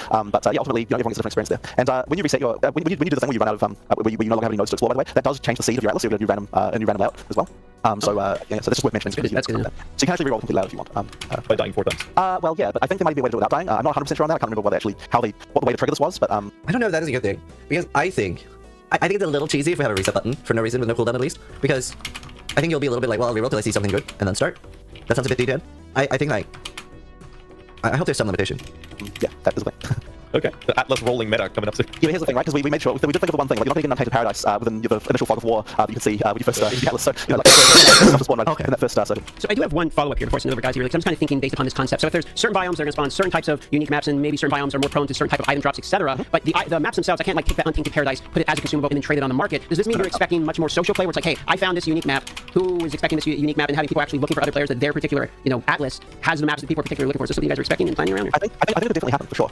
As to whether that's good or not, I guess we'll find out. Like, it's really sort of hard to know what sort of social dynamics or something like that will be. But yeah, absolutely something that I have no doubt will start to occur. And the concern with this stuff is always, do you start to get, sorry, the name of the server, the thing is, of the Discord server that's incredibly infamous is slipping my mind right now. But, there's an infamous Discord server where people do trading things like that. So there's a concern that it's like, effectively trading access to something like that for, out of game, which is always a concern. But I guess we sort of decided that we were sort of hoping that it doesn't end up going that way, and we're so excited to sort of change the Atlas server to this method that this is just something that we decided, I think we're willing to take a risk on that one. But I mean, it's sort of interesting, like, if that becomes a problem, we might have to find a way around to solve it. I guess we'll just have to see. I mean, look, yeah, we'll see what happens. Fair enough answer. I'll send it over, guys. You think you had a question? Jazzy. Yeah, we'll throw in one and rewind back in time a little bit to an interview you did with a D4 streamer, Vudio. And in there was a question regarding competitive game modes and races and whatnot, community events. Sister has the Gauntlet event that's been very prominent with. And the question was about that being in POE2, and you answered yes. Now, what we want to do is have you spill more of the beans here and give us some more details. Can you give us anything? Are there any plans in the works, etc., etc.? So at the start of early access, we won't be able to do any of that stuff. We just haven't had time. But look, it's definitely the kind of stuff I like to do. Like, I really like those sort of PvE but yet competitive type of events. Like, they're just really fun for me. So I have no doubt that we'll be doing some of that stuff. It's just that, yeah, like for early access, we just haven't had time. The custom league system will come back in POE2 as well, so you'll be able to do that stuff, and that's races and things like that. Which it won't be once again not day 1 of VA, but pretty soon after that we'll get it done. And like, by the way, the thing that's blocking that is literally just like some of our developers need to port the interface for that over the Path of Exile 2 website, right? It just hasn't been done yet. So we just as soon as I've got that in order, then that'll be available. So yeah, like, what was that? Sorry? I think a lot of people really like the old school races that we used to have many years ago, like the descent races. I love that. It was so cool. The 12-minute races, like everyone can participate in that. So that's race to 100. We talk about that a lot, right? But that's a lot of dedication and time invested. But these shorter races, an hour, half an hour, endless delve. Like, I think a lot of people really like to see them come back. I would as well. The funny thing about that was, as cool as it was, and as like much as the community liked them, for whatever reason, it just didn't really result in people like actually more people playing. And that was kind of the reason why we found it. And like, so it really sucks because like this is one of those cases where it's just a mercenary decision of like this. While everyone loves it, it just doesn't result in more players. So that's like if we talk about spending time doing all that stuff versus adding more content through a league launch that definitely has more players. Unfortunately, it just had to go to the leagues. So it was just really cool. And so like if I had some spare designers up my sleeve, then I would 100% get them working on this because it's something that is just super awesome. And I definitely think we should try it again as well for POE2. Like times have moved on a long time since back when we were doing that stuff. So I think it's worth another try and see like does that stuff actually into an actual into a scene of racing and so on that actually like causes there to be like interest in itself coming to the game. So yeah, like I have no doubt we'll try some races, just not immediately. Oh no, before I send it over to DM again, yes or no, are you in favor of having a battle royale POE2 event? Well, I mean, certainly. Please, no. God, no. Please, God, no. No, no, no, no, no, no. No! We're not doing the hologram masters again. Fuck you, Gazzy. No! No! Stop it! Sin! It is a sin! It is a sin, sir! It is a sin!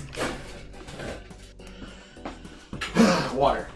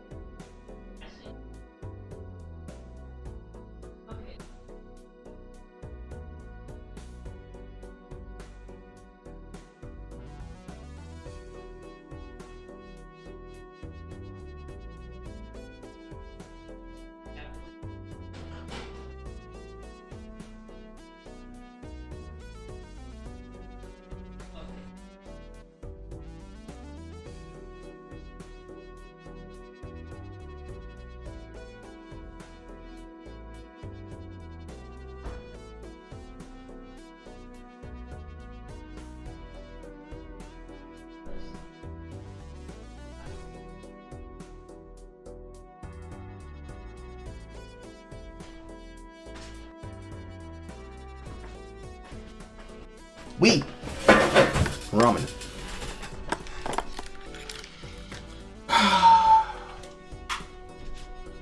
That'd be cool.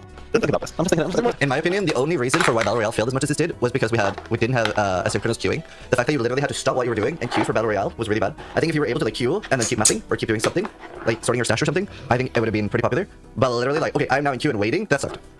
Skill-based gameplay. Yeah, so I'm actually just thinking about this. I'm just thinking as you're saying this, like, okay, so how would the new system translate to a Battle Royale format? Because one of the things that was interesting, I think, about the POE1 version was the randomness of what skills you found. In POE2, of course, you got the uncuts. I mean, that probably is fine, but I don't know, it's kind of it would be really hard to do to just try it. I think, you know, something like a mode like that is really easy to just like try some random stuff, but to really make it actually good would require quite a lot more work. And at one point we were actually pretty keen to make like an actually good version of the Battle Royale things. You know, when we announced that originally, like when I said one day developer, it really was just like, you know, like there was a limit of like 1 day per developer of how much time they were spending on that, because it was like literally April Fool's joke. And it turned out like it's kind of like one of those things that's like fun for a few days, but it didn't really have like long-lasting good gameplay because like no one really, I mean, we didn't really test it, right? We just kind of just like did some random shit and put it up there, and it was kind of cool. So that was a fun little experience. But we did discuss like should we make an actual proper version of this, like let's do something that actually, which we kind of almost did, but I don't know, just like other stuff happened, we didn't end up doing it. But you know what? Maybe we should have another just like random fun Battle Royale in POE2 event, just even if we don't like, you know, just another.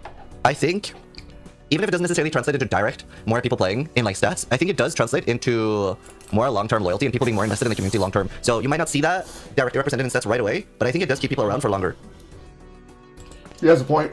Other one of those just like ultra kind of garage style, just like, you know, everyone just like make some random stuff and just put it in there and see what happens. It's gonna be fun. I think so.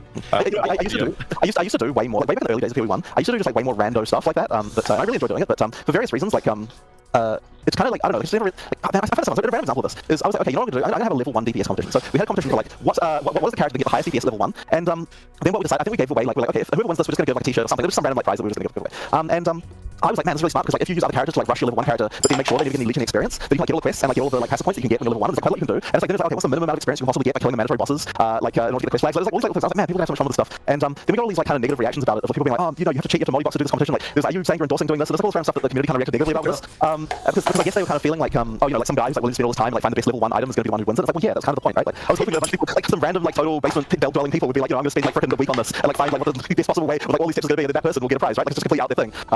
You know, that is what happened. But for some reason people were angry about it. I was kind of like, you know, like I just don't understand. Like to me that's cool. It's like some big feature that we worked on, right? It was just a random idea I had. So like I really love doing that kind of stuff, and I feel like you know, like it'd be cool to do more of that, but it kind of requires I guess a certain mindset in the community. So I don't know. Like there's always this worry whenever you do something like that, like why are you wasting time on this when you could be doing some other thing, right? Yeah, that's always that could be I miss all these. I'm just here thinking back because I think the reason this came up in conversations on the previous podcast we did with Fox was going through all of the different battle royales and PvP modes and all these fun events. And I realized there's all these fun events that I missed out on because I had no idea had to deal with. I hope at some point those do come back.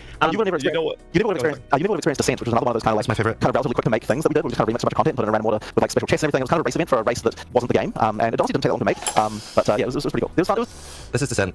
It's basically like you started, you got a chest, and every class would get different starter gear, and then you get guaranteed uniques. That were really interesting. And it would basically be a little bit like Sectum or like a roguelike. It was super cool.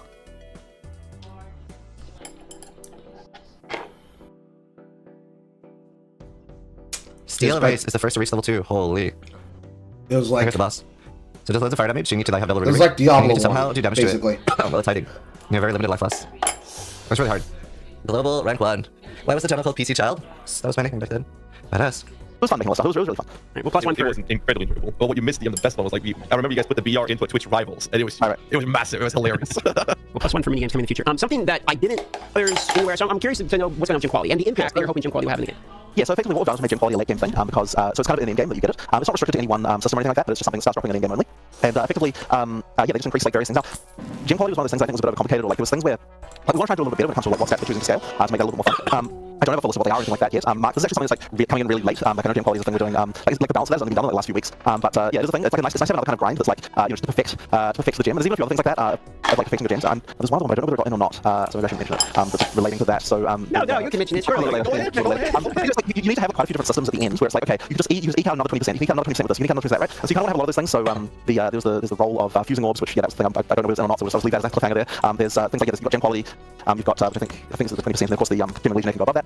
Generally speaking, it has to improve the skill by 20% in some axis, but we're not going to. It's not just going to be just damage. Like it's going to be something ideally a stat. Like maybe in some cases, but ideally it's always something that's kind of a bit more interesting than that. So that's the hope anyway. And because of the fact that it's not just damage, that means that you can have it be something that's really in game only. And it's going to be harder to get than most other things because regular quality items you can get by salvaging from other items that drop the quality. But I believe that gems don't drop the quality, so every single point of that is going to be hard earned using a GCP.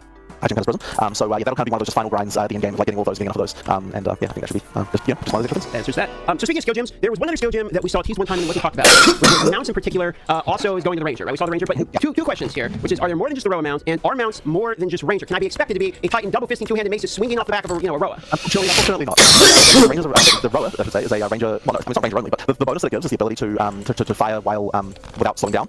So only bow, well, yeah, only like arrow skills are ones you can actually fire off the back of a Roa. So anyone else could ride it. But it's not going to give you any advantage to do so because it's like the main thing you're getting is the down there. So yeah, it's not like some larger system really. It's just like a thing we made for that, and we just thought it was cool. And because the thing is, we don't want mounts to be like faster. So the reason why it's faster for the Ranger is because she gets to not slow. She just effectively gets to not pay the penalty of slowing down while shooting. But we don't want mounts to just be faster than running in any case. If we do that, then it's like the whole different gameplay consequence and like that we don't want to have to deal with. So effectively, that sort of limits the number of things we can do with a mount like that. Now I think we'll later do more mounts for more things. Like I'm sure there's ideas that you have that would be cool. But at least for the time being, that's the amount we've got. I am hearing, for the sake of roleplay cosmetic Andy, I do get to at least sit on the mount and walk around and down or something. Sure, Okay. Sure. We could probably make some cosmetic mounts as well in that same vein, I suppose. Nothing's stopping us doing that. So that might be fun. I mean, on that topic, I'll pitch you this idea. Obviously, I want some royalties. So I'd like my skeletons to, when I mount up, to fall apart, and the bones of the skeletons to form a skeleton horse. And when I dismount, I want to form the skeletons again. Okay. No, thank you. You'll get exactly one cell. It will be Goxie buying the mount. That would be so cool.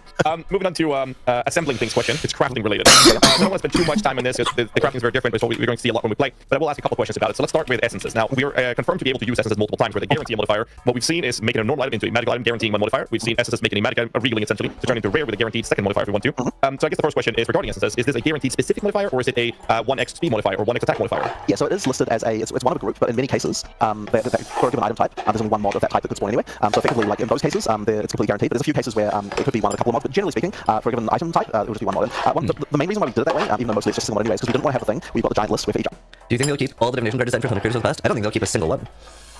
I'm assuming there's not a single divination card from the past. Not one. I'm really worried about how I will feel about additive crafting.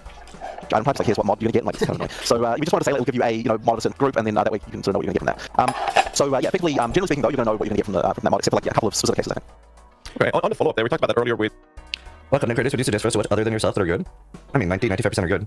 Okay, the only bad ones I can think of is like Fast as Fuck and Path of Exile builds. They're the only ones that I would say like, don't watch that. They're really bad. They're intentionally bad. Those are fine. There's another one too. There was a content creator that made an arc build, and he linked arc and faster attack. And then when he got backlash for it, he started saying everybody's a hater, and that how is he gonna get good at making guides if he doesn't get to practice? But like, when you don't know that arc doesn't link to faster attacks, you shouldn't be making guides for people at all. The weekly True. game to search for monsters. We talked about that a little bit earlier. I guess another question in similar fashion. And any paid builds are bad. They actually all the paid builds are actually free builds that they just steal and take a price tag on. There are no good paid builds in Path of Exile. There are worse. Like if you've ever paid for a build in Path of Exile, you've gotten scammed. For crafting, is there any idea or desire or even plans to give us a tool to look at the tooltip in game of seeing these are the modifiers that can be applied to this item to avoid again having to go to third-party sites and tools? So we actually were gonna have. So I'll give you some. Okay. So at the event that you even went to DM, there was probably, you might have noticed the crafting bench that we still had in that version, and that actually got cut. And so what that was going to be was not only was a crafting bench, but also it effectively served as your encyclopedia of mods, because you could see when you put an item in there exactly what mods could actually go on it, because the user interface not only sort of had the crafting thing, but also had kind of like the like here's the mods that can spawn, and like for some of the great apps you can't craft them on the side, but you could at least see what they were. So we actually kind of were working towards something like that. The problem was the crafting bench had all sorts of issues, which I mean I could go into if you want, but like but suffice to say the feature got cut, and so now we currently don't have something like that. And that's a bit of a shame because I do think that being able to see that stuff in game is good, and like we were actually doing something useful with that. So it's possible we might bring something like that back a little later. Like, we did a bunch of UI work to kind of get this to be the case, and I do think that it's good to have that stuff in game. It's just that we don't currently have that for mods. Yeah. Not to dive into. I mean, that's You go ahead. Sorry. I was going to say, That's pretty good at follow-ups. I wish we would just have continued with the follow-up. not to dive into the reasons for the cut of the crafting bench as much as to, do you still expect it to come, or is it a decision like we shouldn't have this in the game as much as like it's not really technically there's bugs or something? You know, it's like a to be determined, or is it like not from? It was a design problem, not a technical problem. So I might as well go into it. Right? I might as well go through the whole thing. So effectively, we had this whole. So during betas actually, we had a lot of feedback all the time that people were saying, I don't have a way. You're not giving me the tools to fix the problems that I have with my build, right? And the type of player that we were getting that from a lot was POE1 players, right? Because they're used to the crafting bench, and the crafting bench absolutely is a way to be able to fix problems with your build. So the first way that we I'm trying to think back. So the problems that we had with the crafting bench is it kind of trivialized certain mods, and the issue the designers often have is like, okay, effectively what it does is because the mods you can get from the crafting bench are kind of like, they're not top tier, but they're kind of good enough, I guess. So it meant that effectively a rare item was only 6, so it was only 5 mods plus a crafted mod, and that sort of reduces the amount of power you can get at the top end on some level, like the level or the degree to which randomness can cause an item to be good relative to the average item, which some people would say is a good thing, right? Like, and some people say is a bad thing. The point is there was always this contention around this, right, with the designers and so on. So that was like sort of one of the issues. So then the other issue was just the way the costing was. I think it was just like, I can't remember exactly what we were happy about that, but effectively we weren't happy about that. So we came up with another design. And the first design of it was, what we're going to do is we're going to say that whenever you get an item, you can salvage a mod off an item that will destroy the item, and you'll get some kind of juice of that mod, or like maybe some kind of essence or something like that. Effectively you get some kind of amount of like something of that mod, and then you would build up to the point where you can then put that mod on another piece of gear. So we tried this out, and the problem that we were having was that if we tried like 5 different ways that this would work in terms of like how it would work. And generally speaking, it was this fight every single time of like, if we make this like easy enough so the players can easily do it, then the designers start to get unhappy about the fact that items are becoming too trivial, like, we're not happy about this, like all these other issues like that. And if we make it so that the players, so that the designers are happy, then the players like, it's just busy work, and it takes you forever to salvage designs, and making me make decisions, and there's like all sorts of things that like players are just not very happy about. It just didn't feel fun to actually use. Like, I actually was never really happy with it in terms of just the user experience of using it. So we So we built this whole thing, and like we bounced it a whole bunch of different ways, and then I think we were a bit too close to the issue, because the other thing that was happening through all of this was like, like Mark often was like, oh, what if we just didn't have the crafting mix? Like, we just had like Edison does work, like there's all these complaints, but like maybe we just don't need it. And I know that Rishi as well was kind of like, yeah, I prefer, he was like, I prefer not to have it, but then like if it works this way, then I am okay with having it. It's like no one was happy, you know what I mean? Like this is not a good thing when you build a system like that. So eventually, I think as I said, it was a little bit too close to the issue, because I was like, we can't launch into early access without a crafting bench, because the crafting bench is just a thing that PoE players expect, and like if we don't have a way for players to feel like they've got a way to solve problems like resist or something like that, then people are going to crucify us, right? Like it's a really big issue. And eventually, I don't remember who, I think it was Rishi even who might have suggested this. He basically just said, hey, so because that's right, because at one point I was like, what if the crafting bench just added an extra mod, so it didn't affect the existing mods, you just add an extra mod, even if you already got them on the item, if it just adds an extra mod, then it would solve the problems, because it doesn't like interfere with the randomness of the other mods, but also lets you solve your problem, so like this shouldn't be an issue, like sort of, and that will kind of, yeah, that'll solve the problem. But we still had the problem where people weren't really enjoying actually destroying and salvaging mods of items. Like adding the extra, like here's another thing to think about. The item system is just something that people weren't just on the fun. So then Rishi said, okay, well, you're talking about adding an extra mod to all items. Well, we already have the socket system that we've created for the ultimatum for the Val Orbs. Because at the time what that is, it could add one socket, but you didn't have existing sockets on items. So like, what if we just allow sockets to spawn items? We have a currency that lets you add sockets, and we just also have just common runes that have just like standard mods. I'm actually so fucking excited about the new rune system. And I actually heard him talk about rune words, and I agree. Like, rune words are fun, but they're basically just craft your own unique. I think the only thing I liked about rune words is that they have rules. I do love the new gem rune system. And rune words they're a mess. The problem with rune words is that by making rune words a thing, you effectively remove any ability for people to ever not think of a particular character or build without thinking of rune words. Enigma comes to mind. How do you play any kind of Magic Find build, let alone a build that has no form of innate teleport? Which basically means all of them, with the exception of Sorceress, without Blink and Magic Find. It's unheard of, unseen of. How do you even? What's the goal if we don't have it? We would be so lost inside of that meta created by the item that it's better that we don't have it. It's just better that we don't have it. Because now you think inside of a world where you don't worry about, man, how do I create this? Man, how do I do this? You don't. It's not even an option.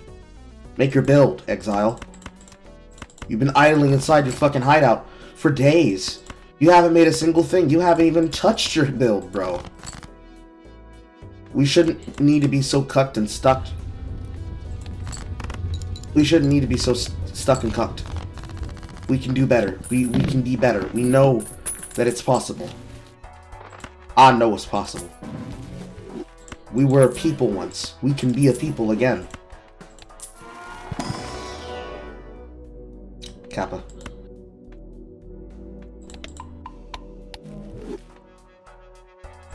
There's like basically no effort to implement because we already had the stuff for sockets, we already had like basically everything we needed, and it pretty much exactly was filling the function that the crafting bench was supposed to fill. But yet it didn't have, yet it feels fun, you don't have to busy work and salvage model, like salvage mods all the time. So effectively it was just a way better solution. And as soon as we tried that, it's like, you know, players are happy, everyone's happy. So it was just immediately just way better. So yeah, but it does mean that we just don't get that nice encyclopedia of mods that we had before. So why are we speedrunning the video? We're not. This is regular speed. I mean, that still exists, right? Like, we can put that in the most notes, we have the system. But what I'm thinking is maybe we can find a way to get something of that nature in later on without it requiring as much busy work. So one thing we discussed was like, well, what if we had this as an endgame thing? Because like an endgame wouldn't have as much of that tension problem. Like, because in order to make the balance work, the amount of juice you need for a mod to work with early game and late game, the kind of balance you need to do is like kind of annoying with like massive exponential scaling factors and like stuff like that. So you know, that was one thing like maybe it would work with an endgame system. So I guess that's a bit of a ramble. But I think all that is to say, we've got this sitting in the wings. We could theoretically bring it back. The problem is a design issue, not a technical issue. It's just like we're never happy with how it played. And so yeah, maybe one day we can make a way for it to work. I appreciate you going into the detail on it because it's really cool to hear the thought process behind it instead of hearing it's not going to be in the game, like actually hearing the process of how you came to that. I appreciate the end. So I like the approach to no crafting bench, and I like the approach with runes, gems, whatever. I think that's really good, and I love what they've done with the Valor. The only thing I'm worried about until I try it and hopefully enjoy it myself is additive crafting. I hate that they're unsucketable. Oh. I might ask you about that because yeah. So the problem with that is that a good thing that they're doing in POE2. It's fine, they're literally mods on the previous 6. Okay, so I'll argue why it isn't fine, or why a lot of people probably think it isn't fine. So, in POE2, a thing that people are really looking forward to is that you can find an item, and it's an upgrade, you can put it on. That's really appealing to people, right? A really bad thing right now is that, well, I have to 6-link the item first. I have to 6-link it and color it. That's a really negative thing right now. You're effectively having that same system now. You'll find a new item, but I don't have my rune. I don't have my Zod rune. I would like to switch to this item, but I don't have my Zod rune. So you effectively have 6 linking again. So that, I think, if I had to pinpoint like what people are sad about, it's that, right? People really find it so appealing that I find an upgrade, I can put on the new item, right? But now you effectively can't do that at the end game. Depends on how rare they are. It does depend on a lot of things. I'm just saying. Answer Punk, you're gonna say something? Sorry. I do think about like the whole idea with crafting bench. We're not going to have a crafting bench. It's being replaced by sockets featured. I think it's pretty Allergies? I'm allergic to bacteria and viruses. fair the way that approach is. It seems to solve the situation. But we also have the idea of microtransactions of bench micros that needs to be supported. So I think that for now at least I believe that the salvage bench, obviously it's like way less of a big deal, but the salvage bench you can still have that in your hideout, you can still retain that how you like. And if we do have the crafting bench back, you just be able to reskin that as well. There are also a couple of other things. Speaking of hideouts, the boat hideout sounds super annoying, no? Doesn't that just sound awful? Like boating around in my fucking hideout? I don't want to boat around my hideout. I want everything within like a 3-meter radius, ideally. Hopefully some people really like it. True. There'll be some people that's like, bro, look at my shit. My stash tab's all the way over here on this island that is designed specifically for efficient mapping. And this is when I go to talk to the NPCs if I have to. But nah. That's why I have everything I have clustered inside of my fucking estate hideout. Can't be bothered. Can't be bothered. And then when the NPC is retired from the league content, they join the Hall of Totems. Rest in peace, Zana. Rest in peace, Tano. Rest in peace, Hatungo. If there's ever a serious, rest in peace, serious. But sounds annoying as fuck. It's better for a clan hideout. Yeah. And those teleporter room things. Yeah, I really like every condensed hideout, but again, more choice, more better. So they're basically benches, so effectively you'll be able to reskin those using crafting benches. Honestly, it'll be fun for races. As long as they're in the game, then you have that. So effectively that's what you get for now. I do understand it's like a little bit weird.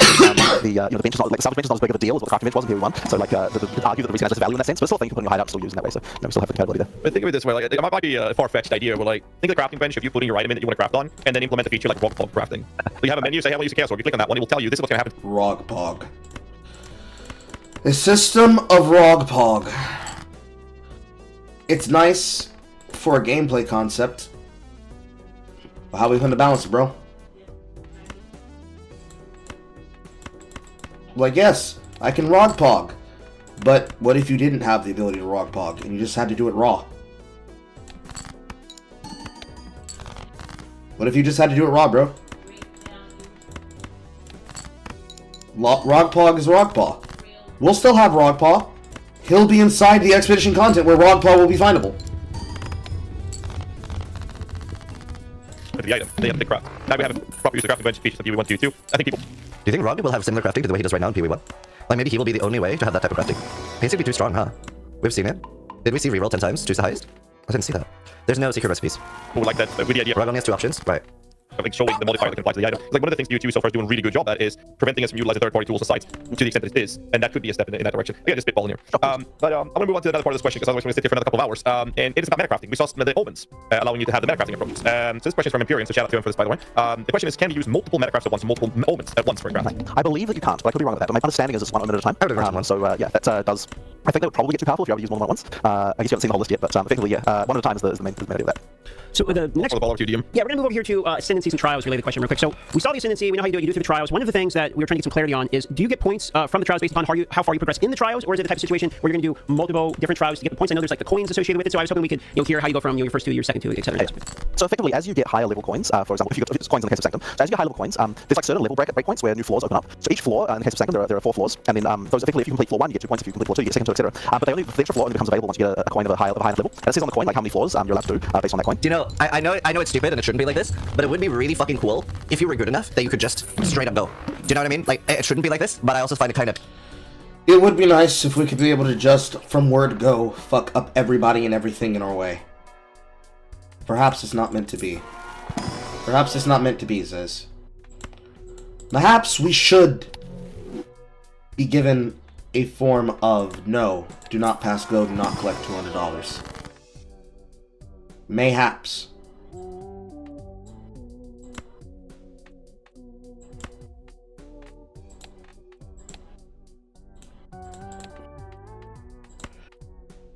Mayhaps.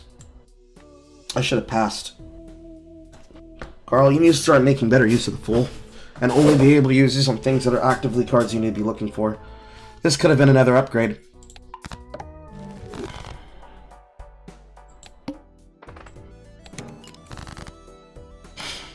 Appealing.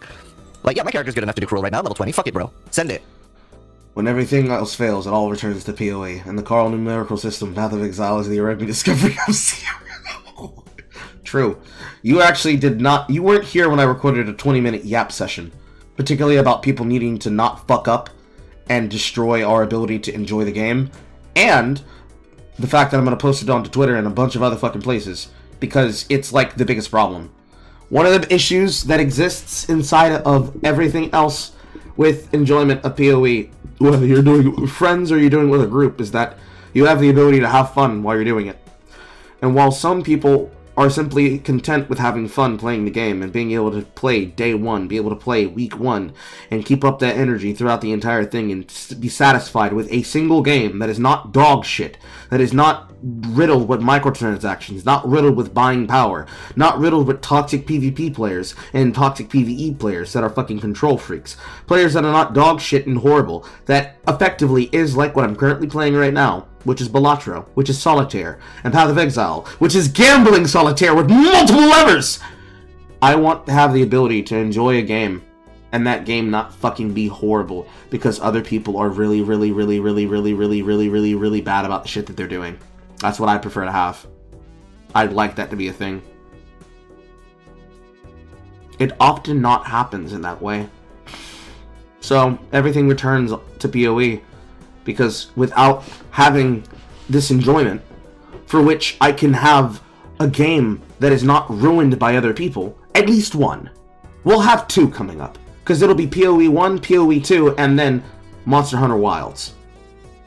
We want to be able to enjoy these things, and have fun with these things. And we can't do that. I can't do that. If my game is ruined by people trying to metagame. And trying to metagame before we even have gotten past fucking month 3. Day 1, motherfuckers being like, no, you gotta be playing this, gotta be playing this, gotta be playing this, gotta be playing this, gotta be playing this. Because that's, yes, exactly. That's exactly why people pulled away from World of Warcraft and why they went into Final Fantasy XIV.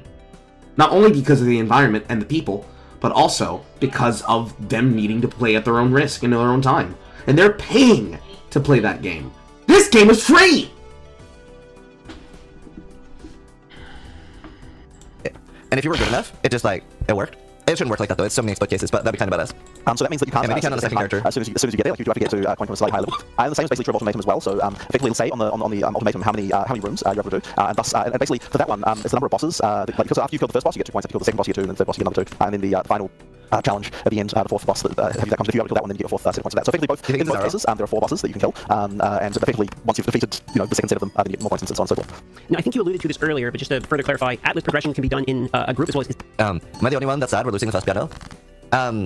I'm happy with the flash design that is in PoE2, but I also like the one that's in PoE1. I think currently the PoE1 flash design is the best I've ever seen, but I'm open for the PoE2 flash design to be better. Like, I actually really like the PoE1 flash design, but it is effectively equipment.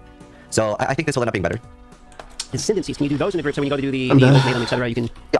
So everyone will be able to ascend. Everyone will be able to ascend if you're in a party. For the Atlas, the Atlas state is only one, like it's one person state, but obviously everyone's getting rewards and so on from that. But but in terms of like actually like exploration, only one person's getting that exploration because you've all got separate Atlases. Right. So it has to be that way. I'm assuming the Atlas modifiers go off the person who like opens the point who's part of the Yeah. So exactly.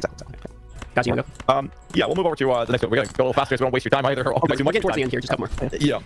So we saw a lot of skills being involved for specific weapons in the reveal. We saw them open up on skill gems. It was swords, maces, and flail.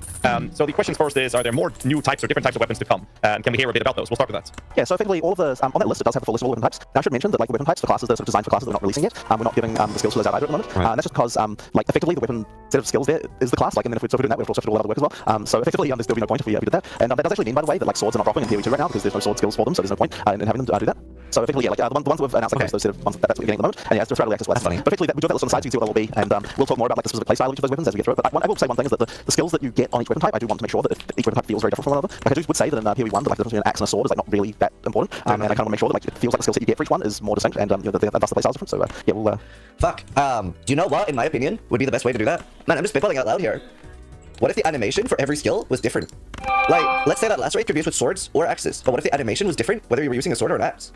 Sounds like a shit ton of work. Yeah, you're right. Artists in flames. Do you hate game developers? Yeah, you're right. Animators hate him. Yeah, you're right. You're right. I didn't even think about that. So since you're just decided you'll be working overtime. You obviously see more of that with more classes. Fair enough. You said that they were all in there. And in the playtest that I've been part of, we've seen both wands, scepters, and staves, but there are no skills related to those 3. Is that something we're going to see in the future? So the wands are kind of like, part of the occult line, and each one has its own skill on it. There's actually a bunch of skills on those ones, and yeah, as you play the game, effectively those will be part of your set of skills as well. And then scepters have, so there's actually 2 lines of scepters. There's the ones that are more minion focused, and those either give you minions or things that support minions. And then there's the ones that are kind of designed to be more, more for a different... I think we have to pause it there as well, because we're going to be doing the Core Pug sponsor.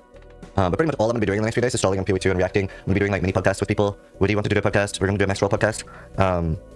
I'm like going to be the branch leader of Path of Exile for Maxroll. So I'll be doing more stuff there. And then, Ziggy wanted to do a podcast. I don't have a promo code for Dorm now. Super recommended though, very fun game. I think I'm using right now. Reactor reactions, yeah, basically just stalling.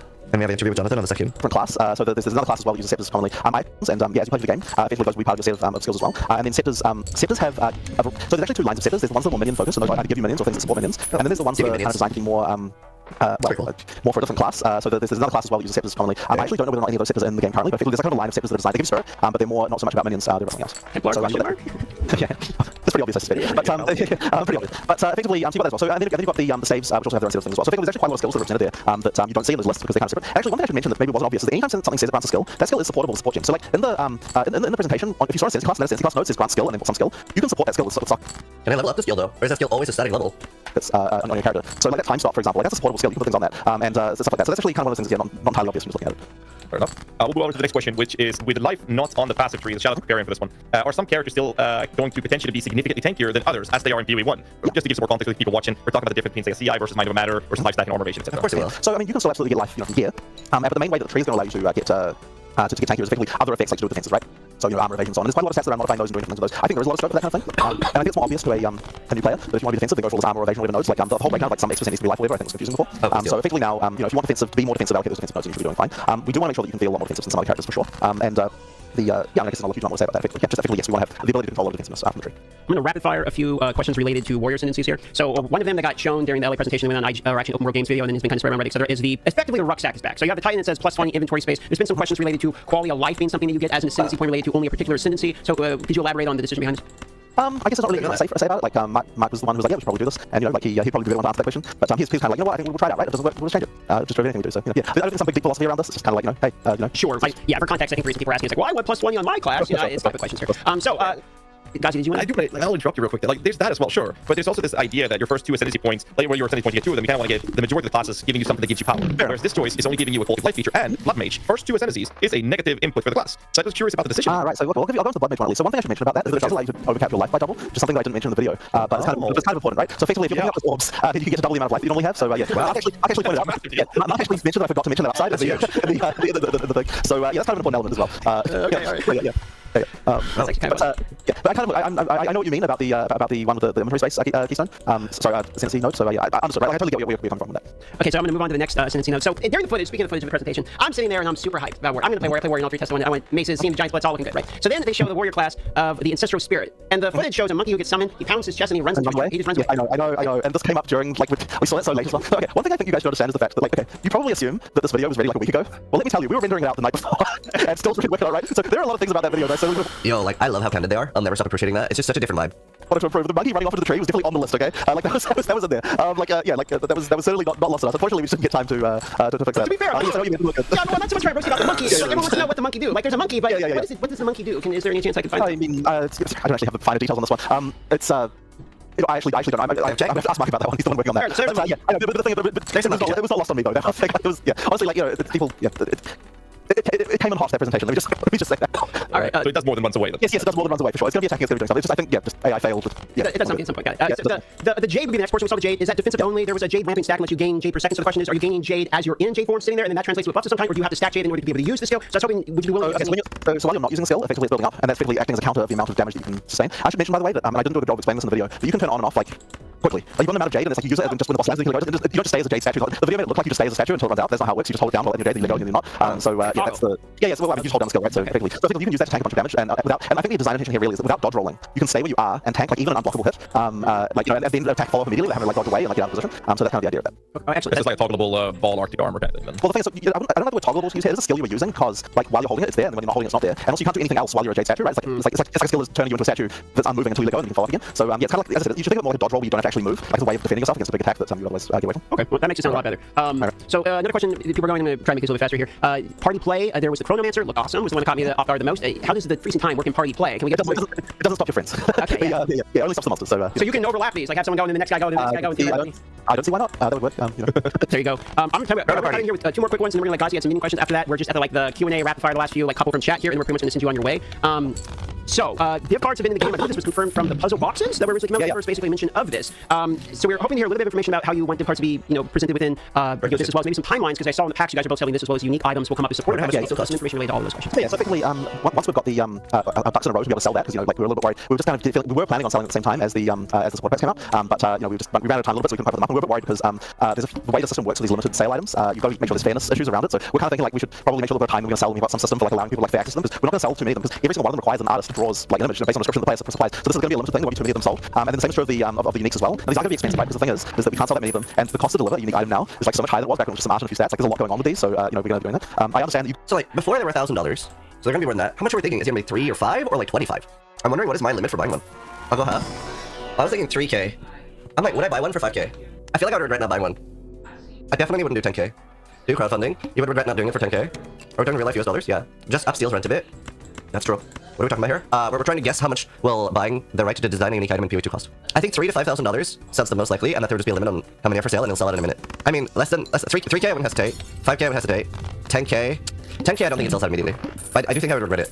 Ah, man, I wonder what it's gonna cost. Auction them? Yeah.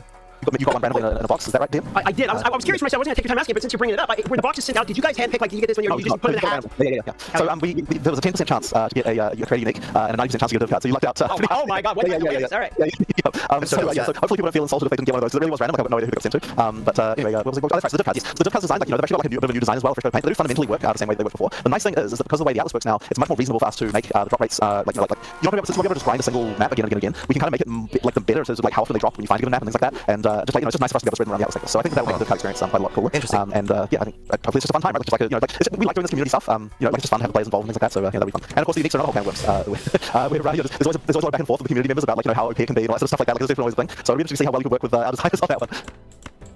All right, I'm still waiting for my box. It's stuck in customs. Oh, sorry about that. Yeah, sorry about that. No, it's not your fault. It's Sweden's postal services. It's terrible. So at this point, pretty much, I think we cut Gazi loose to ask his minion-related questions. I think he had a little list of these here. A little list. I try to keep it short. I hope everybody's comfortable. So let's just dive right into it. We label this as the Gassy Minion rant. It is short, though, mind you. We can start with the footage we watched earlier from Cult Creators had the demon form from the Infernalist. When you popped it, all the minions disappeared. In footage in the reveal, you had minions. We need some elaboration on this. So this is actually something that I think probably does need some addressing, because right now, since the demon form is a shapeshift form, it means that your weapons are no longer equipped since you don't have your scepter. And I need to talk to Mark about the balance of that, because I think that's probably not correct. This is just one of those, is a shapeshift form. Shapeshifter? We need some elaboration on this. So this is actually something that I think probably does need some addressing, because right now, since the demon form is a shapeshift form, it means that your weapons are no longer equipped since you don't have your scepter. And I need to talk to Mark about the balance of that, because I think that's probably not correct. Weapons are not equipped. Hopefully that's not what it sounds like he just said. He's saying that's not how it's supposed to be, so it's supposed to be corrected. If it works the way that he just said that, that means that it's Dancing Dervish passive. Correct. This is just one of those things that needs probably some specific stuff. So I'll talk to him about that and make sure that we sort something out. Because that demon form is obviously intended to be used with minions. It has it's got specific stuff. So I'll talk to him and we'll see about that. That was happening there for sure. But yeah, I think it needs to be addressed. The next question is, I know you love this. A lot of people don't, but I know you love it, and it is the Anime Guardian. Will we see it? Will it work differently? Not on EA, but we'll see. We'll see about that. Well, actually, no. Okay, there is something. No, you know it's on EA, so I won't talk about it. But there's some other things that kind of take some of the design space of that you'll see later on. But there are some stuff. I just think that it didn't quite make it. I'm pretty sure it hasn't made it yet, so we're gonna have that. Okay. So we obviously have the Spirit being the reservations resource for both minions and auras. So could you elaborate on the power balance approach that you have, the mindset for minion players when it comes to preserving your spirits? Like, how are we supposed to incorporate auras, or is it just meant for us to just not have any auras? They're supposed to be for minions. So a couple of things I'll say. One is that on some level you do have to make some decisions about, do I want more aura, do I want more minion? My hope is that there'll be some tension there, where in some cases it'll be more one, some cases more the other. However, I will mention that you effectively have an aura on a stick with the scepter, because the scepters have a bunch of traditional aura mods. So effectively, that's what the expectation is usually, that if you're playing a pure minion build and you're not wanting to actually hit yourself, then you'll probably want to go all in with all the sort of aura mods on the scepter, and that will allow you to kind of get that kind of gameplay there as well. So that would be the intention there. Yeah. Speaking of scepters, would that cause minions to be disproportionately overpowered by an aura bot? Like if something's not meant to have a bunch of auras, but they get it, right? That'll cause it to be disproportionately overpowered. And we talked about this in the last few times actually, and that's regarding weapon swapping. When you have a scepter in one hand and now you're weapon swapping to a non-scepter set. So the intention is to have it so that you can lock one of the weapons to work on both sets. So if you've got one scepter that is really good, then you don't have to. You can effectively lock that in place. So that you can using your other hand too. You can keep that, you can make sure you still with your scepter. But I believe that feature isn't quite in yet, and I don't know if it'll make it early access or not. It might do, or it might not, depending on whether we get time to do it. That's awesome. A follow-up question on that. Follow-up question on that is, let's say you have a scepter that gives you X amount of more sales than warriors, and you're weapon swapping to without scepters. Now obviously the warriors goes away, but if the scepter gives you spirit that you have reserved for minions, in what order what minions will be then disappear when you're switching to a set that gives you less spirit than you're reserving? Good question. Now what? Okay, so somebody in chat asked, the whole weapon swap is too high for me. Do I have to play 2 builds at once? The game does it automatically for you. Like, you won't be pressing X and then using a different... You'll be pressing the ability, and that does the weapon swap for you. And then when you press another ability, it automatically swaps back. Now the answer to this is tricky. Okay, because so there's a... Now what? it just goes on more skill. I do win this Follow-up question on that. Follow-up question on that is, let's say you have a scepter, like that gives you X amount more scale than warriors, and you're weapon swapping to without scepters. Now obviously the warriors goes away, but if the scepter gives you spirit that you have reserved for minions, in what order what minions will be then disappear when you then switching to a set that gives you life spirit when you're reserving? Good question. Now what? Okay, so now the answer to this is tricky. Okay, because so there's another user interface that isn't going to make it for early access that will much more clearly let you configure this, because that interface has a separate column for each weapon set you have, and you can put up and down the minion counts per weapon set in one grid. Because so that actually allows you to really exactly dial in this exact stuff. But unfortunately, we didn't get time. And, so there are a couple of problems with regard to spirit and minions and that interface we have right now that are make it a bit more confusing. And so we've actually we literally have prototypes of this, but we just didn't quite finish it for EA. But effectively, you can control what minions are going to be spawned on what weapon set independently, and you don't necessarily have to have. It's not necessarily the case that certain ones die because you ran out of spirit. It can be that you just have a completely different setup of how you want your minions to be on the other weapon set if you want. And then some will die, others will summon based on that. So you can use weapon sets to effectively have two completely different layouts of how you want your minions to be if you want. That is a possibility you have, because effectively the reservations you have per weapon set and can be completely configured the way you want. Now, any counts that are like, if you've got a count on one that's like 3 and a count on the 6, then like change the 3 will die in order to account for the other 3. But effectively, you can do kind of any kind of layout you want actually between different sets. So the way that you'll see that is if you change weapon sets right now, then effectively the numbers will change, and then if you adjust them, then it will effectively unlock the 2 between the 2 sets. And that's kind of the confusing part, I think, at the moment, because it's not obvious that's occurring. And that's the reason why I want to have that grid layout of having like here's weapon set A, here's weapon set B, here's the counts you have in each one. So to make that very explicit, so you can see what's going on there. And it's the same with auras as well. We can have like auras enabled and disabled on certain weapon sets. But it's like not very obvious with the user interface that we have at the moment, but that's going on. Right. Okay.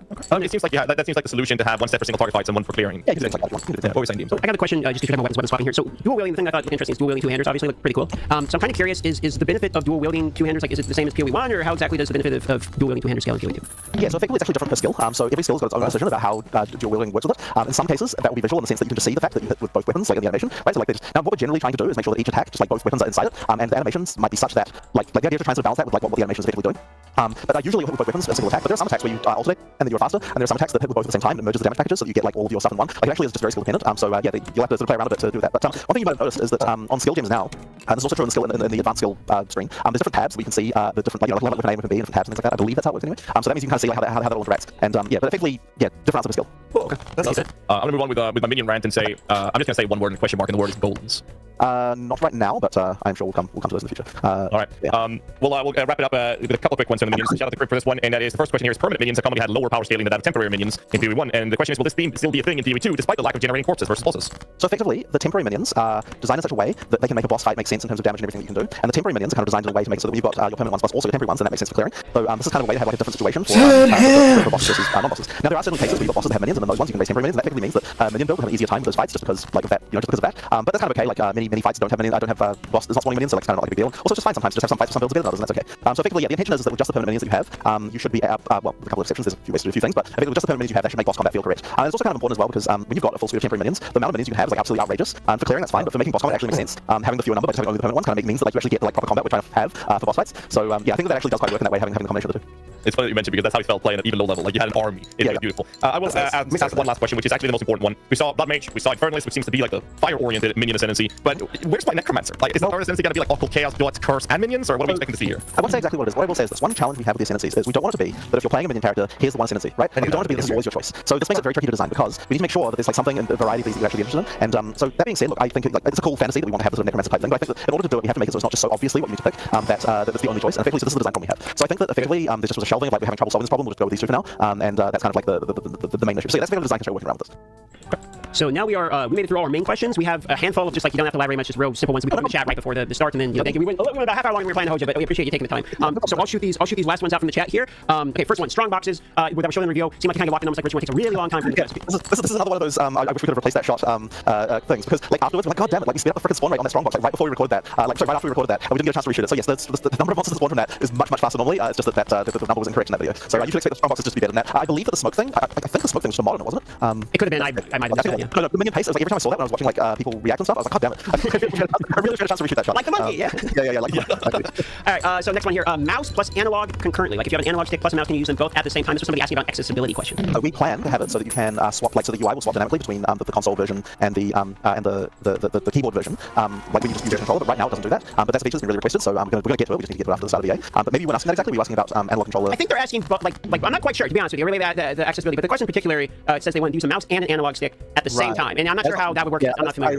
That is not something we currently support. The thing we will support is just the ability to swap from mouse keyboard UI to control UI. The main reason for that, by the way, it's not a weird question. It's because sometimes people with disabilities, like missing limbs or playing with their feet and stuff. Yes, it is. Sometimes they will have custom-made tools, so they might want to use a mouse still, but maybe they only have like a thumb. And let's say they have a deformed hand with pinky and a thumb on the left hand. They might have a special custom-made tool. Like sometimes there's one guy I saw, he has like a pinky, a thumb, and like 3 like bumps. So he has a custom-made thing. So he would want to use a mouse like normally, but he would want to use his like custom-made controller for his left hand, right? people are keen to be able to manage their inventory using mouse keyboard, but actually play using controller, and so that's something we're keen to support once we get around to doing that. We shouldn't need to early access. On that topic, we had another rapid fire question. That is mouse and keyboard support for consoles. Yes or no? Not currently there, I believe. It's something that we hadn't really considered until someone asked it very recently. I suppose it could be done. I would have to check in with the console team, but yeah, I don't believe it's there currently. All right. Another really big question, which we're going to condense to a rapid fire version, and that is, we saw Ignite magnitude. Could you just, in a short term, explain what magnitude refers to? Just a multiplayer on Ignite. So effectively, Ignite, I believe, by default, is like 25% of the hit. It does that. Oh, geez, how exactly is the method? Well, anyway, the bigger the more damage you get, and the magnitude effectively allows you to scale the Ignite just a multiplier. Right. And this is like with voice as well. It is. Yeah, I believe it determines the dot. Exactly. Okay. Yeah, exactly. We had a few questions related to separate clients. Maybe we play both games at the same time. So let's see if we'll be able to play POE1 and POE2 at the same time and some trading or something like that. Yeah. Itchy. Do we have an estimated 1.0 release date of POE2? Because while I think it looks good, I think I'm too late for the party to get on with early access. I do not have that answer for you, unfortunately, Callum. If there's a paid option to get on, you can't afford it. It's $30. It's a steep price. It's a steep price. $30 is a lot of money. Especially for an early access. That's like a very high-end primo amount. Because most early access games are like 10, 15. So it's double the price plus the intention of wanting to have to, if you feel pressured to, pay for microtransactions.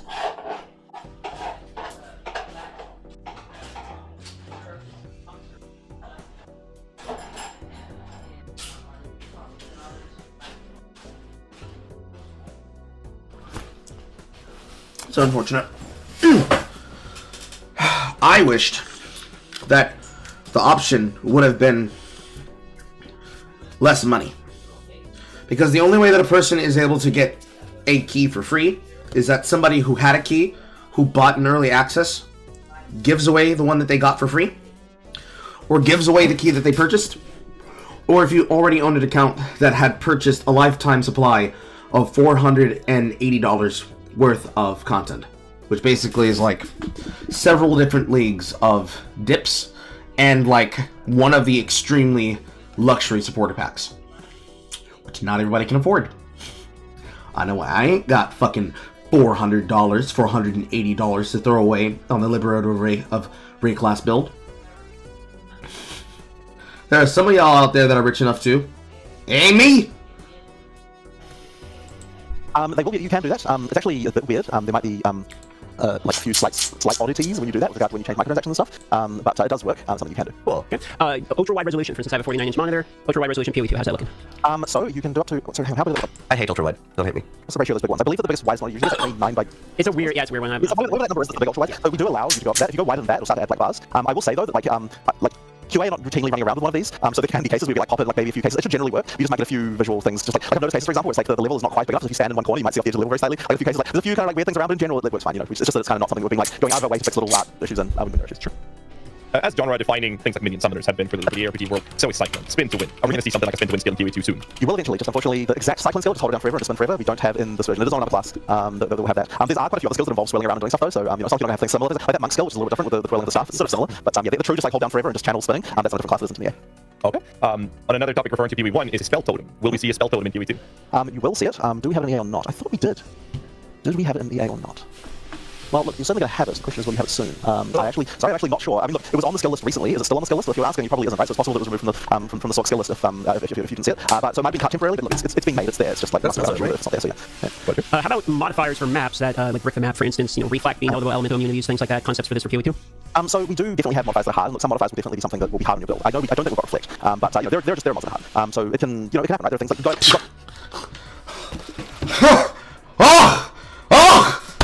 Oh no! No! I'm not about to immediately type that inside the fucking POE2 channel.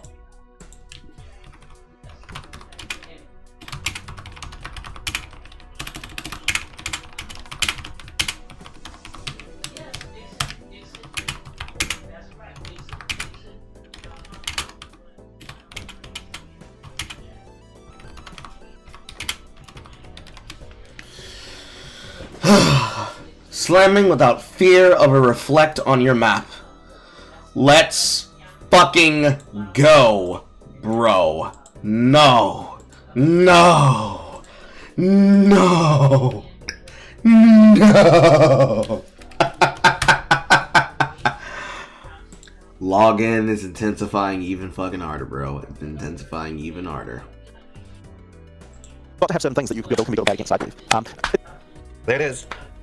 By the way, memes aside, I've died to reflect less than most streamers. Like Rise was talking about, he was like, I've definitely died to reflect more than you. I was like, oh. It's notable though that the upsides and downsides because the upsides are prefixes and the downsides are suffixes rather than having them merged together. So that means the number of downsides that you face it will be lower because it's only going to be 3 rather than 6. And that means that each one is like a bit more sort of interesting in my opinion as far as like, you know, like you've got the issue with mob dilution where it's like you've got 6 things affecting you that you barely even notice them because most you don't notice them, but it's like each one is not like as important because you know because there's 6 of them. Whereas when there's 3, it's like the 3 downsides actually matter quite a lot. So yeah, I think it sort of changes the gameplay around quite a bit. But yeah, sure, there might be cases where mods can kind of break the build, but try to avoid those if you can. I personally think it's interesting to be able to play around and stuff like that sometimes, but you don't want to be as hard to like flippers, I'd say. Sure. One question that came up a few times was related to like an import-export, for instance, for scale trees. So for people who can effectively copy-paste builds, is this a philosophy you guys are for against, etc.? So there's a feature that we never actually finished for this. It's in the game client, but I think probably disabled right now. So it's something that we did plan on doing. It's just that the UI for it was kind of crap and we didn't get time to finish it. But effectively, there was going to be a thing where you could make a .build file, which would effectively be like a skill tree layout that you could import. And I think we were kind of like an item filter, we could throw it in a folder and the client would pick it up and you can select the drop down which of the builds you want and it shows you the layout and you can just allocate it. So we are planning on doing that. We just kind of haven't got around to finishing it yet. So yeah, we'll get it. Hopefully this will be a thing that we'll be linking in 10 years. From now till the early access launch, 6th of December, we're not that many days, 12 days if my math is right. Teasers from now till then. Can be so there's definitely going to be teasers. The community team have got a bunch of things, so it's going to be regular. It's scary being so close. Like the big concern that I have is obviously server stuff now. Like my big concern is like can we make sure the servers are going to hold up? There's a lot of interest.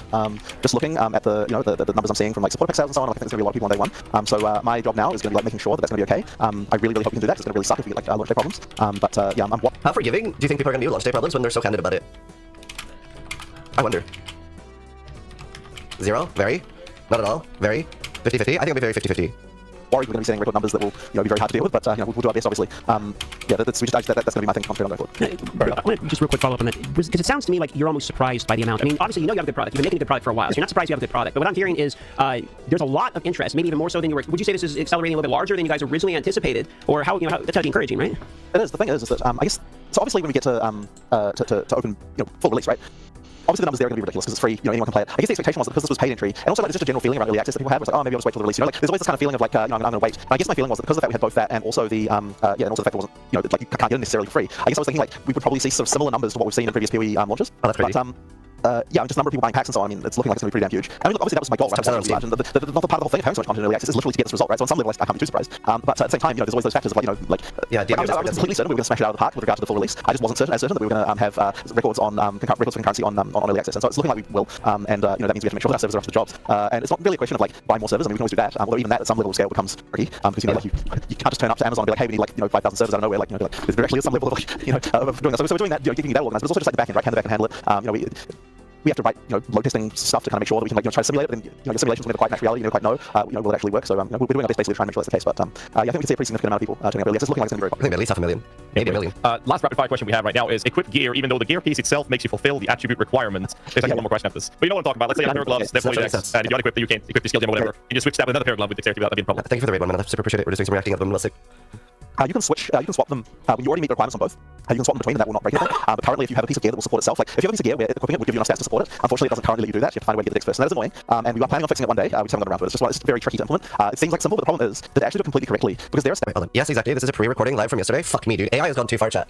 He's telling me to say get well soon. Thank you. AI has gone too far, chat. I am a pre-recording. That's the effect.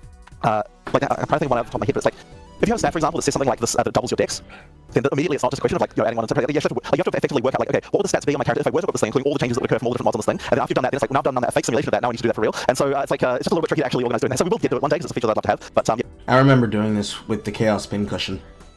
Working out exactly how much of the base stats are required to be able to get the influx injection from a different item to slot into Death's Oath, so that the fucking build would function with the stats from the Death Oath that I rolled perfectly to have the stat bottom. That was tricky, but everything else, smooth. And the fact that he's saying they're going to work on that in the future is great. Stat sticks are alive, boys. Yeah, currently it doesn't work. So the last rapid fire question we have, and I'll send you on out, is people were asking many times about DLSS support. Yeah, we have that. There you go. Answers that question. Yeah. One thing I will say about it though, just one detail is that just to get a little bit technical here, because I'm used to kind of doing engine programming stuff. The motion vectors we have, I don't think are as high quality as some games have. We're using one of the DLSS profiles that's kind of supposed to be okay with that. It just means that some of the motion reconstruction may not be as good as like you get in some games. I think it's pretty reasonable, but honestly, I'm not a huge fan of DLSS myself anyway. Like I prefer the raw frames. I'm just that kind of guy, I guess. But yeah, we have support for it, and well, it's certainly the performance we're really looking for. It's just that the motion vectors for some things, like I mean, we're really spell heavy, right? And so spells are like all those alpha transparent effects. That's like the worst thing for like upscaling. We have all kind of issues. So that's kind of where you expect to see the kind of artifact that you get from DLSS. All right, well, that's it. We won't take any more of your It's really time. good to We'll just take those questions and go. Thanks for going twice the length, really, that we expected to be here, 2 hours. Got a lot of good information. Is there anything you want to throw out at the end, just because we're about to wrap? Anything you want to say, ask, or, you know? I mean, I don't really think we probably covered everything, but, you know, I just honestly really hope everyone enjoys the game and release it. I'm just really keen. And as I say, I'm sorry if the servers fall over. Like, I really hope we're able to get the servers to not fall over on release day. That's just my one goal now, so, you know. We're in beautiful hands. We're in beautiful hands.